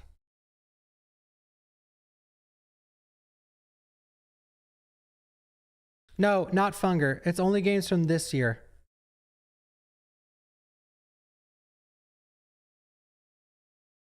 Survival Unit's on there. Oh, Pokemon.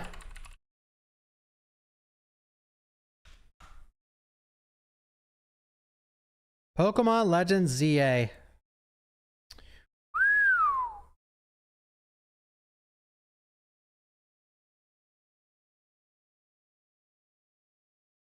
Pokemon Legends ZA, okay.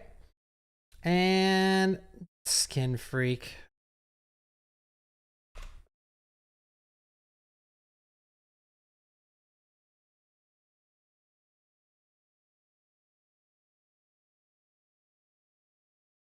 Okay, so I didn't play Dying Light or Yote. I played there for like 2 hours each.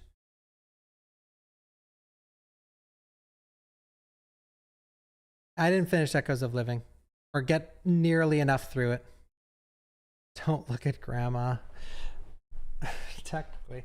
All right, I think that's it. Okay. Some of them I didn't add because they were like super duper small. Legends.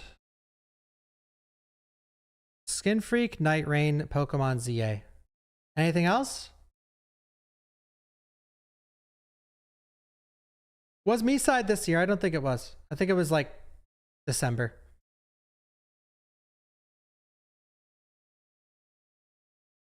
Donkey Kong's on there. Okay. Didn't play Hades 2. All right. Let's go.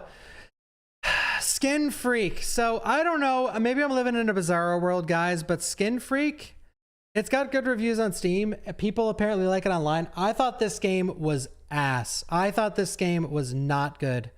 Like, it was okay. It was okay. But man, like, no, Survival Unit's better than Skin Freak. So is Bio Goddess. So is Ebola Village. It's better than Post Trauma, though. Dude, Skin Freak is a game where it's a game called Skin Freak, and you only truly run into Skin Freak like at the fucking end, and the rest of the game is like a part-time job. You're a taxi driver, and then you're fucking an office worker. Like, the game is like, I don't get it. I don't get what people like about it. I think the game sucks. I think it sucks ass, actually. And I'm sorry, I like the developer, and I pray that they don't watch these streams. But fuck, man, I thought this game was so bad. Oh my god. It was just so boring. It was just so boring. It wasn't scary. It was boring as fuck. Like, man, I don't know. Like, I can vibe with the chore simulator. That's some of my finest work, but god damn this game. All right, so Boba Tea Shop. Nah, it's okay. I think this is wait, is Boba Tea Shop this year? It might be this year. You might be right. Boba Tea Shop. May. You are right. Distortion 2, Boba Tea Shop. You guys, you want to see something scary? Look at this.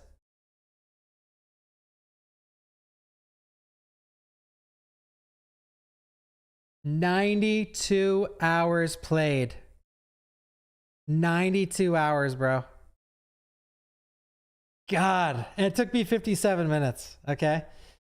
I don't know what it is with him, dude, but he loves Boba Tea Shop. Loves it.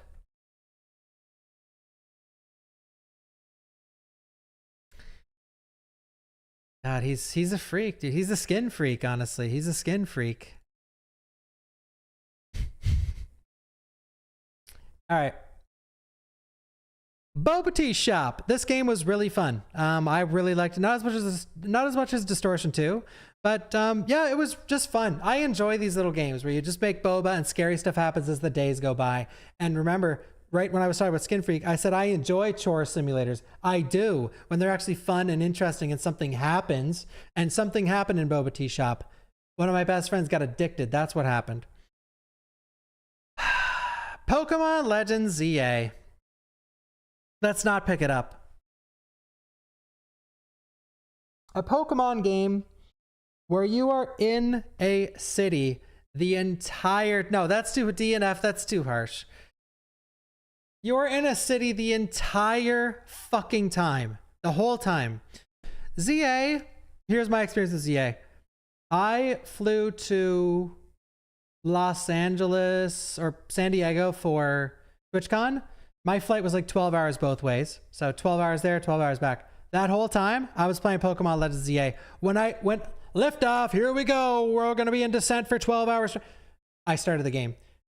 And we're landing in PEI. Welcome to PEI, everyone. This is cloudy with a chance of shower.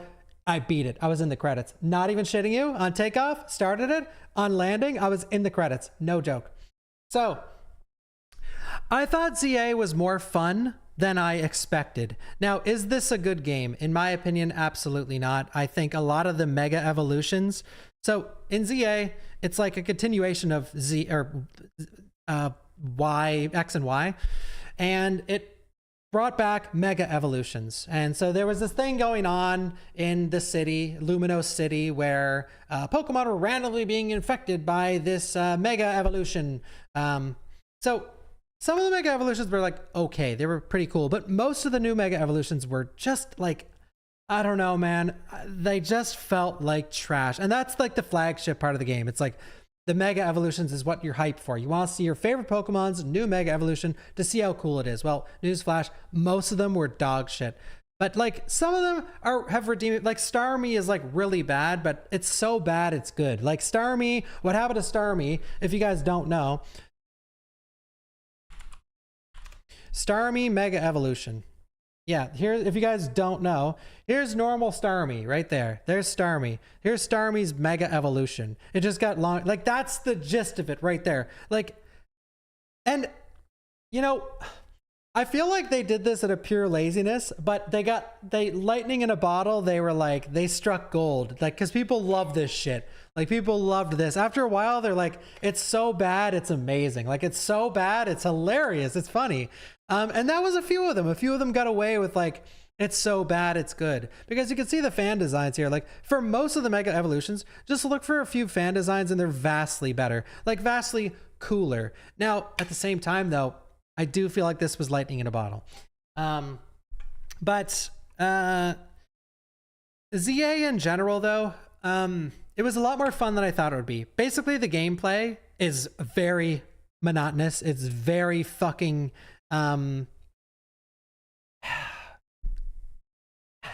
it's like the game is so insanely lazy, like most Pokemon games, where the variety of environments is like zero almost, where every corner of the city looks almost the exact same. There's like no variety at all. Now, yes, some blocks look slightly different than others, and the places where you capture Pokemon, yes, oh, there's a river here and a park there and a statue here, sure. But overall, it was like not impressive whatsoever. The environments were terrible. Music, soundtrack, god tier. Amazing music in the game. Pokemon always nails the music. It ran really well, but thank God it did. You're in this fucking city with no assets and just random Pokemon here and there. But the gameplay, for those who didn't play it, I know most of you in chat probably didn't. Fight trainers. Fight final trainer, rank up.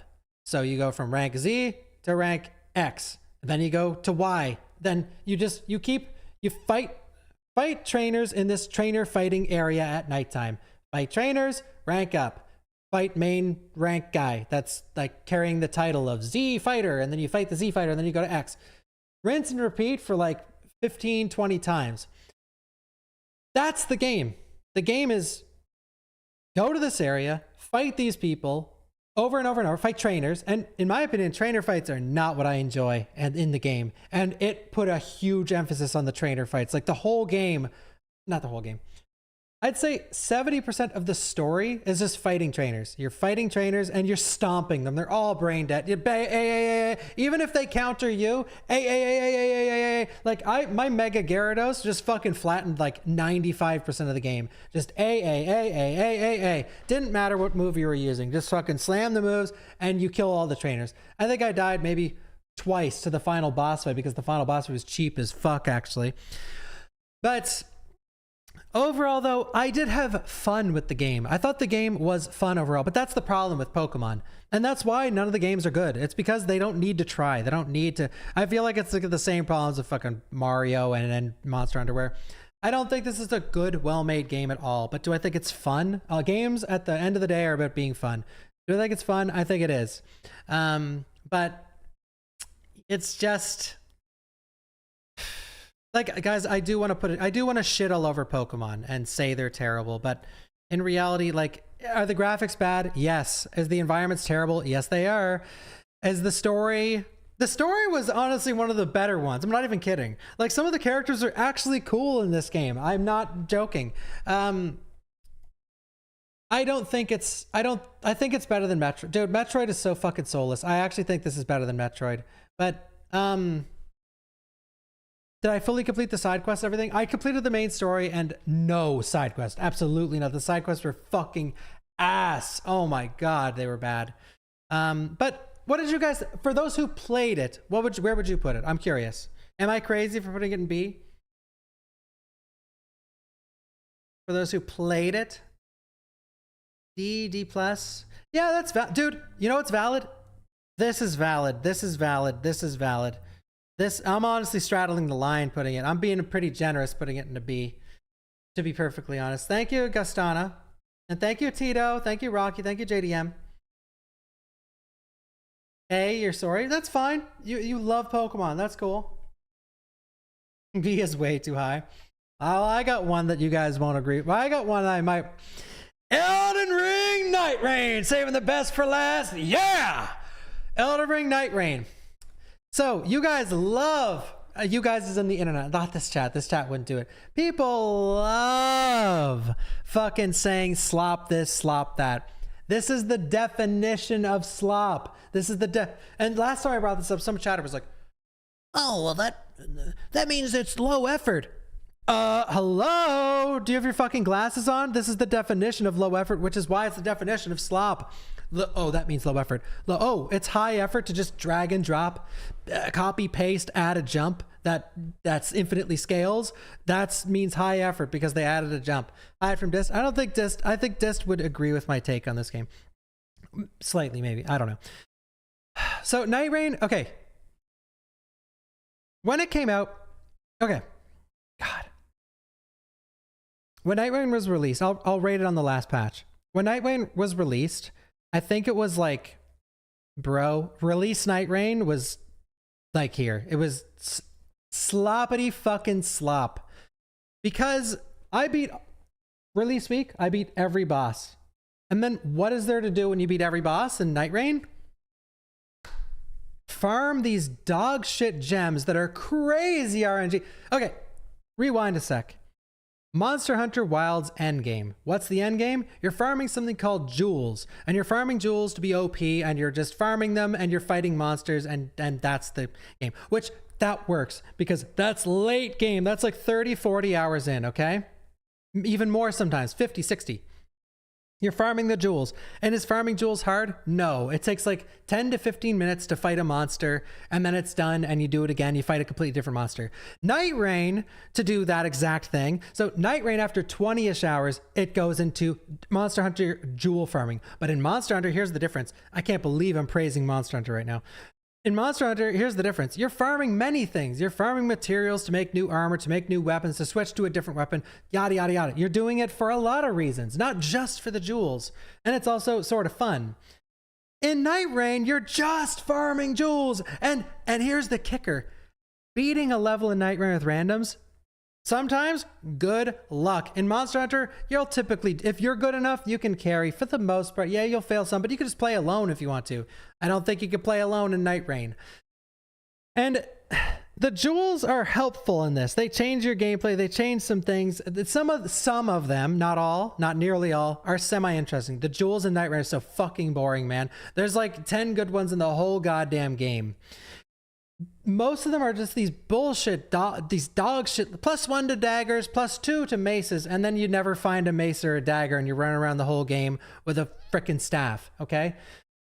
So the Night Rain's endgame was absolute dog shit. Like once you beat this, and it's made for grinding. It's made to give Elden Ring players, here's the red flag. It's made to give Elden Ring players an Elden Ring experience to grind with their friends endlessly till the end of time.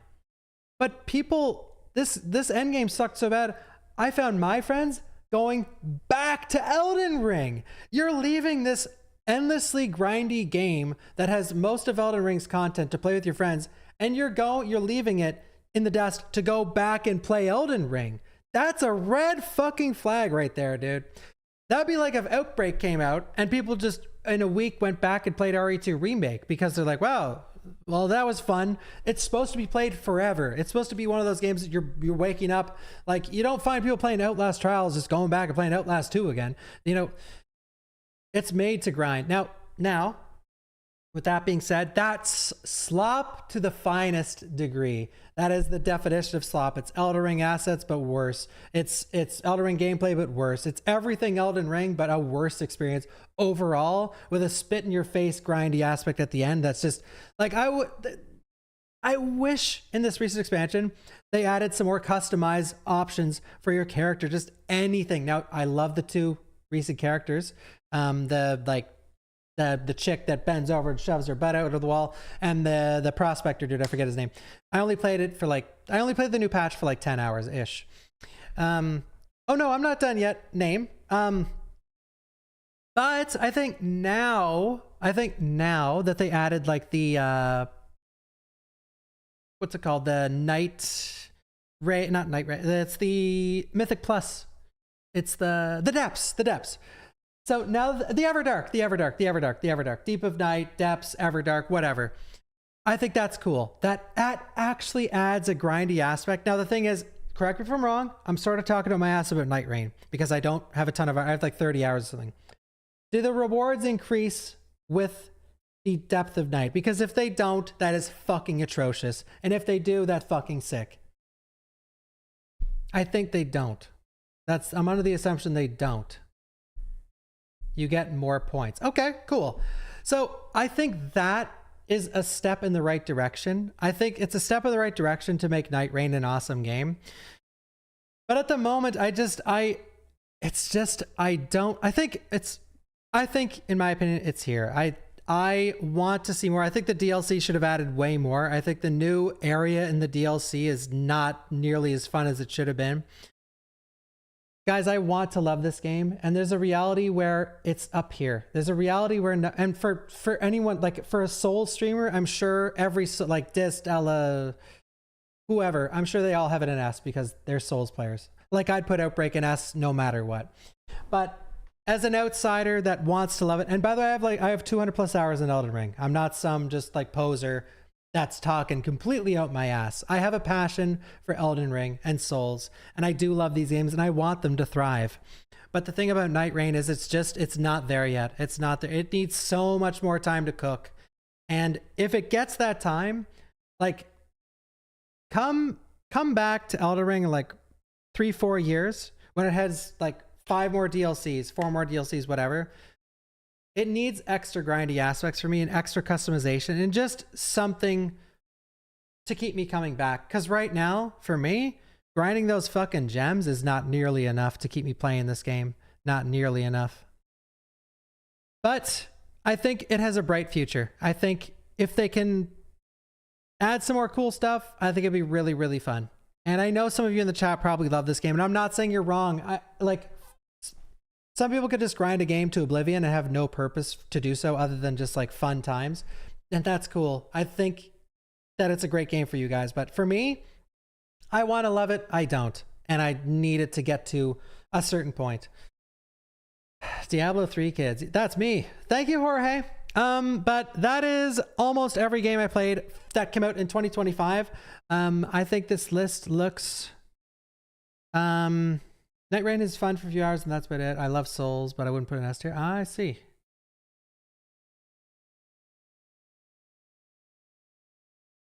Yeah, that'd be cool, Tito. That is a cool idea. I didn't play enough of PoE 2 to put it up there. I just played like the first week. Diablo 4 Season 11, D tier. Ask anyone else? Diablo 4 Season 11? House of Necrosis? Honestly, B. Somewhere in B because not enough content. The War Within Season 3? B tier. Megabonk! Megabonk! No, okay, all memes aside, we need to add Megabonk.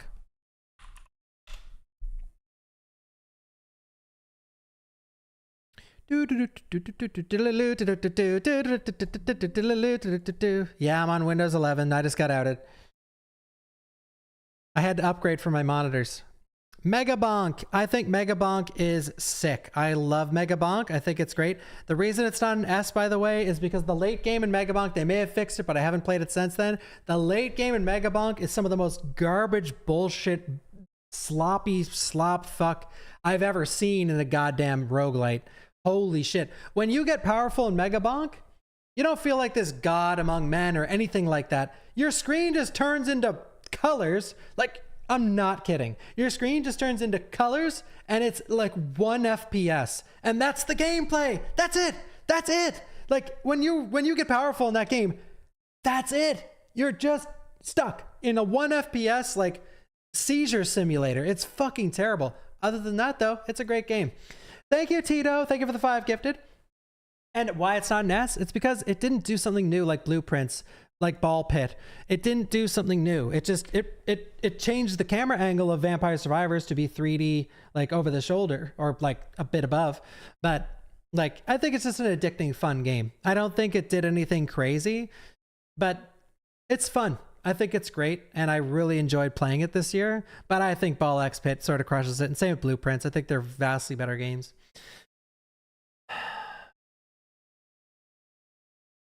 I didn't play that, but yeah, guys, this was awesome. I'm so glad you guys stuck around to watch this because if you're new here or if you do watch, I know a lot of you just watch me play the games you want to see me play, Silent Hill, Resident Evil, whatever else. But I absolutely love video games, and I think this was a great year for gaming. I think Expedition 33 was easily the best game of the year in almost every category: soundtrack, gameplay, story, characters, blah blah blah blah blah. I think this was incredible. Death Stranding 2. I can't believe Death Stranding 2 is in second for me. I feel like I may have missed out on some games, but I did not play Hades 2. If you don't see it here, I didn't play it this year. The YouTube comments can be spicy on this one. Here's the spiciest takes I have for this. Air Riders for sure. If you guys think a Donkey Kong is a spicy take, you're crazy. It was nominated not only the Game Awards, but many award shows. Donkey Kong is goated. It's just 50-year-olds playing like, this isn't fun, it's brain rot. Yeah, because you're playing a kid's game, bro. Spicy take, super spicy. This is what's gonna trigger people. Spicy take.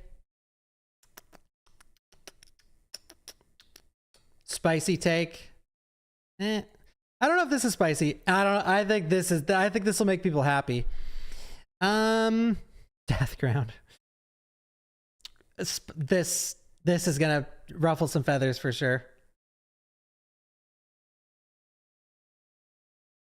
My biggest disappointment of the year, Metroid Prime 4 easily. Why? You could just rewind. Because yeah.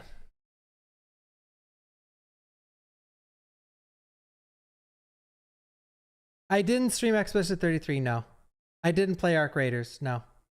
Oblivion? Yeah, maybe. I think people sort of hated on Oblivion, though. Deathground, worst game I played? Yeah, it sucks ass. It's so bad, man. It's so bad. Oh my god, this game is bad. Dude. Now, don't get it twisted, guys. You might be looking at this list like, Bach, these are your favorite games this year. This is games I played from 2025. Now, just really quick, before we end the actual main video, let me show you something. Let me tell you something. Twitchtracker.com/Bawkbasoup/games. So these are the games. So I just showed you the games I played from 2025 that released in 2025. Now, just real quick for some context, these are the actual games I played in 2025. So this is the whole list of games I played, which there was a lot more that I played in general rather than just played that released in 2025. So I played a lot, but I thought it would be more fun to review the games from 2025. Which we played. How many games did we play this year? We're about to find out. 166 games, which I actually played way more than 160. Scorn.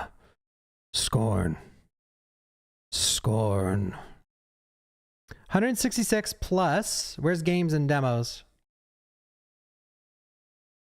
Second most? Okay, I played like 200 games because games and demos is just random games. It's just what you use when you play a game that's not on Twitch.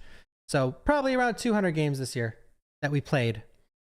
if not. And I beat Legend CA and Expedition 33 off stream, and Mega Bonk, and a Ball X Pit, and probably some others. Scorners in my top 5. Yeah, dude. What was your guys' favorite to watch? Summer Games Fest, Granny Chapter 2, the Game Awards, Resident Evil Village, RE3. What? I'm supposed to be a Resident Evil streamer. What's the what's this? Huh? Game Award. Okay. RE3. Okay. There we go. Max viewers. That's what we need to sort by.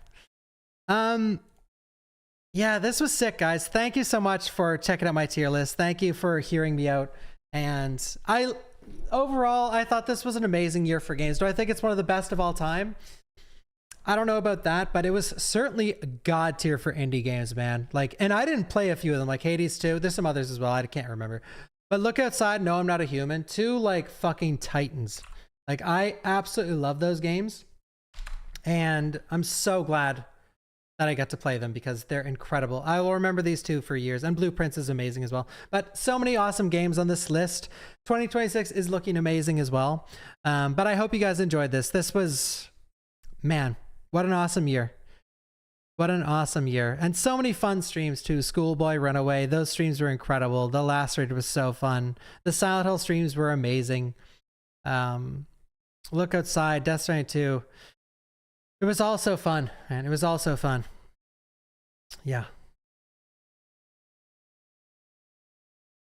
Thank you, YouTube. If you enjoyed my list, press that like button. If you dislike a single, if you're looking at this list and you're thinking to yourself, man, this one game where he put it makes my blood boil and everything else is cool, make sure to comment down below. Let me know why I put the game in the wrong spot, because you have an objectively correct opinion on my own opinion tier list. Why I shared my personal experiences with my games that I personally played, why you disagree with my personal opinion, and why your opinion is objectively correct because you are a smarter and higher up human than I am. Please let me know down below, and I hope you enjoyed the list. And 2026 will be even better. Thank you, Larxa. Thank you, Nicole. Nice to see you, Larxio. Thank you. You like the new room? Check it. Check it out, gamers. Look, look at that. Foot croc higher, yeah. Oh, if you comment badly with Silent Hill F, you're woke, by the way.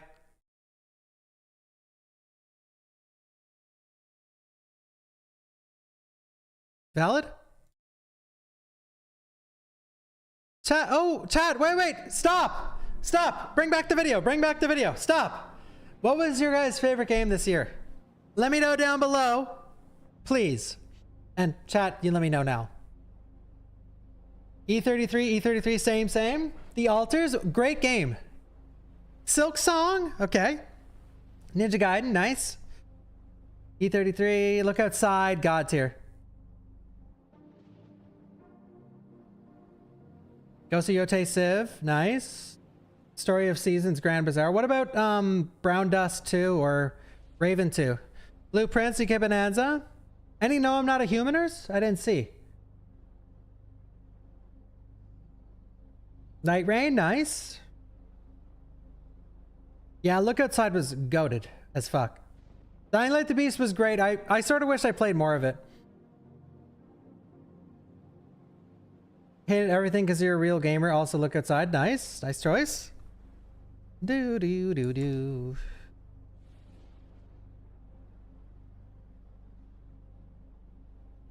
Brown Dust. You know what that is?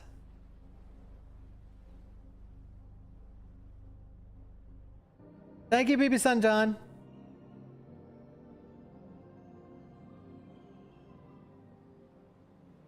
Blueprints, nice. Look Outside is amazing. Dude, God, I'm sweating. It gets hot in here. I'm probably, guys, I might be sweaty. One sec.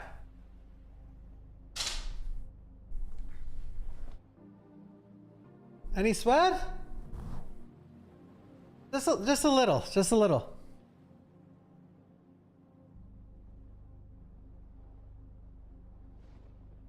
Stripping. Thank you, Landa. Landa, he's not editing the tier list, guys. Landa.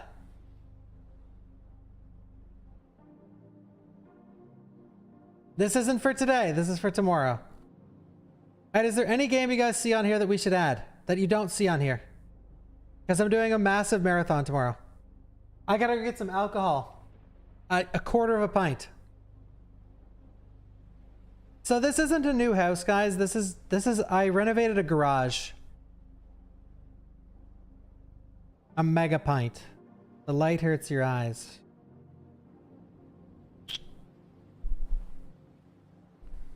I can turn the professional lights on and open up the sunlight. Here.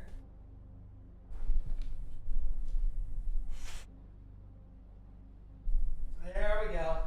Sunlight stream. Down, down, down, down. I'm not gonna drunk call. I'm not getting drunk. No. I do see YouTube chat, yeah. Where's the Ashley doll? The only way that's ending up in my room is if someone sends it. I'm not buying that shit.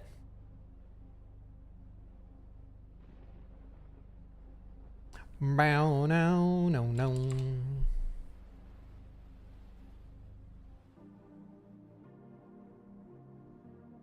No, it's completely separate. And it's gonna stay separate. I don't mind I don't mind me having to walk, like I have to trek to work now. I have to walk to work, but I don't mind that because, yeah, it's more exercise. I move more. I like that. I like that I have to go up the stairs all the time. I have a commute. Yeah. Rocking the old Navy shirts. This is from H&M. What if I need to pee? I gotta go all the way to the bathroom over there.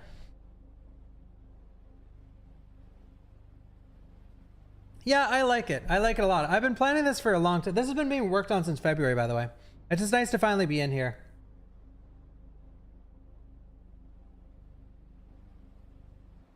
$20 okay, let's come on. He's so far away. Ugh.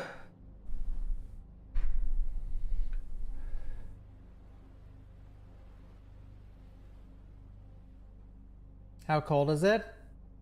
I mean, how cold is it in Canada? I mean, it depends where you are. It's not cold here. I don't think. What temperature is it? It's -1. That is hot as fuck for this time of the year. -1? Dude. That's nuts. -1. Yeah, we are going to play some VR games. So, for tomorrow's marathon, I haven't decided fully, and I got to make sure all these games work. My God. Do I even have all this shit installed? Wait, you guys can't see it.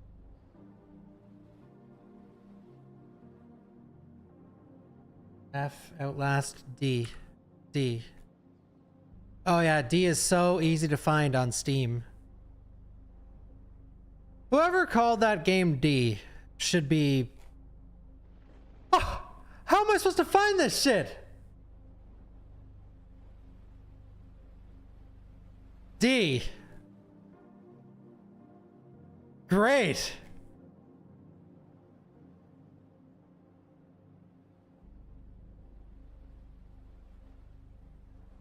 D. Fuck, dude.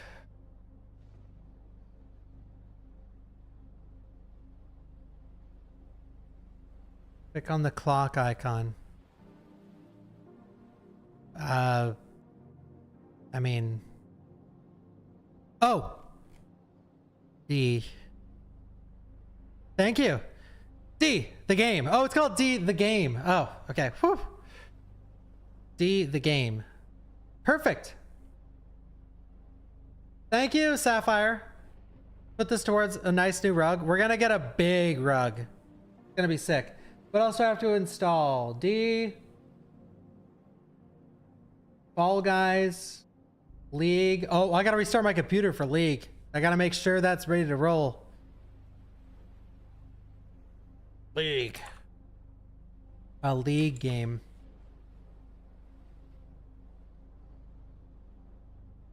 D means, is FNAF on the list? We could add it. Fuck it.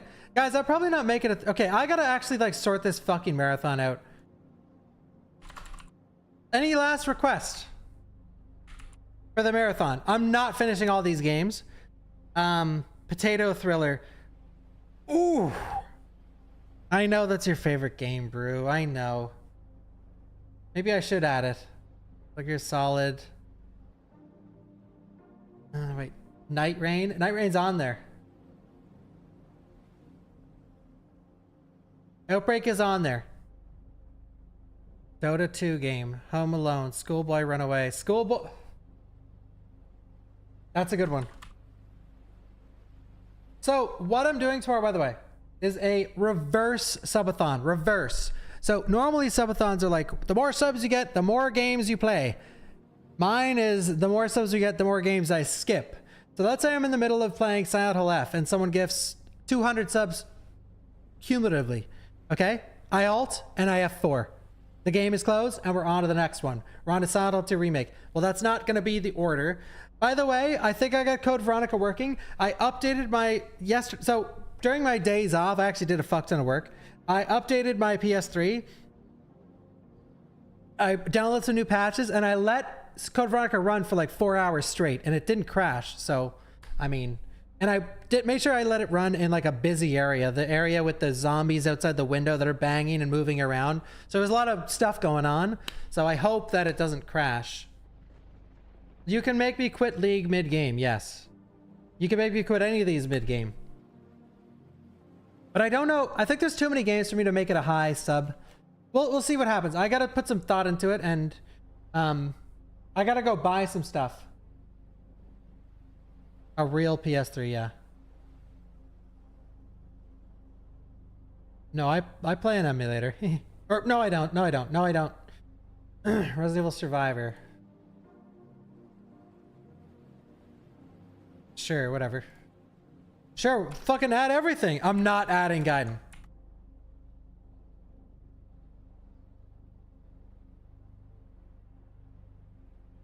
Dude, I cannot wait to boot up some of these games and my computer's like, auto HDR activated, and then my fucking monitors are spazzing out and then the game crashes. Like, I need to sort out a lot of shit with my monitors.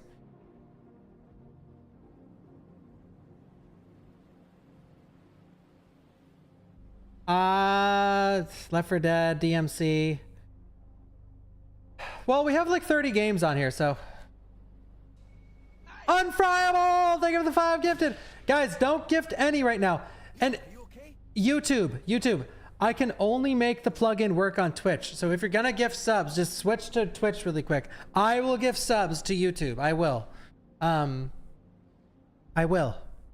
Anytime I quit the game, or sorry, what did I do last year? I need to look it up. Welcome to the Game 1 and 2. I can't beat Welcome to the Game fast. All these games are typically under an hour, or like an hour-ish. Silent Hill Ascension episode, yikes. I had a wheel. I think we had a wheel for my birthday, not New Year's.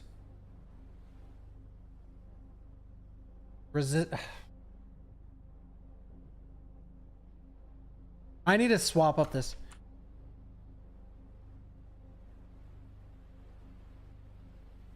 This stream is gonna be max like 14 hours.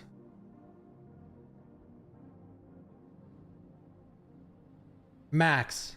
That's if I can last that long. But I'm on the cusp of leaving. Holy fuck, we've been streaming for 5 hours? Thank you, Kitty Rena.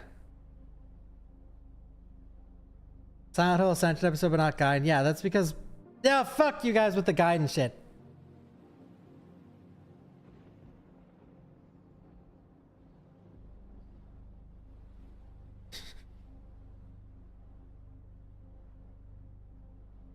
Thank you, Unfriable. Thank you, Kit Kat. Thank you, BB Sun John. Remove Ascension crap to make it fair? What do you mean? Make it... They're only half-hour episodes. No, the episodes are like 5 minutes.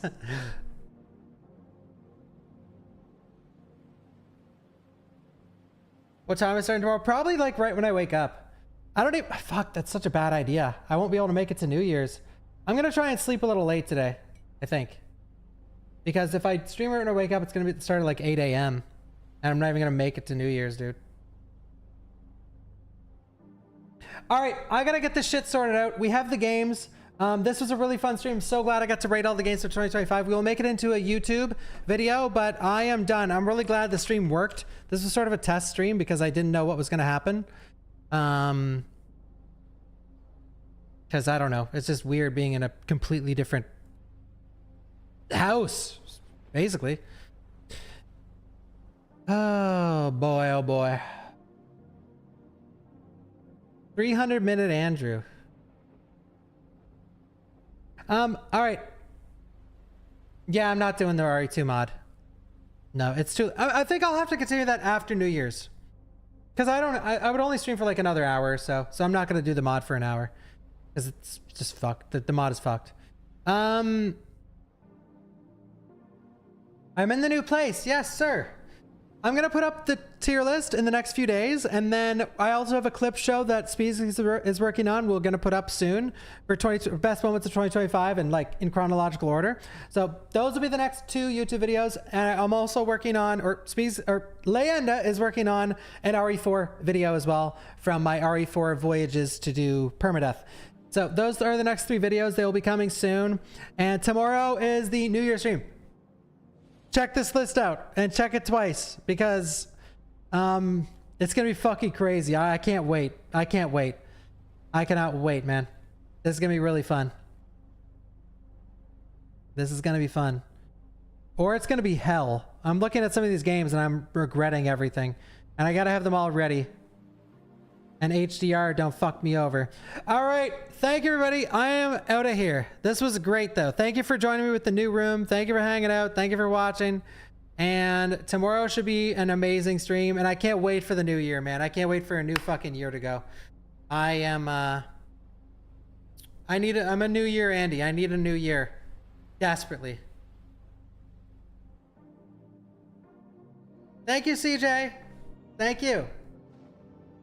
But yeah, tomorrow, New Year's, and then I really want to start the RE marathon soon, for the RE9 hypeage, RE9age, but I don't know exactly when, because I need it to last a while. If we beat all the games quickly, then, we'll do some other cool stuff into RE9. RE9 comes out like February 28th or something. Code Violet, though, the RE9 or the RE marathon will not be straight up. Because there's some stuff coming out. I know Code Violet, and there's some other stuff. No, Ominous, no. Maybe I'll do D2 next year. It's hard to fit in D2 now because, like, New Year's marathon's so much more fun than a casual playthrough of a game. All right. I don't know who to raid.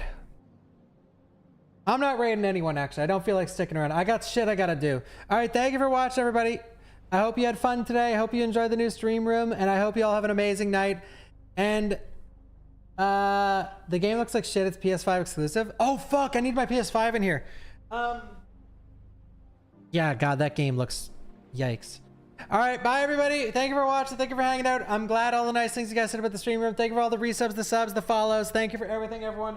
Tomorrow is going to be awesome. I cannot wait to do a long, fun stream. Assuming my stomach doesn't be killed by a couple drinks, which it might be because my microgut biome is fucked right now. Actually, like it's been on the fritz, so. All right, see you, everybody.